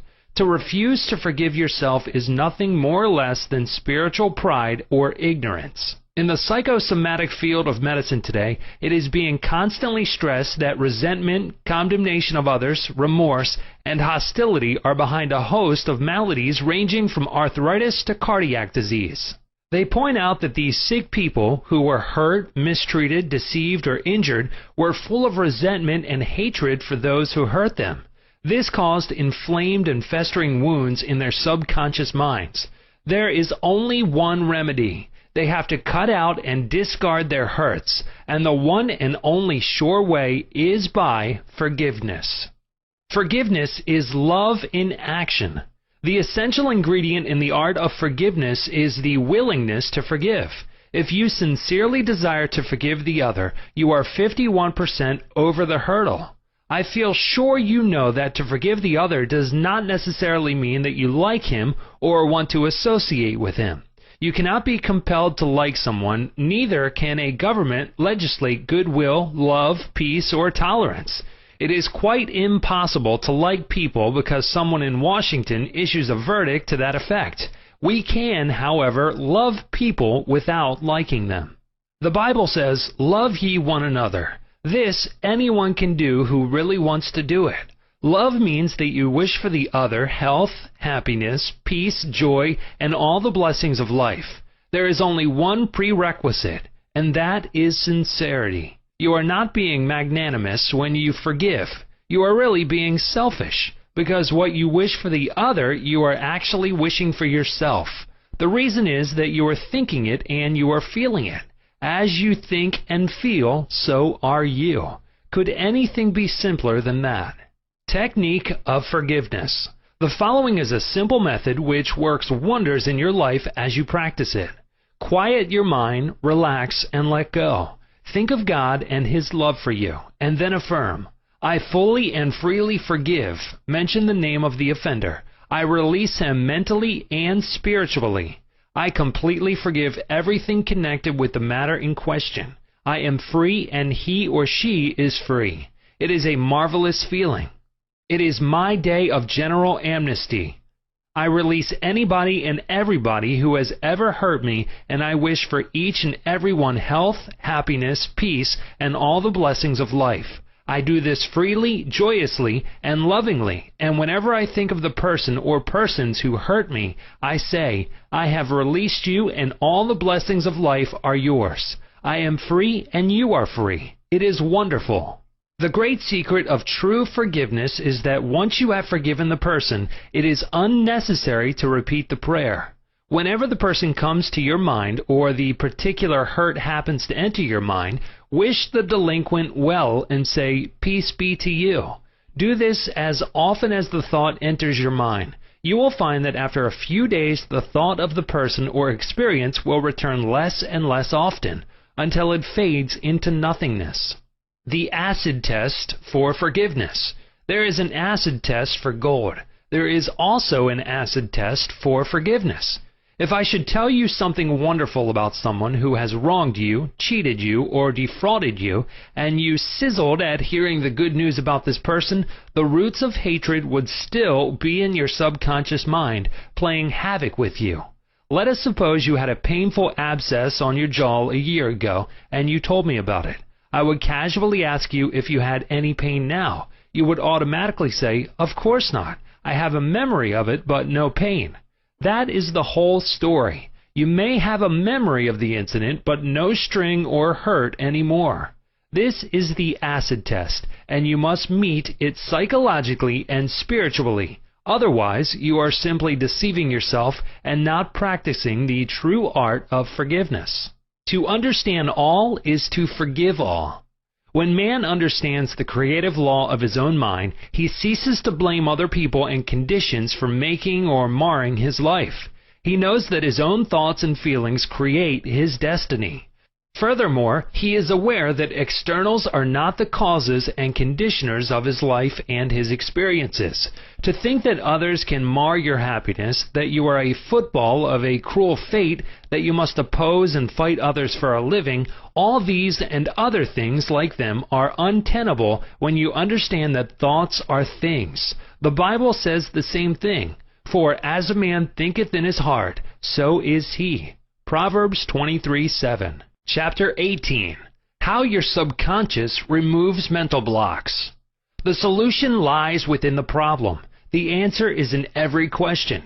If you are presented with a difficult situation and you cannot see your way clear, the best procedure is to assume that infinite intelligence within your subconscious mind knows all and sees all, has the answer, and is revealing it to you now. Your new mental attitude that the creative intelligence is bringing about a happy solution will enable you to find the answer. Rest assured that such an attitude of mind would bring order, peace, and meaning to all your undertakings. How to break or build a habit. You are a creature of habit. Habit is the function of your subconscious mind. You learn to swim, ride a bicycle, dance, and drive a car by consciously doing these things over and over again until they establish tracks in your subconscious mind. Then the automatic habit action of your subconscious mind took over. This is sometimes called second nature, which is a reaction of your subconscious mind to your thinking and acting. You are free to choose a good habit or a bad habit. If you repeat a negative thought or act over a period of time, you will be under the compulsion of a habit. The law of your subconscious is compulsion. How he broke a bad habit. Mr. Jones said to me, "An uncontrollable urge to drink seizes me, and I remain drunk for 2 weeks at a time. I can't give up this terrible habit." Time and time again, these experiences had occurred to this unfortunate man. He had grown into the habit of drinking to excess. Although he had started drinking on his own initiative, he also began to realize that he could change the habit and establish a new one. He said that while through his willpower he was able to suppress his desires temporarily, his continued efforts to suppress the many urges only made matters worse. His repeated failures convinced him that he was hopeless and powerless to control his urge or obsession. This idea of being powerless operated as a powerful suggestion to his subconscious mind and aggravated his weakness, making his life a succession of failures. I taught him to harmonize the functions of the conscious and subconscious mind. When these two cooperate, the idea or desire implanted in the subconscious mind is realized. His reasoning mind agreed that if the old habit path or track had carried him into trouble, he could consciously form a new path to freedom, sobriety, and peace of mind. He knew that his destructive habit was automatic, but since it was acquired through his conscious choice, he realized that if he had been conditioned negatively, he also could be conditioned positively.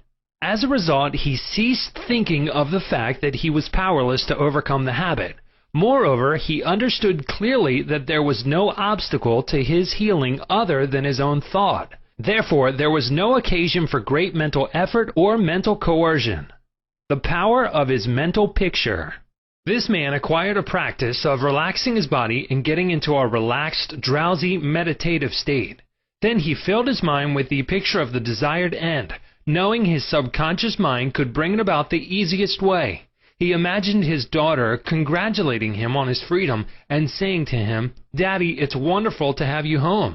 He had lost his family through drink. He was not allowed to visit them, and his wife would not speak to him.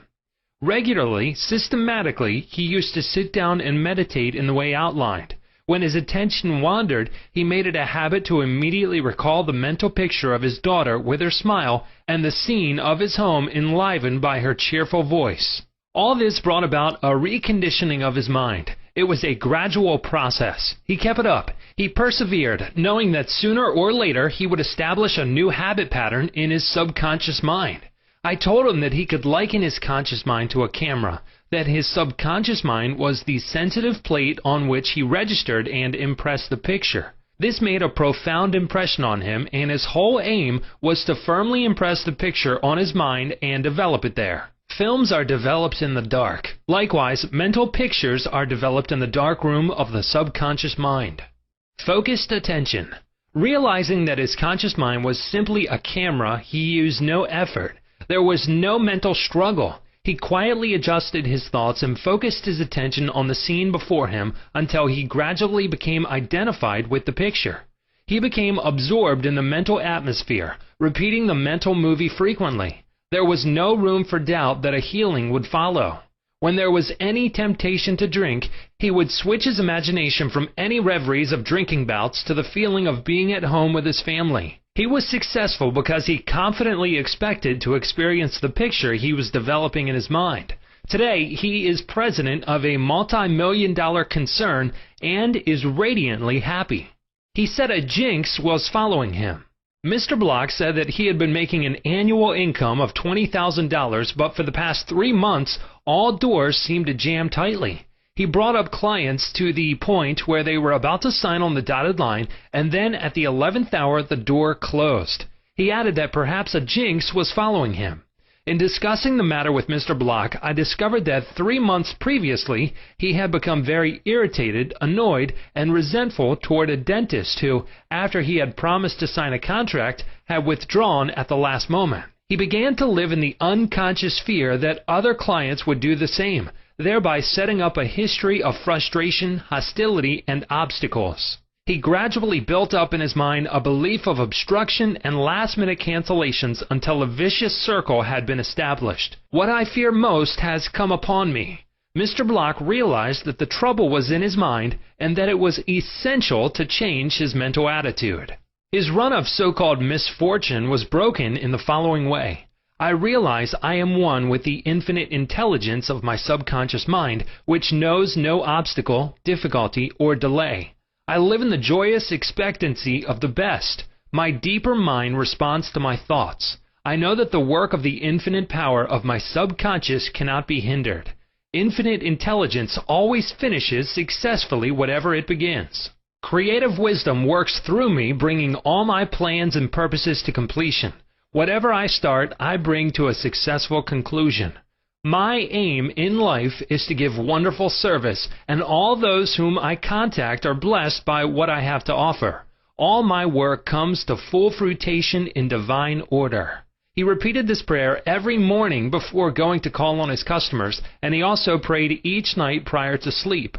In a short time, he had established a new habit pattern in his subconscious mind, and he was back in his old accustomed stride as a successful salesman. How much do you want what you want? A young man asked Socrates how he could get wisdom. Socrates replied, "Come with me." He took the lad to a river, pushed the boy's head under the water, held it there until the boy was gasping for air, then relaxed and released his head. When the boy regained his composure, he asked him, "What did you desire most when you were under water?" "I wanted air," said the boy. Socrates said to him, "When you want wisdom as much as you wanted air when you were immersed in the water, you will receive it."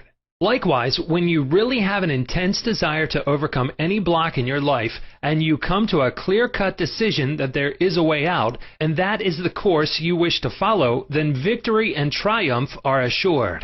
If you really want peace of mind and inner calm, you will get it. Regardless of how unjustly you have been treated, or how unfair the boss has been, or what a mean scoundrel someone has proved to be, all this makes no difference to you when you awaken to your mental and spiritual powers. You know what you want, and you will definitely refuse to let the thieves' thoughts of hatred, anger, hostility, and ill will rob you of peace, harmony, health, and happiness. You cease to become upset by people, conditions, news, and events by identifying your thoughts immediately with your aim in life. Your aim is peace, health, inspiration, harmony, and abundance. Feel a river of peace flowing through you now. Your thought is the immaterial and invisible power, and you choose to let it bless, inspire, and give you peace. Why he could not be healed. This is a case history of a married man with 4 children who was supporting and secretly living with another woman during his business trips. He was ill, nervous, irritable, and cantankerous, and he could not sleep without drugs. The doctor's medicine failed to bring down his high blood pressure of over 200. He had pains in numerous organs of his body, which doctors could not diagnose or relieve. To make matters worse, he was drinking heavily. The cause of all this was a deep, unconscious sense of guilt. He had violated the marriage vows, and this troubled him. The religious creed he was brought up on was deeply lodged in his subconscious mind, and he drank excessively to heal the wound of guilt.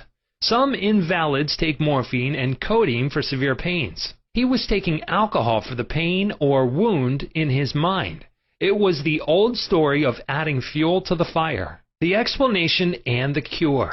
He listened to the explanation of how his mind worked. He faced his problem, looked at it, and gave up his dual role. He knew that his drinking was an unconscious attempt to escape.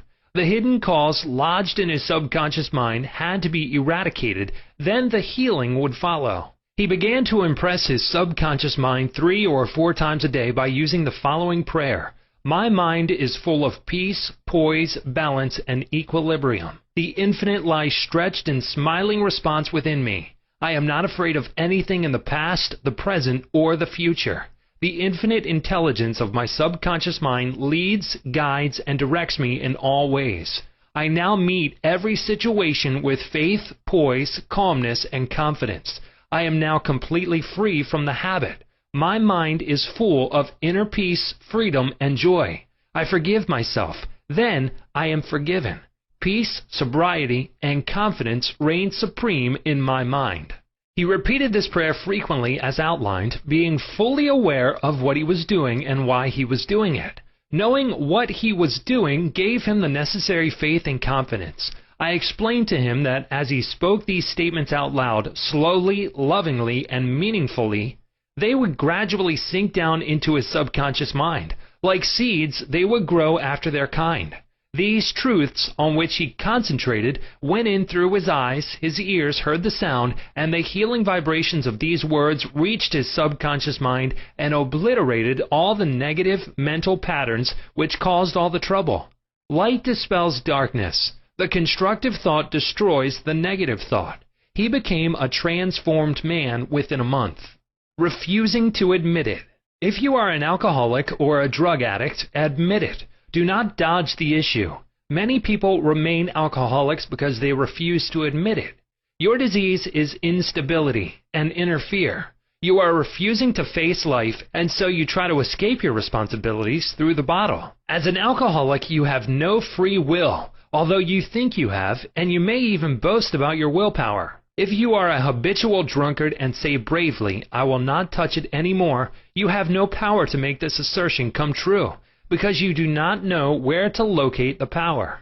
You are living in a psychological prison of your own making, and you are bound by your beliefs, opinions, training, and environmental influences. Like most people, you are a creature of habit. You are conditioned to react the way you do. Building in the idea of freedom. You can build the idea of freedom and peace of mind into your mentality so that it reaches your subconscious depths. The latter, being all-powerful, will free you from all desire for alcohol. Then you will have the new understanding of how your mind works, and you can truly back up your statement and prove the truth to yourself. 51% healed. If you have a keen desire to free yourself from any destructive habit, you are 51% healed already. When you have a greater desire to give up the bad habit than to continue it, you will not experience too much difficulty in gaining complete freedom.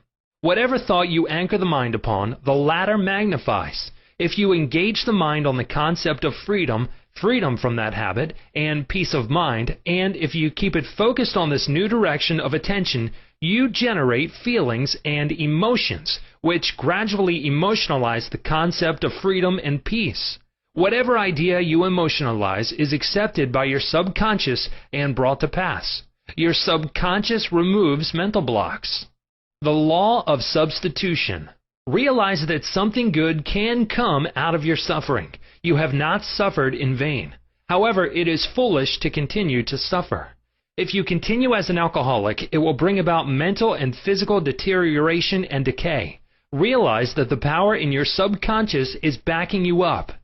Even though you may be seized by melancholy, you should begin to imagine the joy of freedom that is in store for you.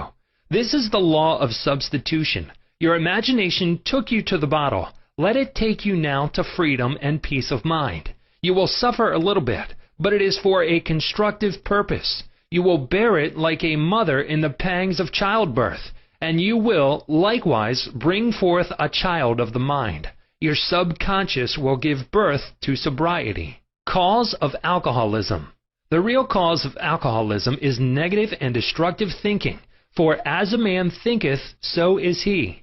The alcoholic has a deep sense of inferiority, inadequacy, defeat, and frustration, usually accompanied by a deep inner hostility. He has countless alibis as to his reason for drinking, but the sole reason is in his thought life. 3 magic steps. The first step, get still, quiet the wheels of the mind. Enter into a sleepy, drowsy state. In this relaxed, peaceful, receptive state, you are preparing for the second step. The second step, take a brief phrase which can readily be graven on the memory and repeated over and over as a lullaby. Use the phrase, sobriety and peace of mind are mine now, and I give thanks. To prevent the mind from wandering, repeat it aloud or sketch its pronunciation with the lips and tongue as you say it mentally. This helps its entry into the subconscious mind. Do this for 5 minutes or more. You will find a deep emotional response. The third step, just before going to sleep, practice what Johann von Goethe, German author, used to do. Imagine a friend, a loved one in front of you. Your eyes are closed, you are relaxed and at peace. The loved one or friend is subjectively present and is saying to you, congratulations. You see the smile, you hear the voice, you mentally touch the hand. It is all real and vivid. The word congratulations imply complete freedom. Hear it over and over again until you get the subconscious reaction, which satisfies. Keep on keeping on. When fear knocks at the door of your mind, or when worry, anxiety, and doubt cross your mind, behold your vision, your goal. Think of the infinite power within your subconscious mind, which you can generate by your thinking and imagining. And this will give you confidence, power, and courage. Keep on, persevere, until the day breaks and the shadows flee away. Chapter 19. How to use your subconscious mind to remove fear. One of our students told me that he was invited to speak at a banquet. He said he was panic-stricken at the thought of speaking before 1,000 people. He overcame his fear this way. For several nights he sat down in an armchair for about 5 minutes and said to himself slowly, quietly, and positively, I am going to master this fear. I am overcoming it now. I speak with poise and confidence. I am relaxed and at ease. He operated a definite law of mind and overcame his fear. The subconscious mind is amenable to suggestion and is controlled by suggestion. When you still your mind and relax, the thoughts of your conscious mind sink down into the subconscious through a process similar to osmosis, whereby fluids separated by a porous membrane intermingle. As these positive seeds or thoughts sink into the subconscious area, they grow after their kind, and you become poised, serene, and calm. Man's greatest enemy. It is said that fear is man's greatest enemy. Fear is behind failure, sickness, and poor human relations. Millions of people are afraid of the past, the future, old age, insanity, and death. Fear is a thought in your mind, and you are afraid of your own thoughts. A little boy can be paralyzed with fear when he is told there is a boogeyman under his bed that is going to take him away. When his father turns on the light and shows him there is no boogeyman, he is freed from fear. The fear in the mind of the boy was as real as if there really was a boogeyman there. He was healed of a false thought in his mind.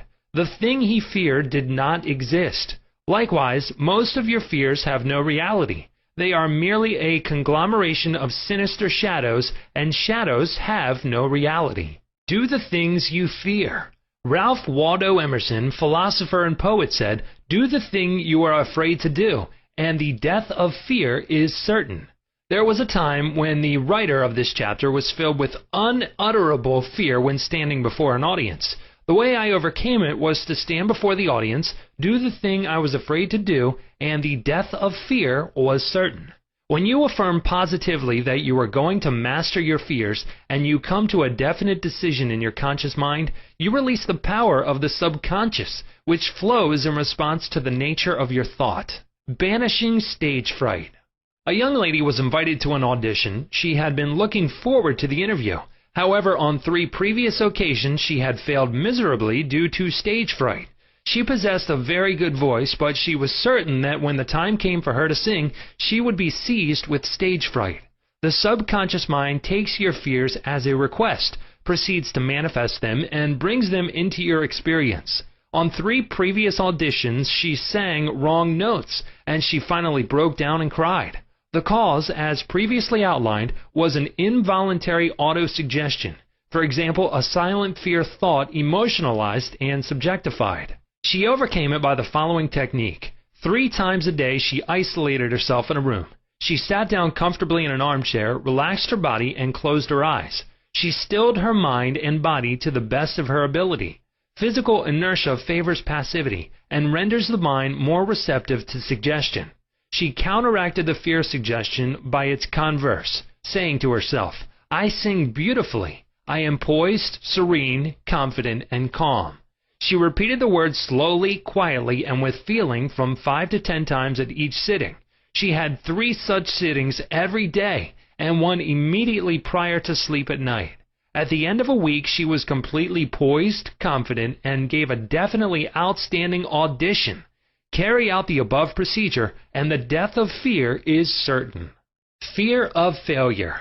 Occasionally, young men from the local university come to see me, as well as school teachers, who often seem to suffer from suggestive amnesia at examinations. The complaint is always the same. I know the answers after the examination is over, but I can't remember the answers during the examination. The idea, which realizes itself, is the one to which we invariably give concentrated attention. I find that each one is obsessed with the idea of failure. Fear is behind the temporary amnesia, and it is the cause of the whole experience. One young medical student was the most brilliant person in his class, yet he found himself failing to answer simple questions at the time of written or oral examinations. I explained to him that the reason was he had been worrying and fearful for several days previous to the examination. These negative thoughts became charged with fear. Thoughts enveloped in the powerful emotion of fear are realized in the subconscious mind. In other words, this young man was requesting his subconscious mind to see to it that he failed, and that is exactly what it did. On the day of the examination, he found himself stricken with what is called, in psychological circles, suggestive amnesia. How he overcame the fear. He learned that his subconscious mind was the storehouse of memory, and that it had a perfect record of all he had heard and read during his medical training. Moreover, he learned that the subconscious mind was responsive and reciprocal. The way to be in rapport with it was to be relaxed, peaceful, and confident. Every night and morning he began to imagine his mother congratulating him on his wonderful record. He would hold an imaginary letter from her in his hand. As he began to contemplate the happy result, he called forth a corresponding or reciprocal response or reaction in himself. The all-wise, omnipotent power of the subconscious took over, dictated, and directed his conscious mind accordingly. He imagined the end, thereby willing the means to the realization of the end. Following this procedure, he had no trouble passing subsequent examinations. In other words, the subjective wisdom took over, compelling him to give an excellent account of himself. Fear of water, mountains, closed spaces, etc. There are many people who are afraid to go into an elevator, climb mountains, or even swim in the water. It may well be that the individual had unpleasant experiences in the water in his youth, such as having been thrown forcibly into the water without being able to swim. He might have been forcibly detained in an elevator, which failed to function properly, causing resultant fear of closed spaces. I had an experience when I was about 10 years of age. I accidentally fell into a pool and went down 3 times. I can still remember the dark water engulfing my head and my gasping for air until another boy pulled me out at the last moment. This experience sank into my subconscious mind, and for years I feared the water. An elderly psychologist said to me, "Go down to the swimming pool, look at the water, and say out loud in strong tones, 'I am going to master you. I can dominate you.' Then go into the water, take lessons, and overcome it." This I did, and I mastered the water. Do not permit water to master you. Remember, you are the master of the water. When I assumed a new attitude of mind, the omnipotent power of the subconscious responded, giving me strength, faith, and confidence, and enabling me to overcome my fear. Master technique for overcoming any particular fear. The following is a process and technique for overcoming fear, which I teach from the platform. It works like a charm. Try it. Suppose you are afraid of the water, a mountain, an interview, an audition, or you fear closed spaces. If you are afraid of swimming, begin now to sit still for 5 or 10 minutes, 3 or 4 times a day, and imagine you are swimming. Actually, you are swimming in your mind. It is a subjective experience. Mentally, you have projected yourself into the water. You feel the chill of the water and the movement of your arms and legs. It is all real, vivid, and a joyous activity of the mind. It is not idle daydreaming, for you know that what you are experiencing in your imagination will be developed in your subconscious mind. Then you will be compelled to express the image and likeness of the picture you impressed on your deeper mind. This is the law of the subconscious. You could apply the same technique if you are afraid of mountains or high places. Imagine you are climbing the mountain. Feel the reality of it all. Enjoy the scenery, knowing that as you continue to do this mentally, you will do it physically with ease and comfort. He blessed the elevator. I knew an executive of a large corporation who was terrified to ride in an elevator. He would walk up 5 flights of stairs to his office every morning. He said that he began to bless the elevator every night and several times a day. He finally overcame his fear. This is how he blessed the elevator. The elevator in our building is a wonderful idea. It came out of the universal mind. It is a boon and a blessing to all our employees. It gives wonderful service. It operates in divine order. I ride it in peace and joy. I remain silent now while the currents of life, love, and understanding flow through the patterns of my thought. In my imagination, I am now in the elevator, and I step out into my office. The elevator is full of our employees. I talk to them, and they are friendly, joyous, and free. It is a wonderful experience of freedom, faith, and confidence. I give thanks. He continued this prayer for about 10 days, and on the 11th day, he walked into the elevator with other members of the organization and felt completely free. Normal and abnormal fear. Man is born only with 2 fears, the fear of falling and the fear of noise. These are an alarm system given you by nature as a means of self-preservation. Normal fear is good. You hear an automobile coming down the road, and you step aside to survive. The momentary fear of being run over is overcome by your action. All other fears were given to you by parents, relatives, teachers, and all those who influenced your early years. Abnormal fear.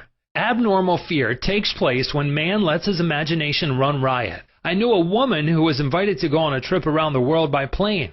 She began to cut out of the newspapers all reports of airplane catastrophes. She pictured herself going down in the ocean, being drowned, etc. This is abnormal fear. Had she persisted in this, she would undoubtedly have attracted what she feared most. Another example of abnormal fear is that of a businessman in New York who was very prosperous and successful. He had his own private mental motion picture, of which he was the director. He would run this mental movie of failure, bankruptcy, empty shelves, and no bank balance until he sank into a deep depression. He refused to stop this morbid imagery and kept reminding his wife that this can't last. There will be a recession.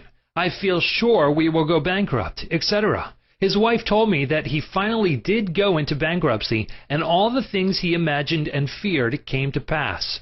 The things he feared did not exist, but he brought them to pass by constantly fearing, believing, and expecting financial disaster. Job said, "The thing I feared has come upon me." There are people who are afraid that something terrible will happen to their children, and that some dread catastrophe will befall them. When they read about an epidemic or a rare disease, they live in fear that they will catch it, and some imagine they have the disease already. All this is abnormal fear. The answer to abnormal fear: move mentally to the opposite. To stay at the extreme of fear is stagnation plus mental and physical deterioration. When fear arises, there immediately comes with it a desire for something opposite to the thing feared. Place your attention on the thing immediately desired. Get absorbed and engrossed in your desire, knowing that the subjective always overturns the objective. This attitude will give you confidence and lift your spirits. The infinite power of your subconscious mind is moving on your behalf, and it cannot fail. Therefore, peace and assurance are yours. Examine your fears. The president of a large organization told me that when he was a salesman, he used to walk around the block 5 or 6 times before he called on a customer. The sales manager came along one day and said to him, "Don't be afraid of the boogeyman behind the door. There is no boogeyman. It is a false belief." The manager told him that whenever he looked at his own fears, he stared them in the face and stood up to them, looking them straight in the eye. Then they faded and shrank into insignificance. He landed in the jungle. A chaplain told me of his experiences in the Second World War. He had to parachute from a damaged plane and land in the jungle. He said he was frightened, but he knew there were 2 kinds of fear, normal and abnormal, which we have previously pointed out. He decided to do something about the fear immediately and began to talk to himself, saying, "John, you can't surrender to your fear. Your fear is a desire for safety and security and a way out." He began to claim infinite intelligence which guides the planets in their courses is now leading and guiding me out of this jungle. He kept saying this out loud to himself for 10 minutes or more. Then, he added, something began to stir inside me. A mood of confidence began to seize me, and I began to walk. After a few days, I miraculously came out of the jungle and was picked up by a rescue plane. His changed mental attitude saved him. His confidence and trust in the subjective wisdom and power within him was the solution to his problem. He said, "Had I begun to bemoan my fate and indulge my fears, I would have succumbed to the monster fear and probably would have died of fear and starvation." He dismissed himself. The general manager of an organization told me that for 3 years he feared he would lose his position. He was always imagining failure. The thing he feared did not exist, save as a morbid anxiety thought in his own mind. His vivid imagination dramatized the loss of his job until he became nervous and neurotic. Finally, he was asked to resign. Actually, he dismissed himself. His constant negative imagery and fear suggestions to his subconscious mind caused the latter to respond and react accordingly. It caused him to make mistakes and foolish decisions, which resulted in his failure as a general manager. His dismissal would never have happened if he had immediately moved to the opposite in his mind. They plotted against him. During a recent world lecture tour, I had a 2-hour conversation with a prominent government official. He had a deep sense of inner peace and serenity. He said that all the abuse he receives politically from newspapers and the opposition party never disturb him. His practice is to sit still for 15 minutes in the morning and realize that in the center of him is a deep, still ocean of peace. Meditating in this way, he generates tremendous power, which overcomes all manner of difficulties and fears. Sometime previously, a colleague called him at midnight and told him a group of people were plotting against him. This is what he said to his colleague: "I am going to sleep now in perfect peace. You can discuss it with me at 10 a.m. tomorrow." He said to me, "I know that no negative thought can ever manifest except I emotionalize the thought and accept it mentally. I refuse to entertain their suggestion of fear. Therefore, no harm can come to me." Notice how calm he was, how cool, how peaceful. He did not start getting excited, tearing his hair, or wringing his hands. At his center, he found the still water, an inner peace, and there was a great calm. Deliver yourself from all your fears. Use this perfect formula for casting out fear. I sought the Lord, and he heard me, and delivered me from all my fears. Psalm 34:4. The Lord is an ancient word meaning law, the power of your subconscious mind. Learn the wonders of your subconscious and how it works and functions. Master the techniques given to you in this chapter. Put them into practice now, today. Your subconscious will respond, and you will be free of all fears. I sought the Lord, and He heard me and delivered me from all my fears. Chapter 20. How to stay young in spirit forever. Your subconscious mind never grows old. It is timeless, ageless, and endless. It is a part of the universal mind of God, which was never born, and it will never die. Fatigue or old age cannot be predicted on any spiritual quality or power. Patience, kindness, veracity, humility, goodwill, peace, harmony, and brotherly love are attributes and qualities which never grow old. If you continue to generate these qualities here on this plane of life, you will always remain young in spirit. I remember reading an article in one of our magazines some years ago which stated that a group of eminent medical men at the DeCourcy Clinic in Cincinnati, Ohio, reported that years alone are not responsible for bringing about degenerative disorders. These same physicians stated that it is the fear of time, not time itself, that has a harmful aging effect on our minds and bodies, and that the neurotic fear of the effects of time may well be the cause of premature aging. During the many years of my public life, I have had occasion to study the biographies of the famous men and women who have continued their productive activities into the years well beyond the normal span of life. Some of them achieved their greatest in old age. At the same time, it has been my privilege to meet and to know countless individuals of no prominence who, in their lesser sphere, belong to those hardy mortals who have proved that old age of itself does not destroy the creative powers of the mind and body. He had grown old in his thought life. A few years ago, I called on an old friend in London, England. He was over 80 years of age, very ill, and obviously was yielding to his advancing years. Our conversation revealed his physical weakness, his sense of frustration, and a general deterioration almost approaching lifelessness. His cry was that he was useless and that no one wanted him.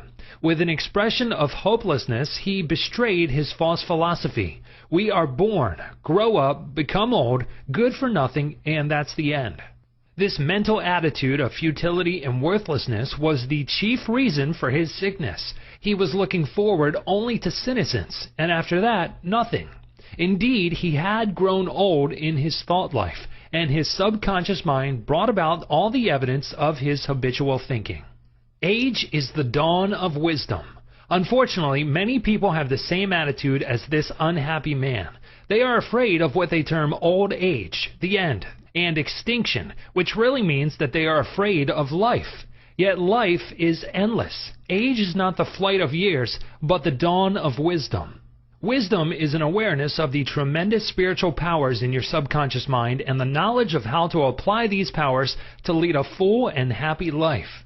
Get it out of your head once and for all that 65, 75, or 85 years of age is synonymous with the end for you or anybody else. It can be the beginning of a glorious, fruitful, active, and most productive life pattern, better than you have ever experienced. Believe this, expect it, and your subconscious will bring it to pass.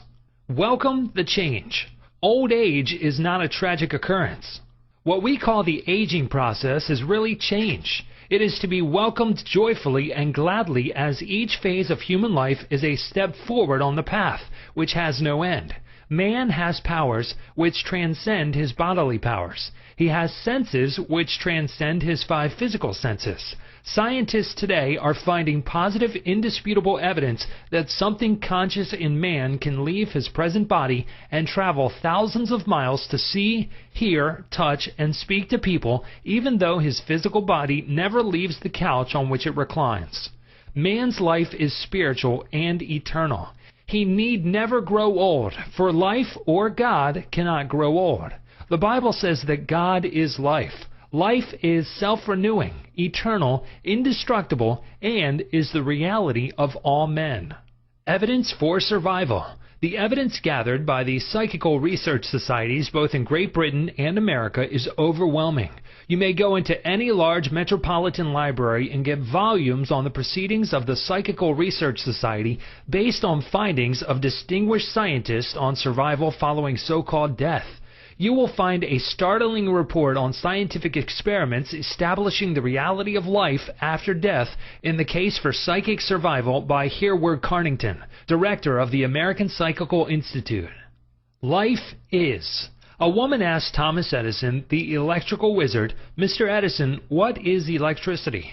He replied, "Madame, electricity is, use it." Electricity is a name we give an invisible power which we do not fully comprehend, but we learn all we can about the principle of electricity and its uses. We use it in countless ways.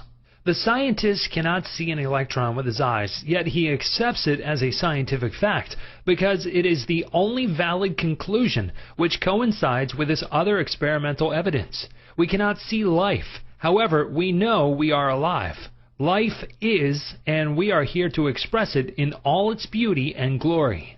Mind and spirit do not grow old.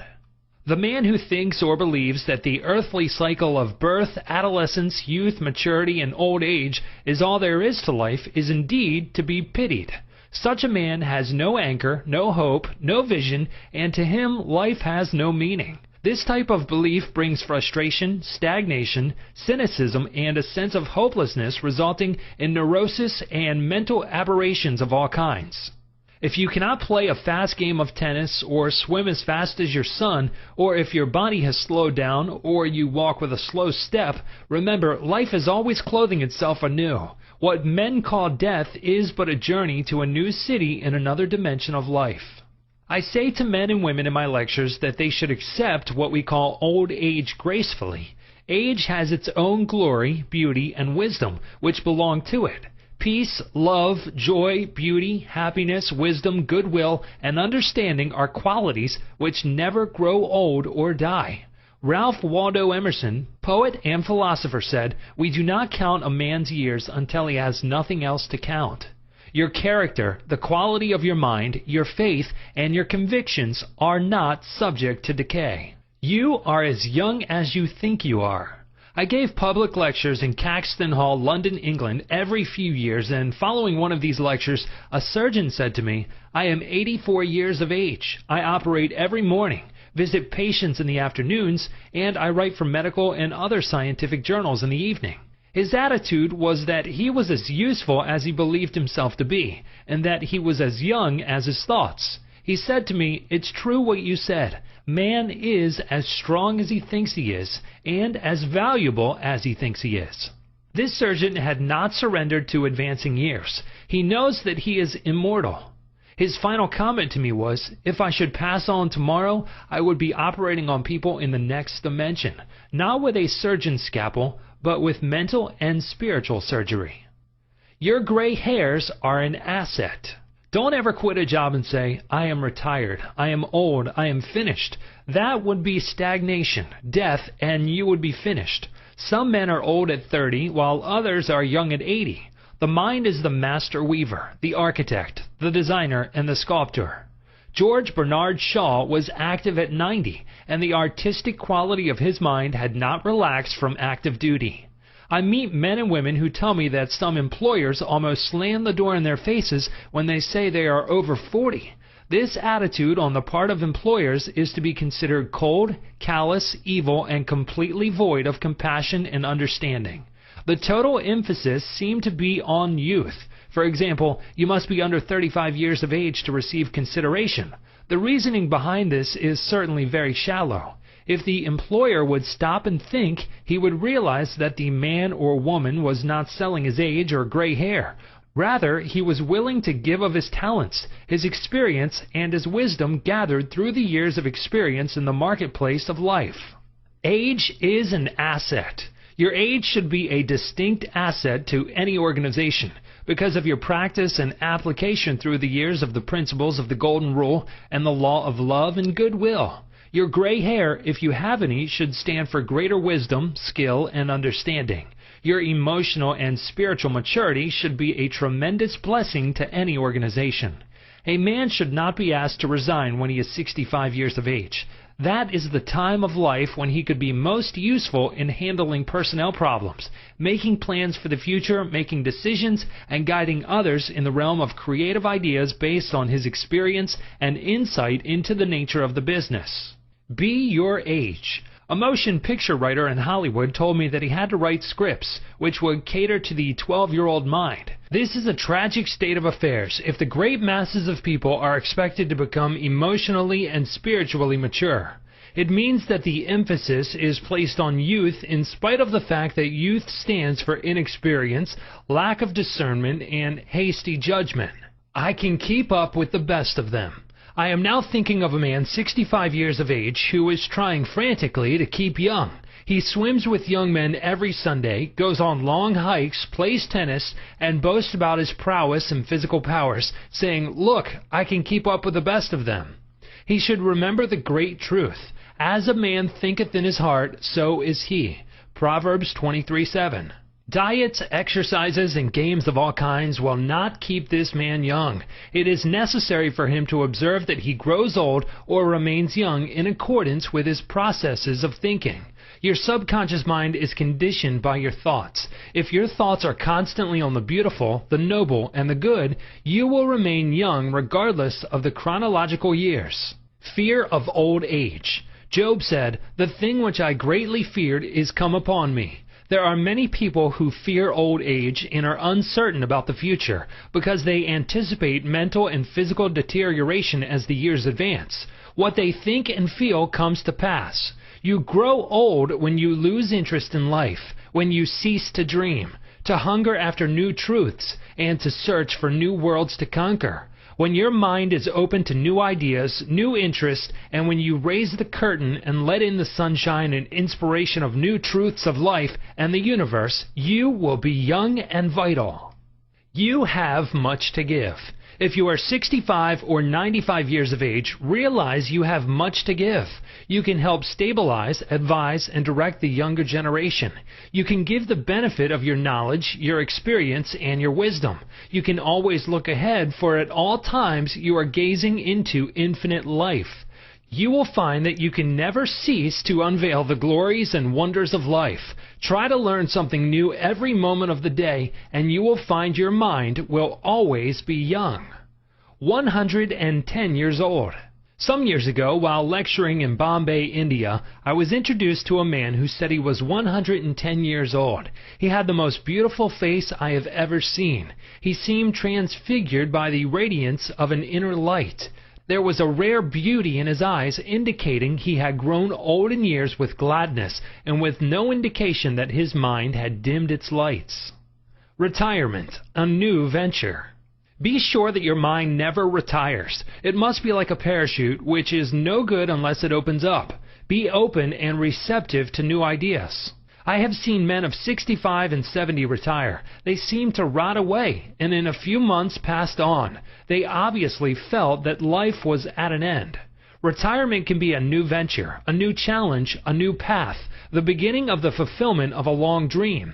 It is inexpressibly depressing to hear a man say, "What shall I do now that I am retired?" He is saying, in effect, "I am mentally and physically dead. My mind is bankrupt of ideas." All this is a false picture. The real truth is that you can accomplish more at 90 than you did at 60, because each day you are growing in wisdom and understanding of life and the universe through your new studies and interest. He graduated to a better job. An executive who lives near me was forced to retire a few months ago because he had reached the age of 65. He said to me, "I look upon my retirement as promotion from kindergarten to the first grade." He philosophized in this manner. He said that when he left high school, he went up the ladder by going to college. He realized this was a step forward in his education and understanding of life in general. Likewise, he added, now he could do the things he had always wanted to do, and therefore his retirement was still another step forward on the ladder of life and wisdom. He came to the wise conclusion that he was no longer going to concentrate on making a living. Now he was going to give all his attention to living life. He is an amateur photographer, and he took additional courses on the subject. He took a trip around the world and took movies of famous places. He now lectures before various groups, lodges, and clubs, and is in popular demand. There are countless ways of taking an interest in something worthwhile outside yourself.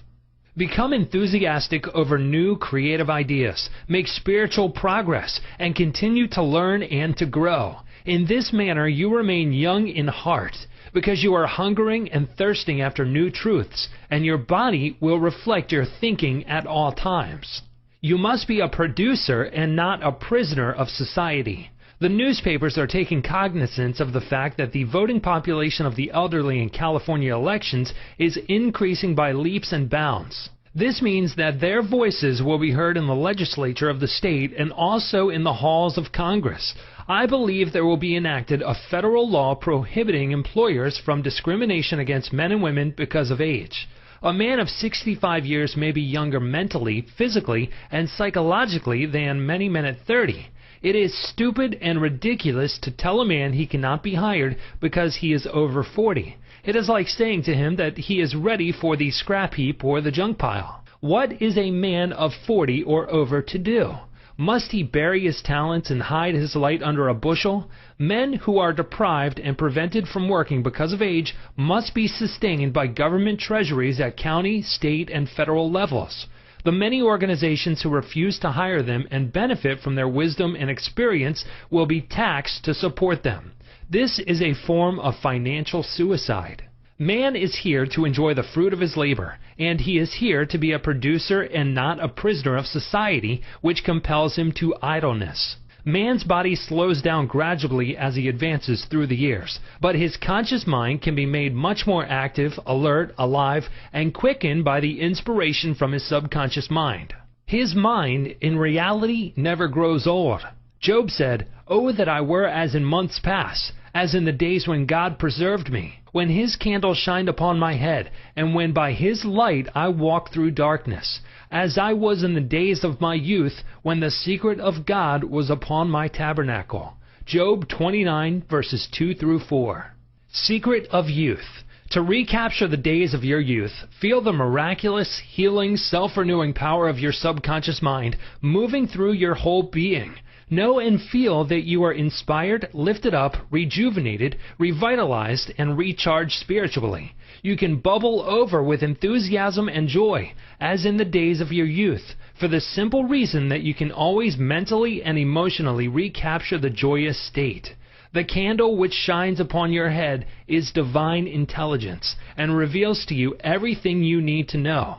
It enables you to affirm the presence of your good, regardless of appearances. You walk by the guidance of your subconscious mind because you know that the dawn appears and the shadows flee away. Get a vision. Instead of saying, "I am old," say, "I am wise in the way of the divine life." Don't let the corporation, newspapers, or statistics hold a picture before you of old age, declining years, decrepitude, senility, and uselessness. Reject it, for it is a lie. Refuse to be hypnotized by such propaganda. Affirm life, not death. Get a vision of yourself as happy, radiant, successful, serene, and powerful. Your mind does not grow old. Former President Herbert Hoover, now 88 years old, is very active and is performing monumental work. I interviewed him a few years ago in his suite at the Waldorf Astoria, New York City. I found him healthy, happy, vigorous, and full of life and enthusiasm. He was keeping several secretaries busy handling his correspondence, and was himself writing books of a political and historical nature. Like all great men, I found him affable, genial, amiable, loving, and most understanding. His mental acumen and sagacity gave me the thrill of a lifetime. He is a deeply religious man and is full of faith in God and in the triumph of the eternal truth of life. He was subjected to a barrage of criticism and condemnation in the years of the Great Depression, but he weathered the storm and did not grow old in hatred, resentment, ill will, and bitterness. On the contrary, he went into the silence of his soul, and communing with the divine presence within him, he found the peace which is the power at the heart of God. His mind active at 99. My father learned the French language at 65 years of age and became an authority on it at 70. He made a study of Gallic when he was over 60 and became an acknowledged and famous teacher of the subject. He assisted my sister in a school of higher learning and continued to do so until he passed away at 99. His mind was as clear at 99 as it was when he was 20. Moreover, his handwriting and his reasoning powers had improved with age. Truly, you are as old as you think and feel. We need our senior citizens. Marcus Porcius Cato, the Roman patriot, learned Greek at 80. Madame Ernestine Schumann-Heink, the great German-American contralto, reached the pinnacle of her musical success after she became a grandmother. It is wonderful to behold the accomplishments of the oldsters. General Douglas MacArthur, Harry S. Truman, General Dwight David Eisenhower, and the American financier Bernard Baruch are interesting, active, and contributing their talents and wisdom to the world. The Greek philosopher Socrates learned to play musical instruments when he was 80 years old. Michelangelo was painting his greatest canvases at 80. At 80, C.O. Simonides won the prize for poetry. Johann von Goethe finished Past, and Leopold von Ranke commenced his History of the World, which he finished at 92. Alfred Tennyson wrote a magnificent poem, Crossing the Bar, at 83. Isaac Newton was hard at work close to 85. At 88, John Wesley was directing, preaching, and guiding Methodism. We have several men of 95 years who come to my lectures, and they tell me they are in better health now than they were at 20. Let us place our senior citizens in high places and give them every opportunity to bring forth the flowers of paradise. If you are retired, get interested in the laws of life and the wonders of your subconscious mind. Do something you have always wanted to do. Study new subjects and investigate new ideas. Pray as follows. As the hart panteth after the water brooks, so panteth my soul after thee, O God. Psalm 42:1. The fruits of old age. His flesh shall be fresher than a child's. He shall return to the days of his youth. Job 33:25. Old age really means the contemplation of the truths of God from the highest standpoint. Realize that you are on an endless journey, a series of important steps in the ceaseless, tireless, endless ocean of life. Then, with the psalmist, you will say, "They shall bring forth fruit in old age. They shall be fat and flourishing." Psalm 92:14. But the fruit of the Spirit is love, joy, peace, patience, gentleness, goodness, faith, meekness, temperance. Against such there is no law. You are a son of infinite life, which knows no end, and you are a child of eternity.